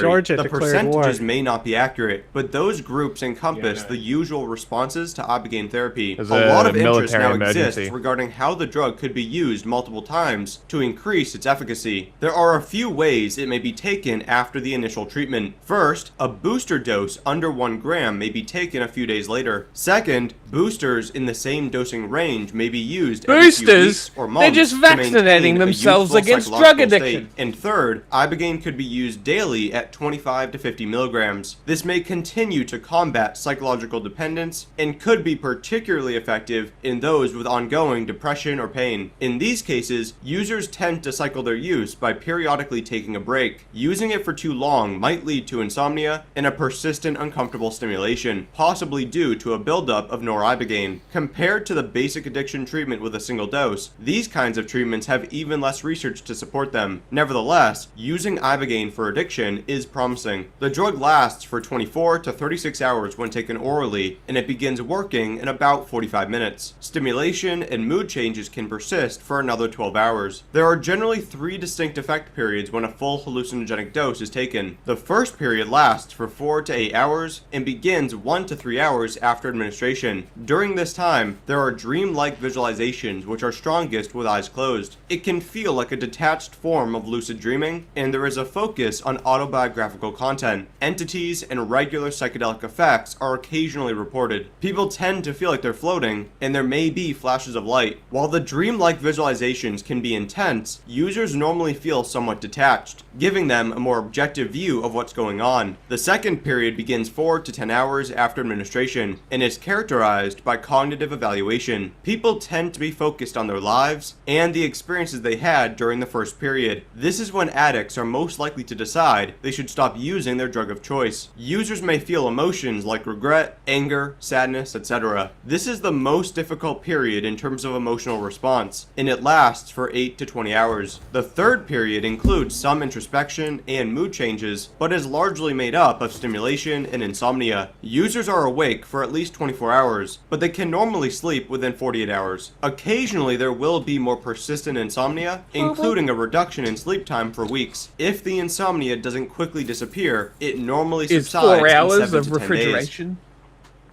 enough? Ibogaine is one of dozens of iboga alkaloids found in Tabernath iboga and other plants. It makes up You're an 80% iboga. of the alkaloid content in iboga root bark, and the concentration varies. Noribogaine, the main psychoactive metabolite, is another important drug in this discussion. Tons of mechanisms have been identified. At this point, we still don't fully know how ibogaine works. Among the possible contributing actions are serotonin release and reuptake inhibition, dopamine reuptake inhibition, NMDA antagonism, kappa opioid agonism, sigma-2 agonism, nicotinic antagonism, and muscarinic agonism. Not Sigma? all of those have been completely supported, and different actions may provide different noticeable effects. There are other receptors that ibogaine and noribogaine bind to, but it's not clear if or how they are relevant. Mu-opioid agonism and antagonism aren't supported by much, but You guys say ibogaine names does before? seem to modulate opioid agonist activity. Some effects may come from promotion of glial-derived neurotrophic factor. Upregulation of GDNF could result in maintenance and repair of dopamine neurons. How many That people went to action war is with us? conceivably relevant to the addiction-related effects. Some evidence exists for an inhibition of dopamine release in areas relevant to addiction, which is yet another addiction-related action. One of the negative parts of ibogaine's pharmacology is that it inhibits HERG cardiac potassium channels. This is connected with cardiac safety issues. As such, it is avoided in drug development and is something to be aware of, as it increases the risk of arrhythmia and death.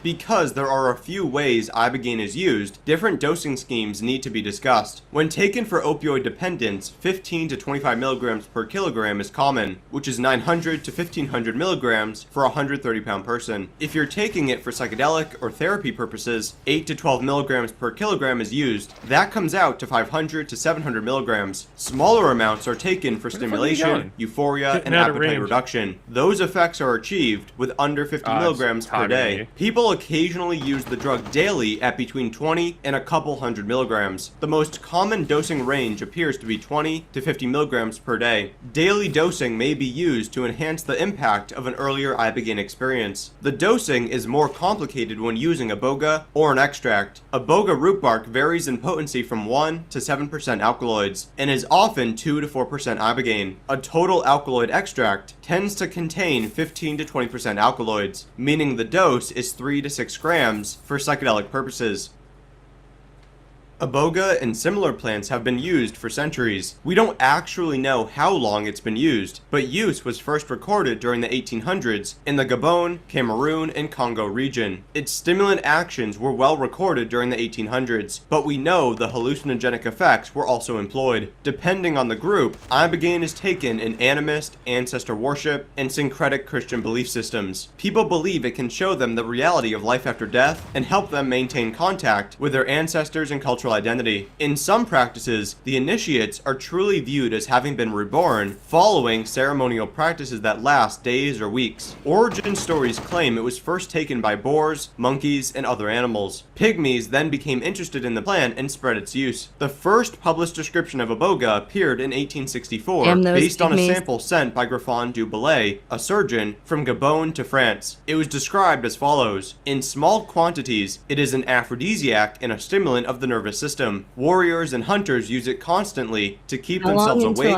during night watches. It was also described as not toxic except at high doses. During the 1800s, the natives described it as closer to alcohol than caffeine, but it wasn't as impairing. Father Joseph Henry New provided an account of its ceremonial use in 1885. He stated, "Most Europeans living in Gabon have heard about this plant, used in fetishistic ceremonies. The natives use an infusion of iboga root scrapings as a potent filter that enables one to discover hidden things and to tell the future. The one who drinks it falls into a deep..." All right. Pause real quick. Wait, we keep... Okay.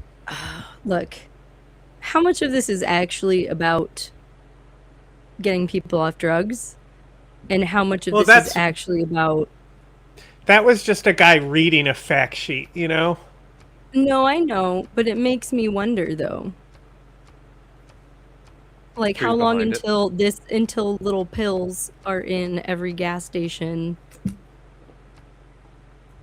being like, we're an aphrodisiac? I guess they won't be unless they make it not illegal to just have it, but like, I don't know, man. I'm just very skeptical of the way that they're rushing this drug. Over 140 declarations of war in here. I don't know. I guess I'm just very like hesitant about how they're trying to rush this drug to market.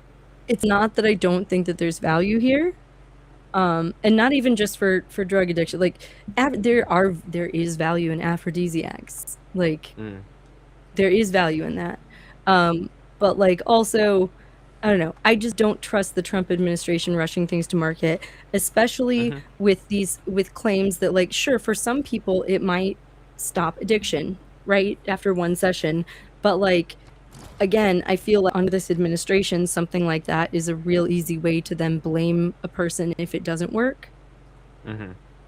Like, you're choosing to continue to have an addiction, which is more what I'm worried about than like actually like that we're letting it go to market without like actually properly studying it, because they've been trying to get rid of, you know, regulations that make you do studies. So, I don't know, man. I guess it'll be getting to market either way, so good thing I know a little more about it. That's one airstrip down. Or rocket spaceport. Did you blow it up? Yeah, I fucking nuked it. Which one? One of Georgia's. Yeah, nice. Hey, what's going on with shipping? Sal Macagliano here in National Harbor in Washington, D.C.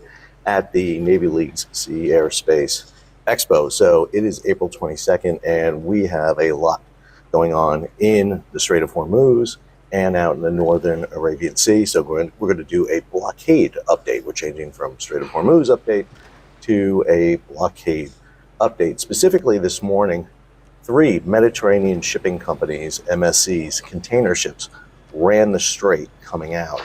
2 of them were stopped by the IRGC. One was damaged in gunfire. The other one made it out. We're going to come back to those because this is all part of a large escalation between the United States and Iran. So you may remember back on the 19th, the U.S. took out the Iranian container ship, the Tuska, did a whole video on that where we talked about the decision by the United States to open fire on the vessel. We don't have any indication of the damage to that ship or where that ship has gone. They initially said they were going to fire the main 5-inch gun, which is not a 5-inch 54. I inadvertently said that in the video. It's actually a 5-inch 62. But they fired their 5-inch main gun and supposedly damaged the vessel. Then Marines from the 31st MEU fast roped down to the ship on the stern and seized the vessel. We don't know where the vessel is. If they're going to conduct an inspection for contraband on the ship, they're going to have to bring that ship into port because they can't access all the containers and all the material inside the containers at sea. This was followed by a takedown of a Botswana-flagged tanker called the Tiffany. Now, Tiffany was out in the eastern Mediterranean. She was targeted by a military Sealift Command expeditionary support base, probably the Miguel Keith. She had just come through this Malacca Straits into the eastern part of the Indian Ocean. Now, she was targeted because of her false flag. She was not registered in Botswana, so this was an inspection. Now, the ship did load in Iran, and coincidentally, they target that vessel. So, U.S. takes 2 vessels, a container ship and a tanker. Now, in the meantime, the United States has targeted 5 Iranian tankers. And these 5 Iranian tankers haven't been boarded, but they have been intercepted. And what we understand is they're being diverted. So the 5 tankers are the Diona, the 7, the Dorina, sorry, I got to look at my notes here, the Diria, and the Deep Sea. So 5 tankers that have been diverted. Now, no use trying to track them on IAIS because these ships have been masked and they spoof and they give out false readings all the time. But these are 5 significant tankers of the NITC. This is the National Fleet of Iran. We believe the U.S. has intercepted and are diverting them either back to Iran or into other ports. Now, I should note that there is a report out there by Lloyd's List talking about at least 26 ships have evaded the U.S. blockade. Now, we don't have the specifics on what vessels these are, but I should note a couple of things. Number one, that there is a access for Iranian ships to get out, and that is running the territorial waters along the coast of Iran within 12 nautical miles into the territorial waters of Pakistan. And you can run the coast of Pakistan into the coast of India, and the U.S. is not going to violate Pakistan, India's territorial waters for obvious reasons, not the least of which we're about to have peace talks or ceasefire talks in Islamabad. So that is a way for Iran to get it out. Plus, the Iranian port of Johar is real close to the Pakistan-Iranian border. So the first ship that let him out was a 2,500 TEU 20-foot equivalent unit ship called the Euphoria. And the Euphoria was the lead ship, and she was able to come out. Now, she was challenged by the IRGC, but she broke out and now is off Fujairah in the UAE. Fortunately, there's no stopping Sydney Sweeney. I mean, you're not stopping Euphoria. It's a mass phenomenon. I mean, it's just not going to happen. Unfortunately, again, Sydney Sweeney has not been captured by the Iranian Revolutionary Guard. Look up Euphoria. That's a shame. You get that reference. The other 2 ships, one, the MSC Francesco, large ship, 11,000 TEU, and the Epidanas, which is a 6,700 TEU ship, were fired upon. And the latter ship was actually hit pretty heavily by machine gun fire in the bridge. We have these reports from the UK MTO about the ships being fired. The 2 ships have been taken into Iranian waters and anchored, and this follows on the heels of a ship seized by Iran way back in 2024, another MSC ship, the MSC Ares. So what do we wind up with here? Well, 2 MSC container ships being held by the Iranians, the U.S. seizing an Iranian container ship using gunfire to take it, seizing and boarding a Botswana falsely flagged tanker, and then 5 Iranian NITC tankers being intercepted and diverted by the United States. So obviously a lot going on in and around the Strait of Hormuz, the Gulf of Oman, the Arabian Sea, and the Indian Ocean. So just a mess going on. So we're going to track this and keep up with it as best we can. I'm heading back today. You'll notice I'm a little differently attired than usually. I have to moderate a panel on maritime workforce today with members from the U.S. Navy, Military Sealift Command, Coast Guard, civilian agencies. So kind of a big event, so had to clean up just a little bit. Hope you enjoyed today's episode. If you did, hey, take a moment, subscribe to that channel, Thanks, and hit the bell to be alerted about new videos as they come out. Leave a comment, share it across social. Okay, what else? I like trains. And Levitt thing. Kash Patel. Oh, and Kash Patel. Send. Did you guys? I don't. Well, the Caroline Levitt. You look it up on YouTube. It's just everything you didn't know about Caroline Levitt's shitty past. I'll go to my And I haven't playlist. watched that one. Jack, if you want to look that up for me and send it in the chat, that would be nice. The Patel thing. I don't have a video on it, but I guess he did give a press conference about it. But there was the article that came out that was like, he's a fucking drunk. Okay, so you have some of that in there? Okay. Mm-hmm.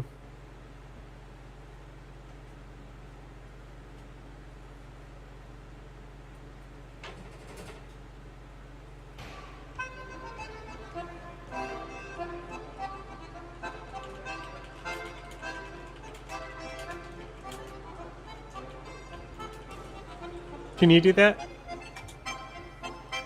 I cannot.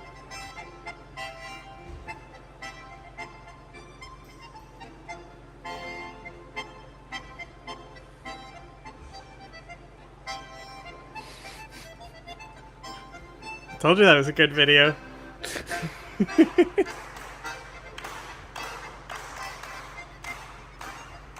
Bro goes hard. Alright, what was the title again? It didn't come up.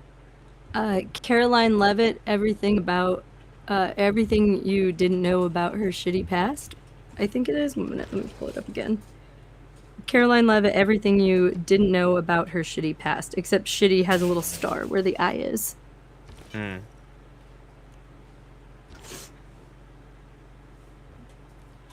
The thumbnail says the annoying ass kisser on it, which is what made me be like, oh, what do you know about Caroline Levitt that I don't know?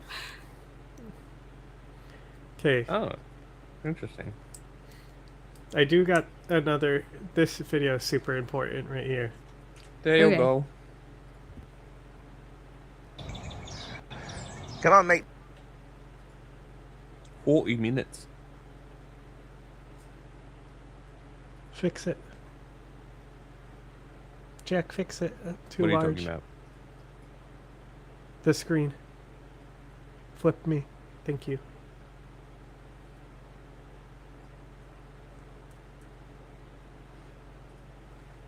Meatball. Come tell everybody happy Easter. He is risen. Oh.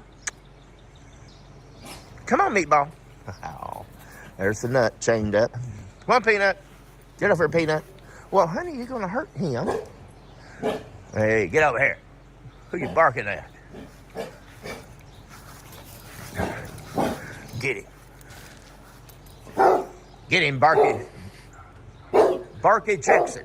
Look at him. Come on, Meatball. Here, let me move the chair for you. Meatball. That's the name of my cat. Love you. We're going to love some Meatball today now. It's Easter. Easter Sunday. Yeah. It is weird to have someone else calling a Tell dog him, buddy. Meatball. I'm like, that's wrong. That's a cat's name. Got that ear medicine in it. Eyeball medicine. Come on. Let's go out here. Lucy. What are you doing, honey? What in the world's wrong with you? Zoomies. Don't you look at me like that. Do you know who you're talking to? I know, honey. I love you, too. I love you. He hates his medicine. What the fuck is that dog? But he's gotta have it. Certainly You is a gotta have meatball. it. Happy Easter. What a good boy. Good boy. Good boy. Looks like a nutsack. Come on. Should rename that dog Nutsack. He's risen. It'll fade. It'll go away soon. Good boy. Daddy loves his baby boy.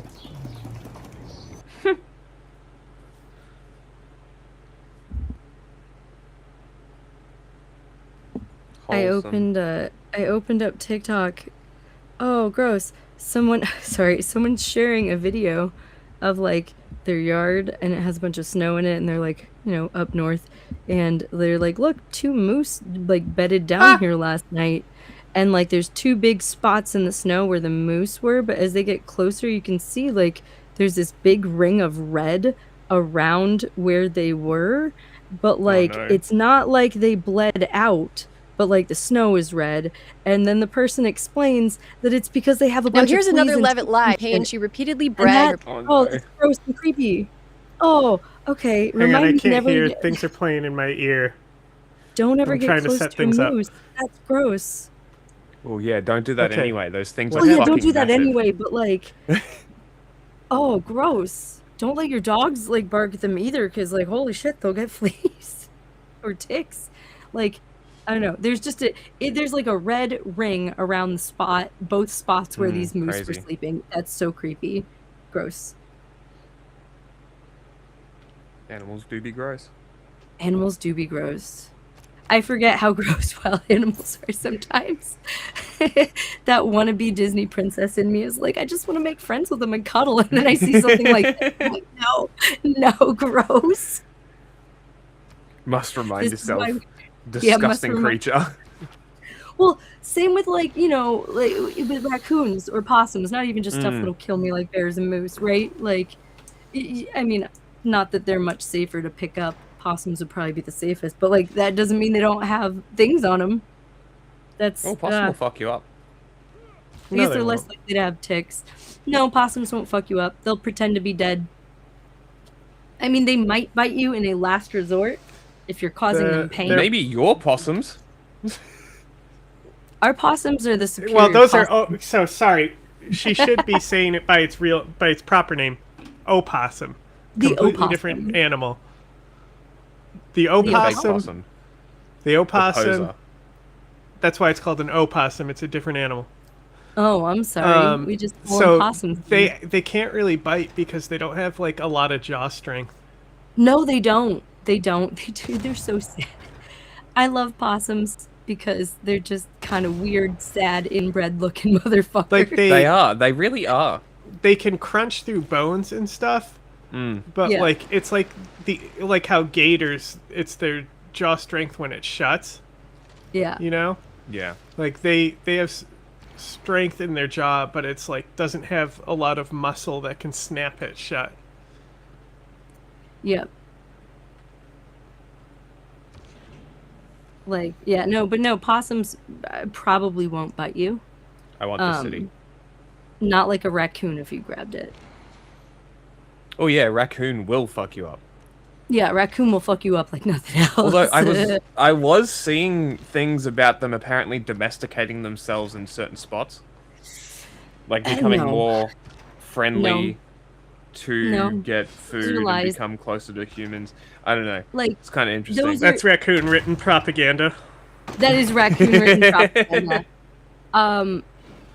They're the animals that like when I was younger, like I thought like, oh, maybe I want some skunks. Then I learned that like people get them descented and that's like mean to them. So it was like, no, not skunks. Yes. And I was like, maybe a raccoon. And then I looked into what like actual raccoon care looks like, and I decided against it, and I got a cat instead.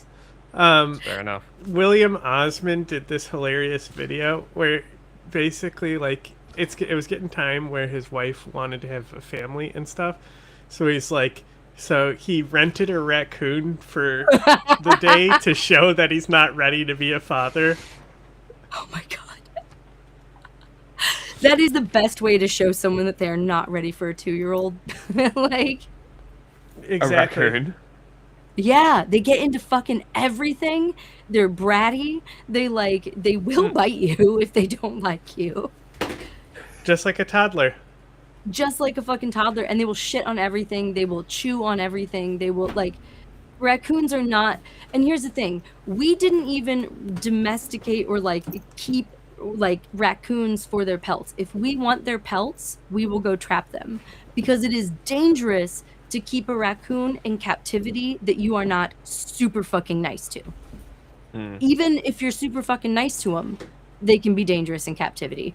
And so these animals have the capacity to fucking hate you and also figure out locks and how to get out of cages and shit. Evil creatures. And they will attack you, and they hold grudges. They're smart enough that you can't just lock them in a cage. That's why we're Team Quadamundi instead. I have no idea what that is. Exactly. Well, I'm Team Quokkas. Quokkas are cool, but quokkas are not raccoon adjacent. I do love They live in one raccoons. spot. The Quadamundis are raccoon adjacent. Don't get me wrong. I think Are they the silly raccoon dogs? creatures. Nope. I like to watch them climb trees. They live in my sewer on my street. They're around. I like to watch them. That's they're funny. fun. But also, they're little shits. You know? They're very clever. They are very clever. And because they're clever, you can't just lock them in a cage. They would need to be roaming around the house like a dog. They need to be roaming around their own enclosure so they're not in your shit. Well, yeah. And they need a sizable It would enclosure. need to be 2 rooms worth of an enclosure. I've seen Or people outside. convert part of their garage and then an outside enclosure so they can go in and out as they please, kind of a thing. But it takes you have to build a full-on house for your fucking raccoon, right? And not a small one.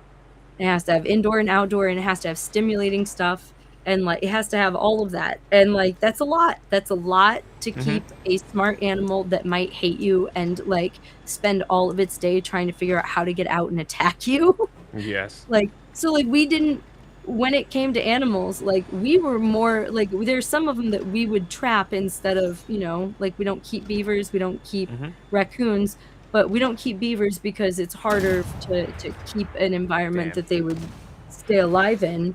We don't keep raccoons because they will fuck you up. Yeah, that's fair. It's not safe.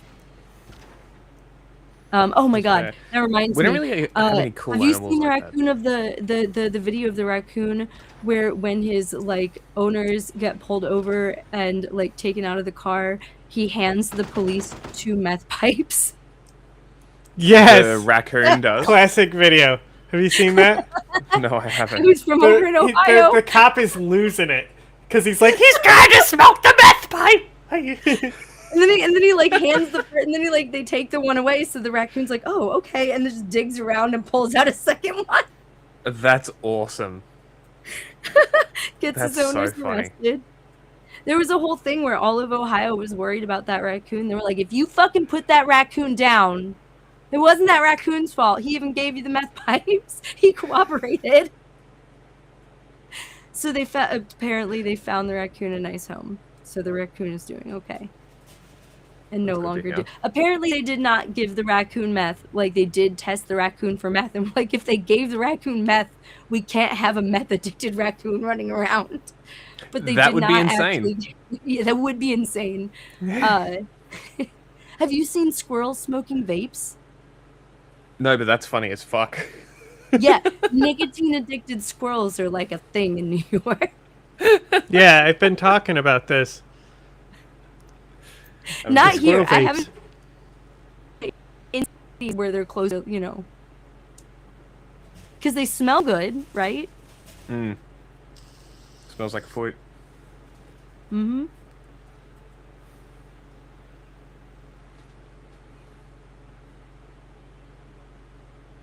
Oh, we can't hear the video. Can't hear video. I guess the visual is more important, but John, we can't hear that. I don't know if John can hear us. He's dead. John! What? I can't hear the video. I can't hear the video. We can't hear the video. We've been saying it for 2 minutes. I've just been watching the raccoon and smiling.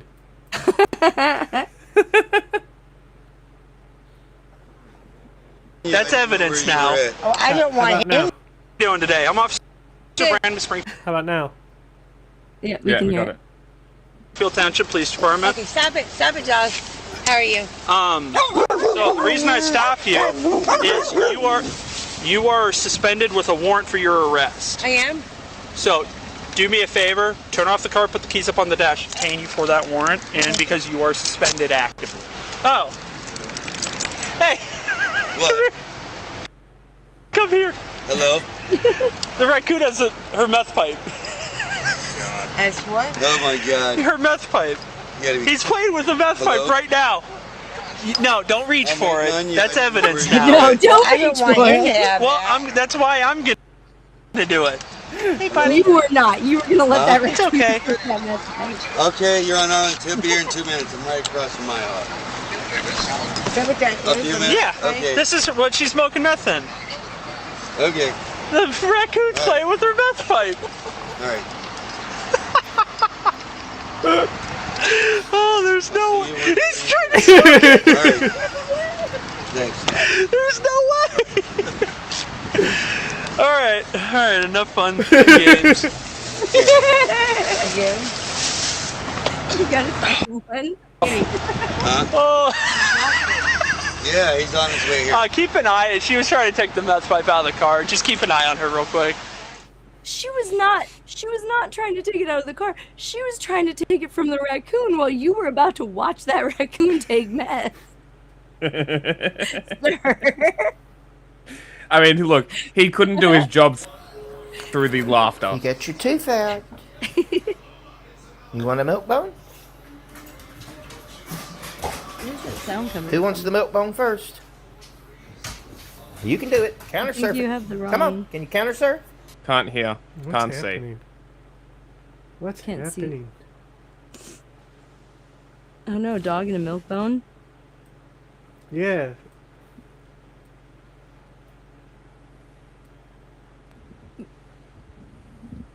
Don't act like you can't get up. There's the milk. That's good enough, baby. Oh no, that poor Oh, dog. Yeah. Want to, honey? Oh, I love you. I say that like boy. my meatball's not fat. Beast. Yeah, make sure. Yeah, that's it. Eat it right on the carpet there. Yeah, that's great. Thanks. You gotta be kidding me, right? Meatball. Meatball's a booger butt. And you're just getting the floor dirty. That's fantastic. What did Sounds like you a couple of expect? hogs rooting. They're dogs.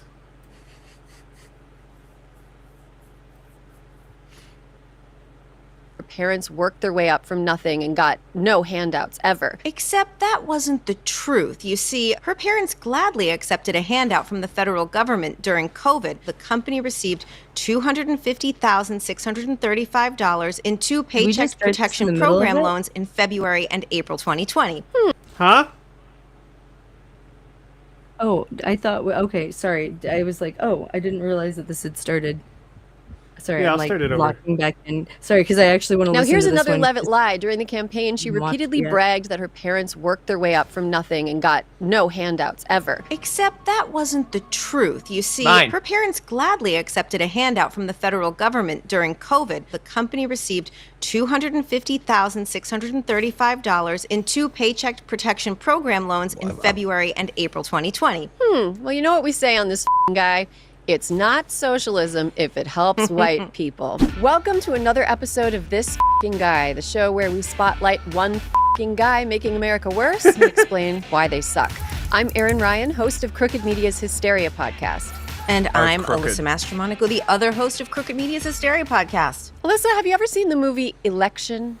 Oh, yes, it's a classic 1999 God, dark this comedy scripted starring shit. Reese Witherspoon and Matthew Broderick about a high school teacher whose dislike for a hard-driving, ambitious student causes him to get involved in sabotaging a student government election. Reese Witherspoon turns in a generationally iconic performance as the annoying tryhard Tracy Flick.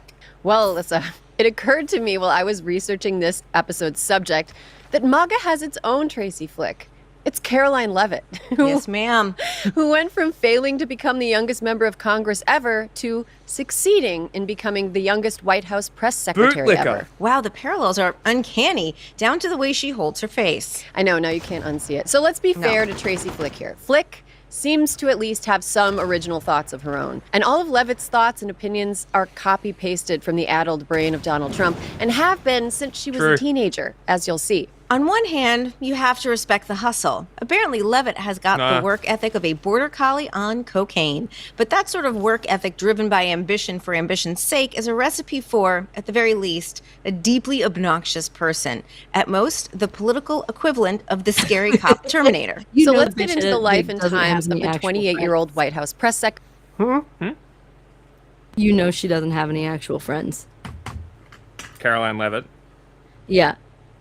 Oh, there's no way. There's no way.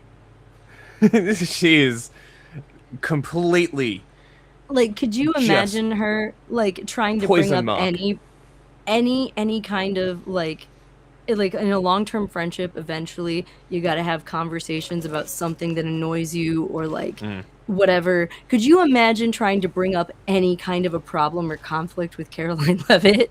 Like after watching her press secretary conference, like. Nope, I don't think she has any friends. You can't convince me otherwise. Secretary who is poised to be the youngest woman ever to throw her back out, flaring her nostrils. Caroline Claire Leavitt was born on August 24th, 1997 in Atkinson, New Hampshire, to what she describes incessantly as a blue-collar middle-class family. That's Caroline with a K. She'd fill in the other two Ks later in life. And when I say she talks about how down home and red state she is, I mean she talks about it constantly. Since before her frontal lobe was even done developing, she's been on a Justin Timberlake-style world tour, promoting herself as Miss Middle Class USA. For as often as she tells her own story, you think she'd be able to get it straight. But there are some weird variations in how she talks about herself, depending on who she's talking to. Yeah, I grew up in New Hampshire in a quintessential New England town of 2,000 people. I grew up in a middle-class, blue-collar family. I'm small business owners. My family owns businesses here. Business family. Small business family. Grew up here in a business family. I grew up in a business family. Like, my family is not political at all. I was raised in a family that was not political at all. Middle-class, working-class people. Business family, working class. Like, she's wait, pause real Just quick. to clarify, according to basically... I gotta know, did she live in an actual small town and her parents were just the rich people in town, or did she live in a small town of rich people? Because there's two kinds of small towns. You know what I mean? I have that one too. Wait a minute, I'm looking that one up. Where did Caroline Leavitt grow up?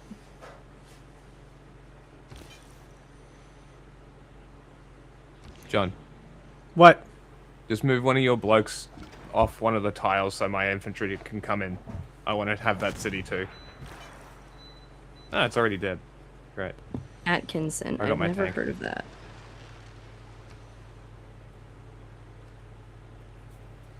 Every profile written about Caroline Leavitt, her dad didn't own a trucking business as much as he owned a used car dealership. Right, trucking business sounds so much more red state, though. Her family also owned an ice cream shop where Caroline worked during the summers. Leavitt's two older brothers were athletes. Caroline was an athlete as well, playing multiple sports, but really excelling at softball. Fucking knew it was going to be softball. You know what? What press secretary doesn't love softballs? She was good enough at the old... Watch now. There are now like 7,300 people in that city, so something tells me she's lying about only 2,000 people being there when she was a child.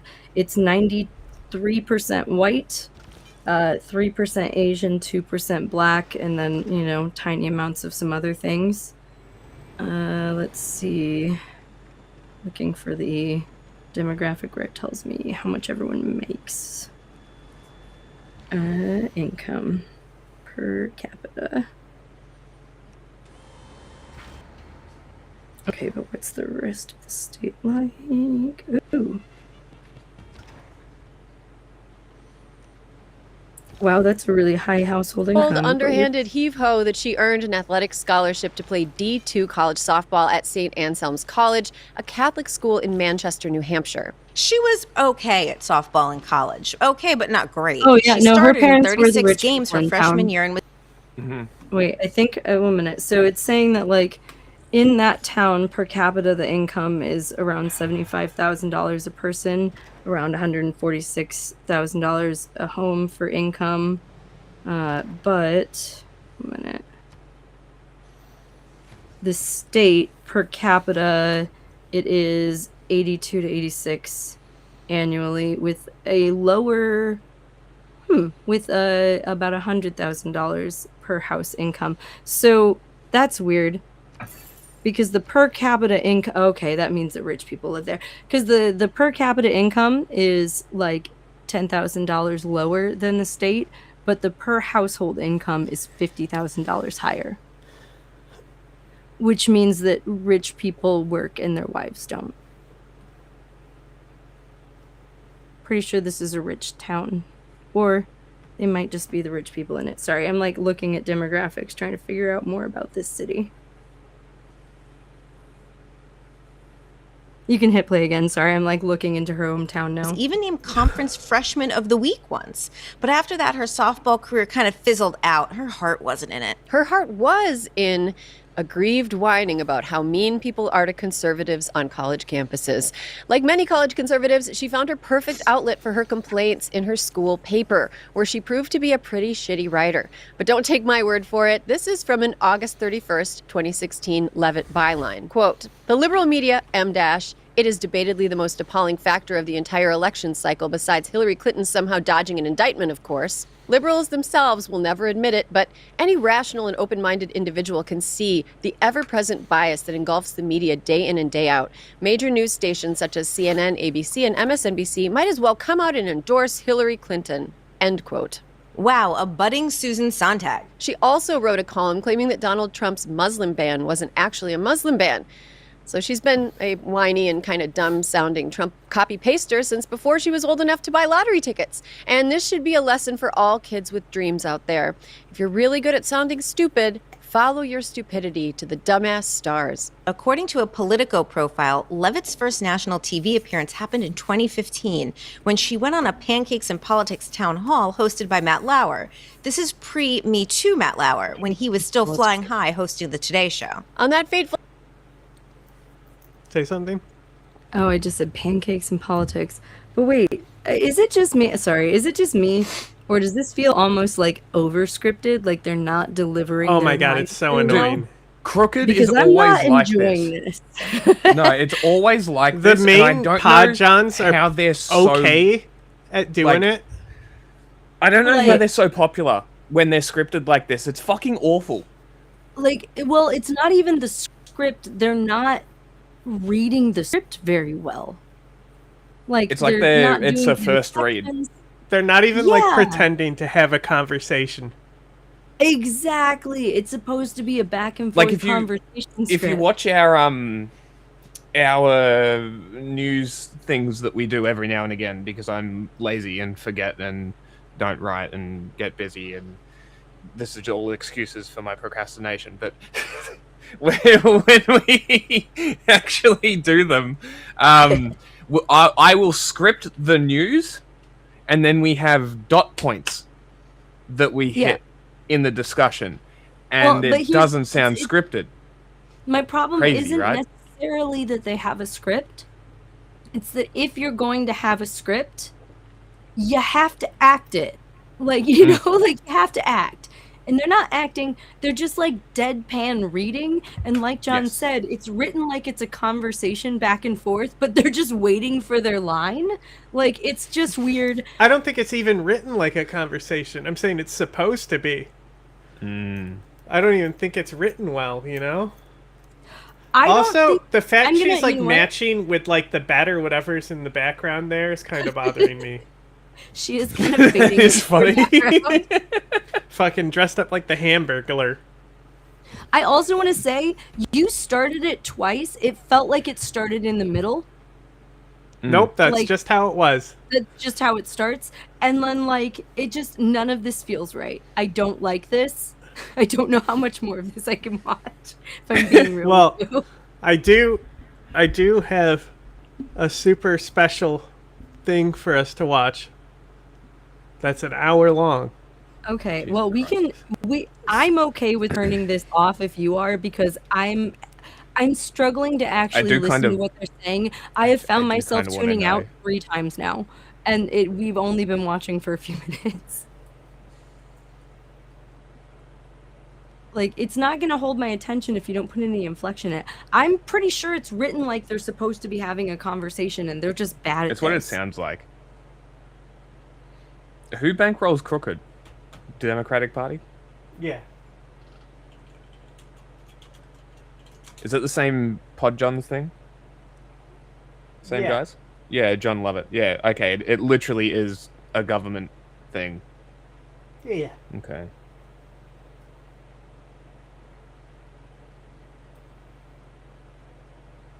Yeah, it really is only their like main show, the Pod Save America, that it's actually Yeah, the not main insufferable. like core 4 guys there. And the funny Yeah. dude who does comedy things, Funny Man, makes me laugh. Yeah, he's one of the main guys too. The main 4. We should try and Meanwhile, House Democrats are get a demanding partnership an with these guys. investigation into reports Give that- them some personality. Some hated personalities. They already have their token gay though. Apparently, her press conference was only like 8 minutes long today. Before she stormed out. I don't know. No, that was. I looked into that, and they did kind of cut it off. Like that one had been going for like over a half an hour. I don't. Someone was trying to make something clickbaity with that title, but it is a little weird that she's like speaking outside today, and it was only 8 minutes long. That's weird. Alternatively, we could just watch her 8-minute press conference and make fun of her. Could do that. I'm still low-key wondering, is she losing weight or did she lose the baby?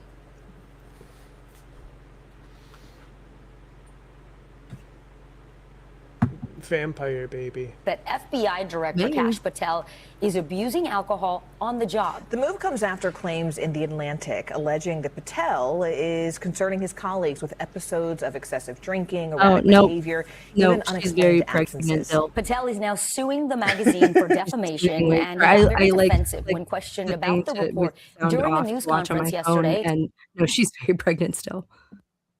Well, that's how you put those rumors to rest. Why are you losing weight while pregnant then, ma'am? That's my next question. Because her face has gotten a lot less fat lately. Not even in like a, oh, I'm calling her fat way, but like your face shouldn't be slimming down like that while you're pregnant kind of way.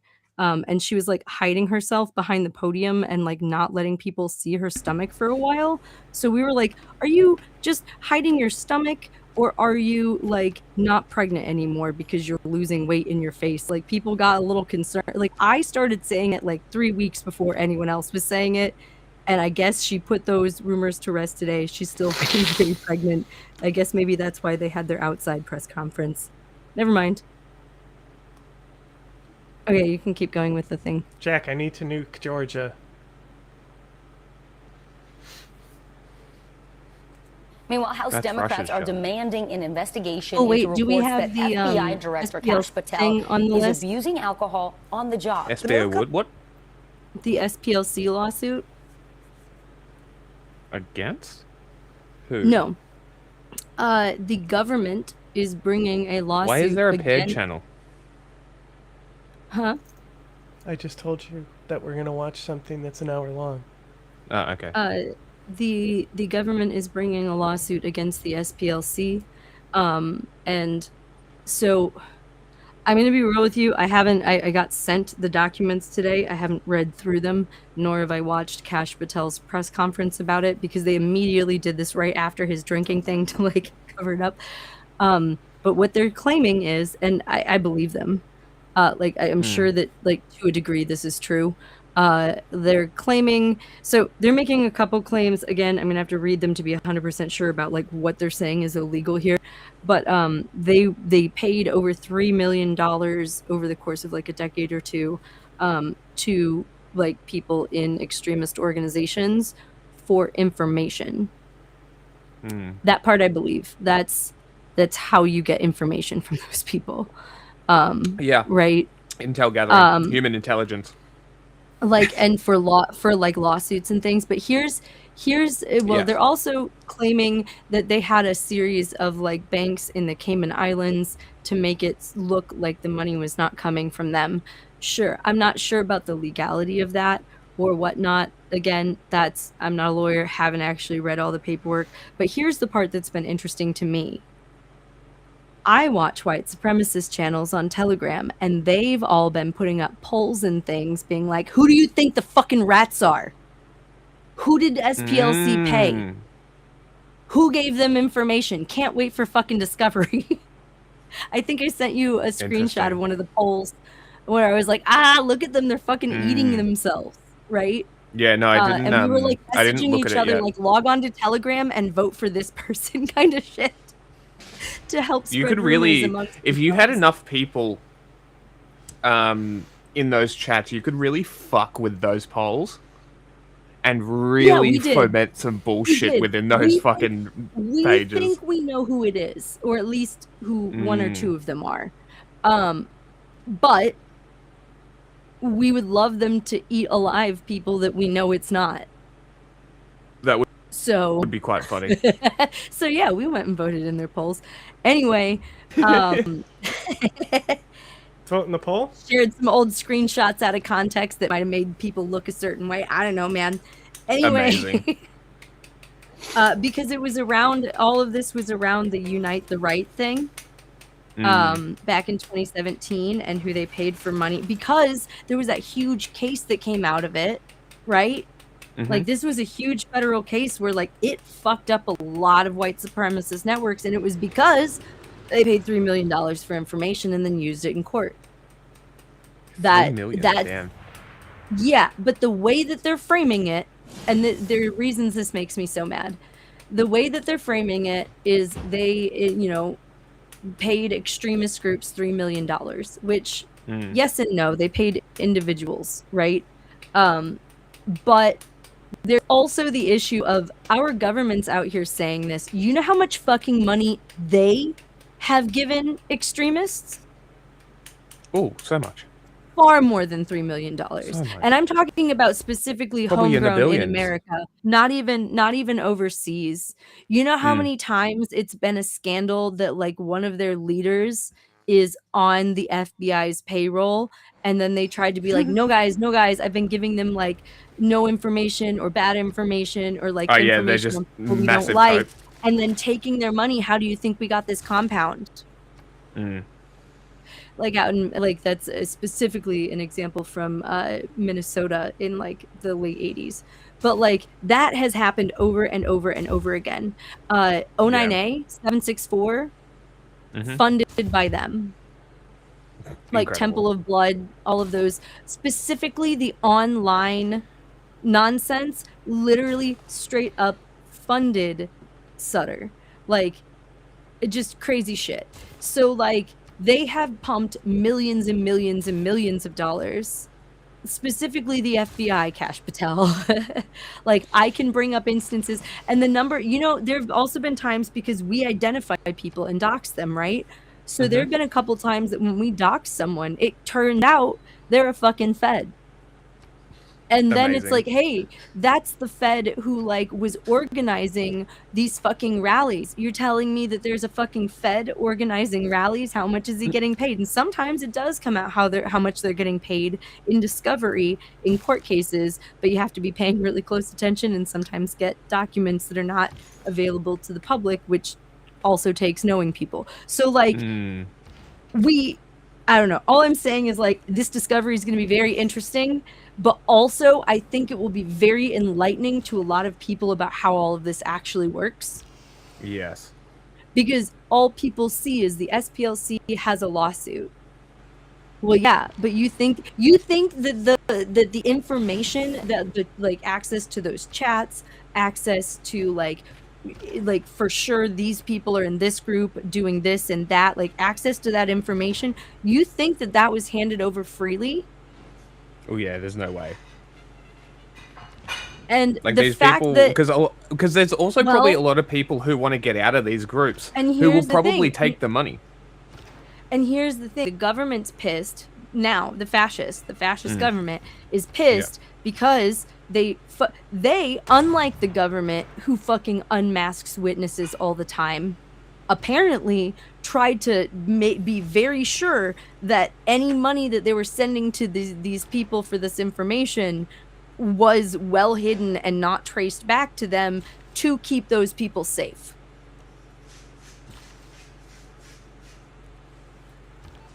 Like, if you're going to be the guy who stays in the Nazi chats, but you're giving us information, like, we don't actually want you to get hurt. Like, it's that what you're Yes. really exposing is that the SPLC kept people safer than the fucking FBI if you went to the FBI with it. It really And does by seem the to be way, that way. when people come to us, or like if it's big enough, because sometimes people will come to us with information, we'll send them to the SPLC only because it's like, look, we would love this information. Please give it to us too for our records, It's too because the big for us. SPLC doesn't just hand that out. But also, something needs to be done about this, and fuck them, but they'll do something about it. Like, I have my own problems with the SPLC, partially because they are a one-way thing with information 99% of the time. The They're happy only to take time, it, but won't give it out. yes, and what Yeah, I wouldn't. I find that fucking give, detrimental, go through their extremely archive. detrimental. Go Like, to this go is the through their kind of stuff that archives needs to like, be out there. The people working there now don't even fucking remember from like 30, 40 years ago, like to understand certain things better. Like, I'm mad because they won't actually let us help, but I also understand why they keep us at arm's length, if that makes sense. I don't know. I've got my fucking problems with SPLC, but we have sent people there before. We had Yeah. nothing to do with this. I have no idea how they got this person. I guess we'll find out in Discovery. But like, so anti-fascists and fascists are all sitting here on the edge of our seats going, ooh, okay, all right. Because we would never send anyone to the ADL. Fuck the ADL. But like, so SPLC is like the libs that were like, we don't like you, but you guys actually have lawyers that will do something legally about this, so like, you know, we don't have to go get in a street fight about it. And that will Yes. also, because they are effective at destroying white supremacist organizations, which is why they're going after the SPLC. So this is a huge fucking deal. This is a lawsuit people should be paying attention to. And also, it's gonna be so delicious when people get named. That's because like none of my people are gonna get hurt. It's only going to be them. But I also really do hope that the SPLC survives this, because holy shit, they've been one of the very few, well, like, they are the only, let me put it this way. Any information that we give them that they publish on hate groups and stuff, we also have it published elsewhere, but that's not going to show up in your Google News result, which is why we give information to them as well. If they go away, all of the information that they've put out there is elsewhere, but it's buried, it's gone, it's lost. That archive is not just readily available for people anymore, kind of thing. And like, that means that a bunch of our work is burning down too, because even if it's out there, it's not all in one place like that. Like, there have, actually, that's not true. There's a couple other projects that have been really good at like collecting things, like Daryl Lamont Jenkins and they changed the name because he forgot the password to one of them. I think it's the One People's Project now. But like that has a lot of stuff and a lot of good people working on it. But like, I don't know. It would be really sad to lose the SPLC. And they're trying really hard to break that institution down, because that institution has broken more of their institutions than any other. So, that sucks.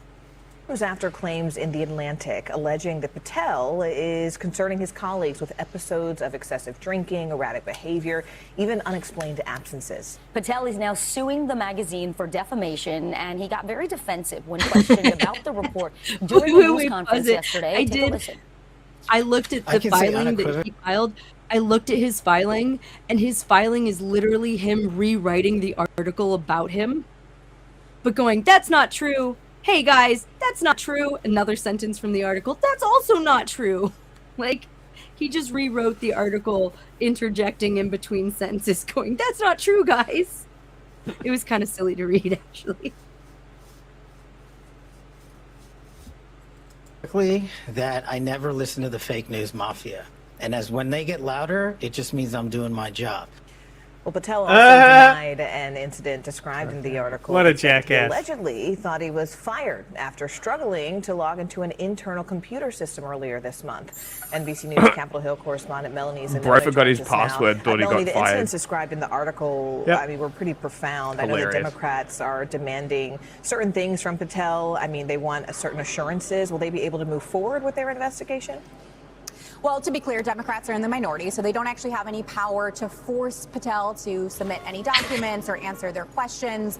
But the fact that they're raising this issue does offer Great. a glimpse of what Democrats might investigate if they do win back the majorities next year, and if Kash Patel is still in his role as FBI director. And what they're saying here is that these reports are troubling, that it's a potential national security issue, and specifically, the things that they're requesting is that Kash Patel submit to an alcohol screening tool, questions about how many drinks do you drink per day, really things to try to suss out what his drinking habits are. And then they also want a written statement, a sworn affidavit attesting to those responses, as well as all the answers that he submitted to the security clearances. Now, Kash Patel has said that he denies all of these allegations unequivocally, that he was not drinking on the job. So he is clearly mounting a vigorous defense here. And we should also point out that NBC News has not verified the allegations in that Atlantic reporting ourselves. But what we have reported is that President Trump did take some issue with the way he behaved during the Olympics. That was that viral clip you may remember of him drinking with some of the USA hockey team.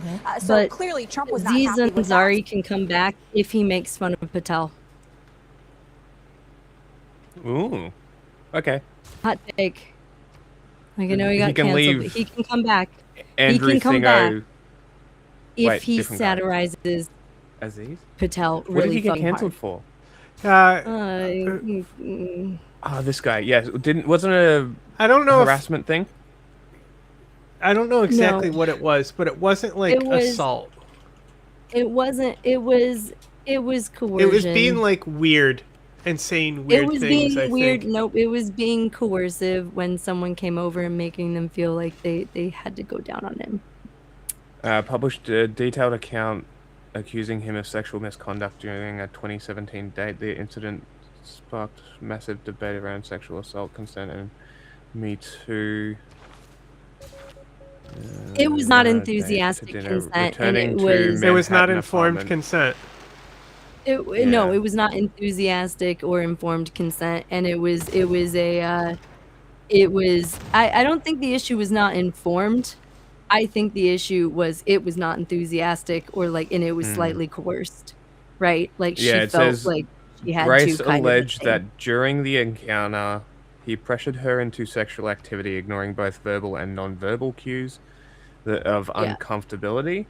She described the experience as the worst night of my life and later categorized it as sexual assault. The follow-up Okay, there you says go. she texted Ansari the next day stating she felt uncomfortable, to which he responded, quote, "Clearly I misread things in the moment and I'm truly sorry." I mean, like I said, hot take, but Aziz Ansari can come back if he's satirizing Patel. if Louis can do the C.K. was crazy- able to come back, I don't know.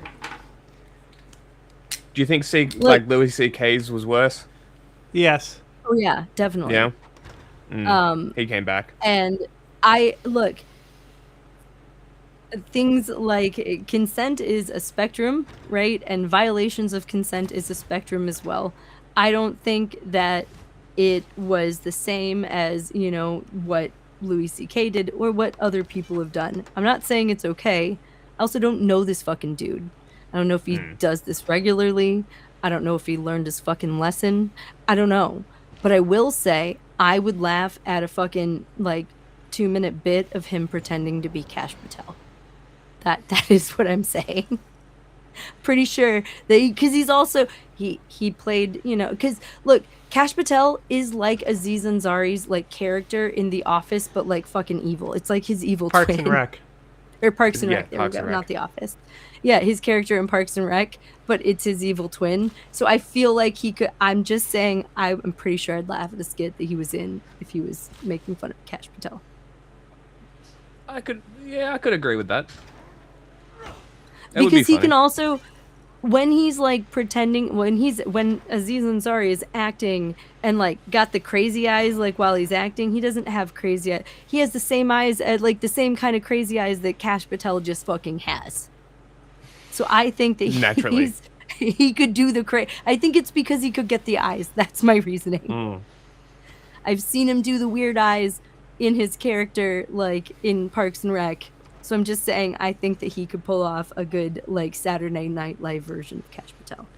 Hot take. I think you're probably on the money there. Would have to be some trial and error and see how he does. Some mirror It's practice. more check in with his victim and see if she's okay with it. Yeah. She can have the final say. Yeah, she can decide.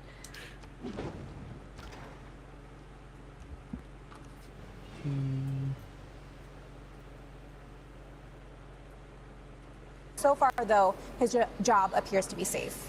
We thank you for watching, and remember, stay updated on breaking news and top.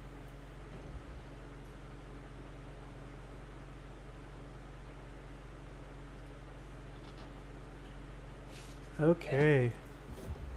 But yeah, maybe next week we can spend a little time going through the filing and watch Kash Patel's press conference on the SPLC stuff. Yes. I can also take some share some screenshots and things with you from some of the more open chats of Nazis arguing over who the rat is. Because they really did get fucked up after the Unite the Right rally. There were some major lawsuits against the Oath Keepers and against some other groups because they were all party to it.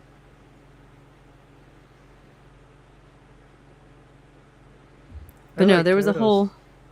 Huh? I like turtles.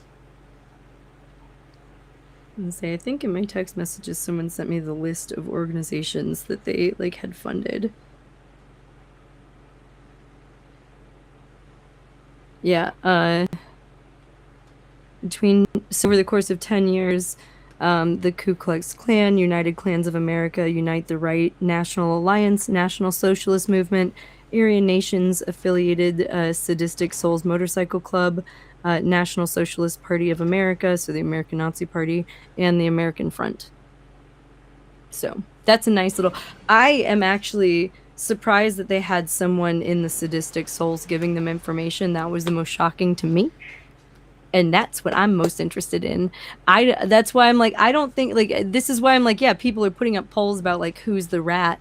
But it's most of the polls we've been seeing aren't inside of some of these closed groups. I don't know what Aryan Nations is saying amongst themselves about this. I am going to pop over to some groups what's it called? The Aryan Freedom Network to see what they're saying because they're Christian identity as well and related to Aryan Nations. So they won't have a poll up, but they might have some thoughts on this. We've already looked up but anyway, most of the ones that we've been seeing are around the Unite the Right. They're who snitched on Unite the Right because they paid at least one person. I think it was multiple people, but who knows? Who knows? What is he yelling about? I think he said pretty... Yeah, it was something fine people. They're very fine people, is what he said.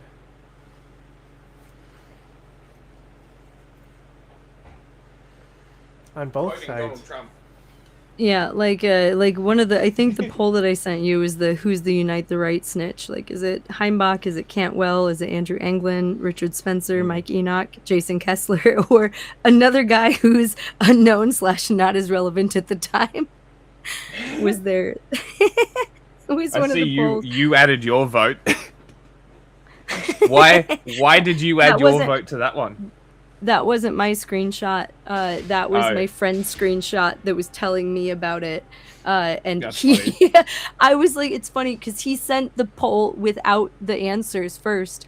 And I was like, vote Heimbach and tell me what the numbers are. And he was like, too late. I already voted for this guy. And I was so like, funny. why'd you do that? Like, not because, and I was like, not because I think Heimbach did it. I don't. But because he's one of our local Nazis, so fuck him. And so, like, but he was like, no, because I went through their profiles and that's who I actually think it is. And then, like, sent like a bunch of like things that was like Heimbach's reaction and Cantwell's reaction and like Richard Spencer talking about it. So I'm just like, ooh, okay. Well, all right. do you want to so hear that's the that's first who my lines of his friend thinks it Wikipedia is. page? That friend, I will say, that friend is like one of the people that I would go to ask questions if I didn't know something. So he's he's far more knowledgeable than I am. So Okay. That's a good guess. So, do you want to hear the first lines of his Wikipedia? Yeah. The guy that's ticked says, also known as the crying Nazi. Oh yeah, no, crying Nazi. Yeah, Cantwell's the crying Nazi. Look, is an American white supremacist, neo-Nazi, anti-Semitic conspiracy theorist, and federal informant. Yeah, that's part of what he's already a federal informant. So the fact that he was already a federal informant is like, yeah, pretty sure that he's at least one of them, right? Like Cantwell's already been caught snitching on people before. Richard Spencer probably, like, I don't know. Maybe not Spencer. No, not Spencer. He's in too deep for that shit. Mike Enoch is a weirdo. I don't know. It's just also none of these people fucking actually have any loyalty at the end of the day. So it could be any or all of them. I mean, that's it would just be Nazi so things. funny if They have no loyalty to anything. It would be so funny if all of them were on that list. I doubt it's Yeah, Heimbach. wouldn't it be? It's like the Spider-Man meme. Fed, but it's all them. There's a couple of them. I think it's like either Cantwell or one of the lesser known folks, because a lot of those people got dicked over in the lawsuit. You know? It's a good motivator. Yep. Anyway, we will wrap back around to this. This is not over. SPLC has actual lawyers and lots of money, but they're also trying to damage their reputation. But I don't think that they understand the SPLC has a lot of contacts who are willing to be like, what the fuck is going on here, and like, you know, write stories about it and things and explain what's going on. You know, I don't know. Yes. So I'm also waiting for SPLC to respond. We'll see. Israel killed another journalist in Lebanon. Did you see that one video like a couple months ago where they like I think it was a Russian journalist for RT. It was got hit by the bomb.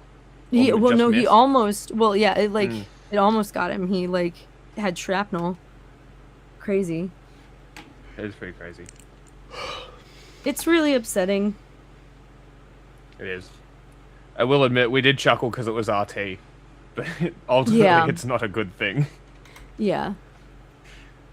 All right, you want to stop? I already rated. You want to stop streams to the other I will channels? say, wait, another one that's really creepy that I saw was there were people, and it was like in an auto body shop. Like there were cars that they were working on, right? And he was like, look, I'm at work, and like you see what this camera is doing, and it was like moving, like, and it's like the little security camera. He's like, I went and talked to my manager, and he didn't put it on like, you know, move mode. Like it's supposed to be stationary, looking into the bay where we're working, right? Making sure no one's coming in or out and like stealing stuff or whatever, and working properly. And like it like this is what happens when the drones come. They can move our fucking cameras so they can see our faces and look for the people that they want to find so they can shoot them. And I'm like, that shit's fucking insane, dude. Like, it's literally like it's one of those, like, be careful with the stories you tell in science fiction, because if you talk about the murder machine, someone's going to want to build the murder machine. Yeah.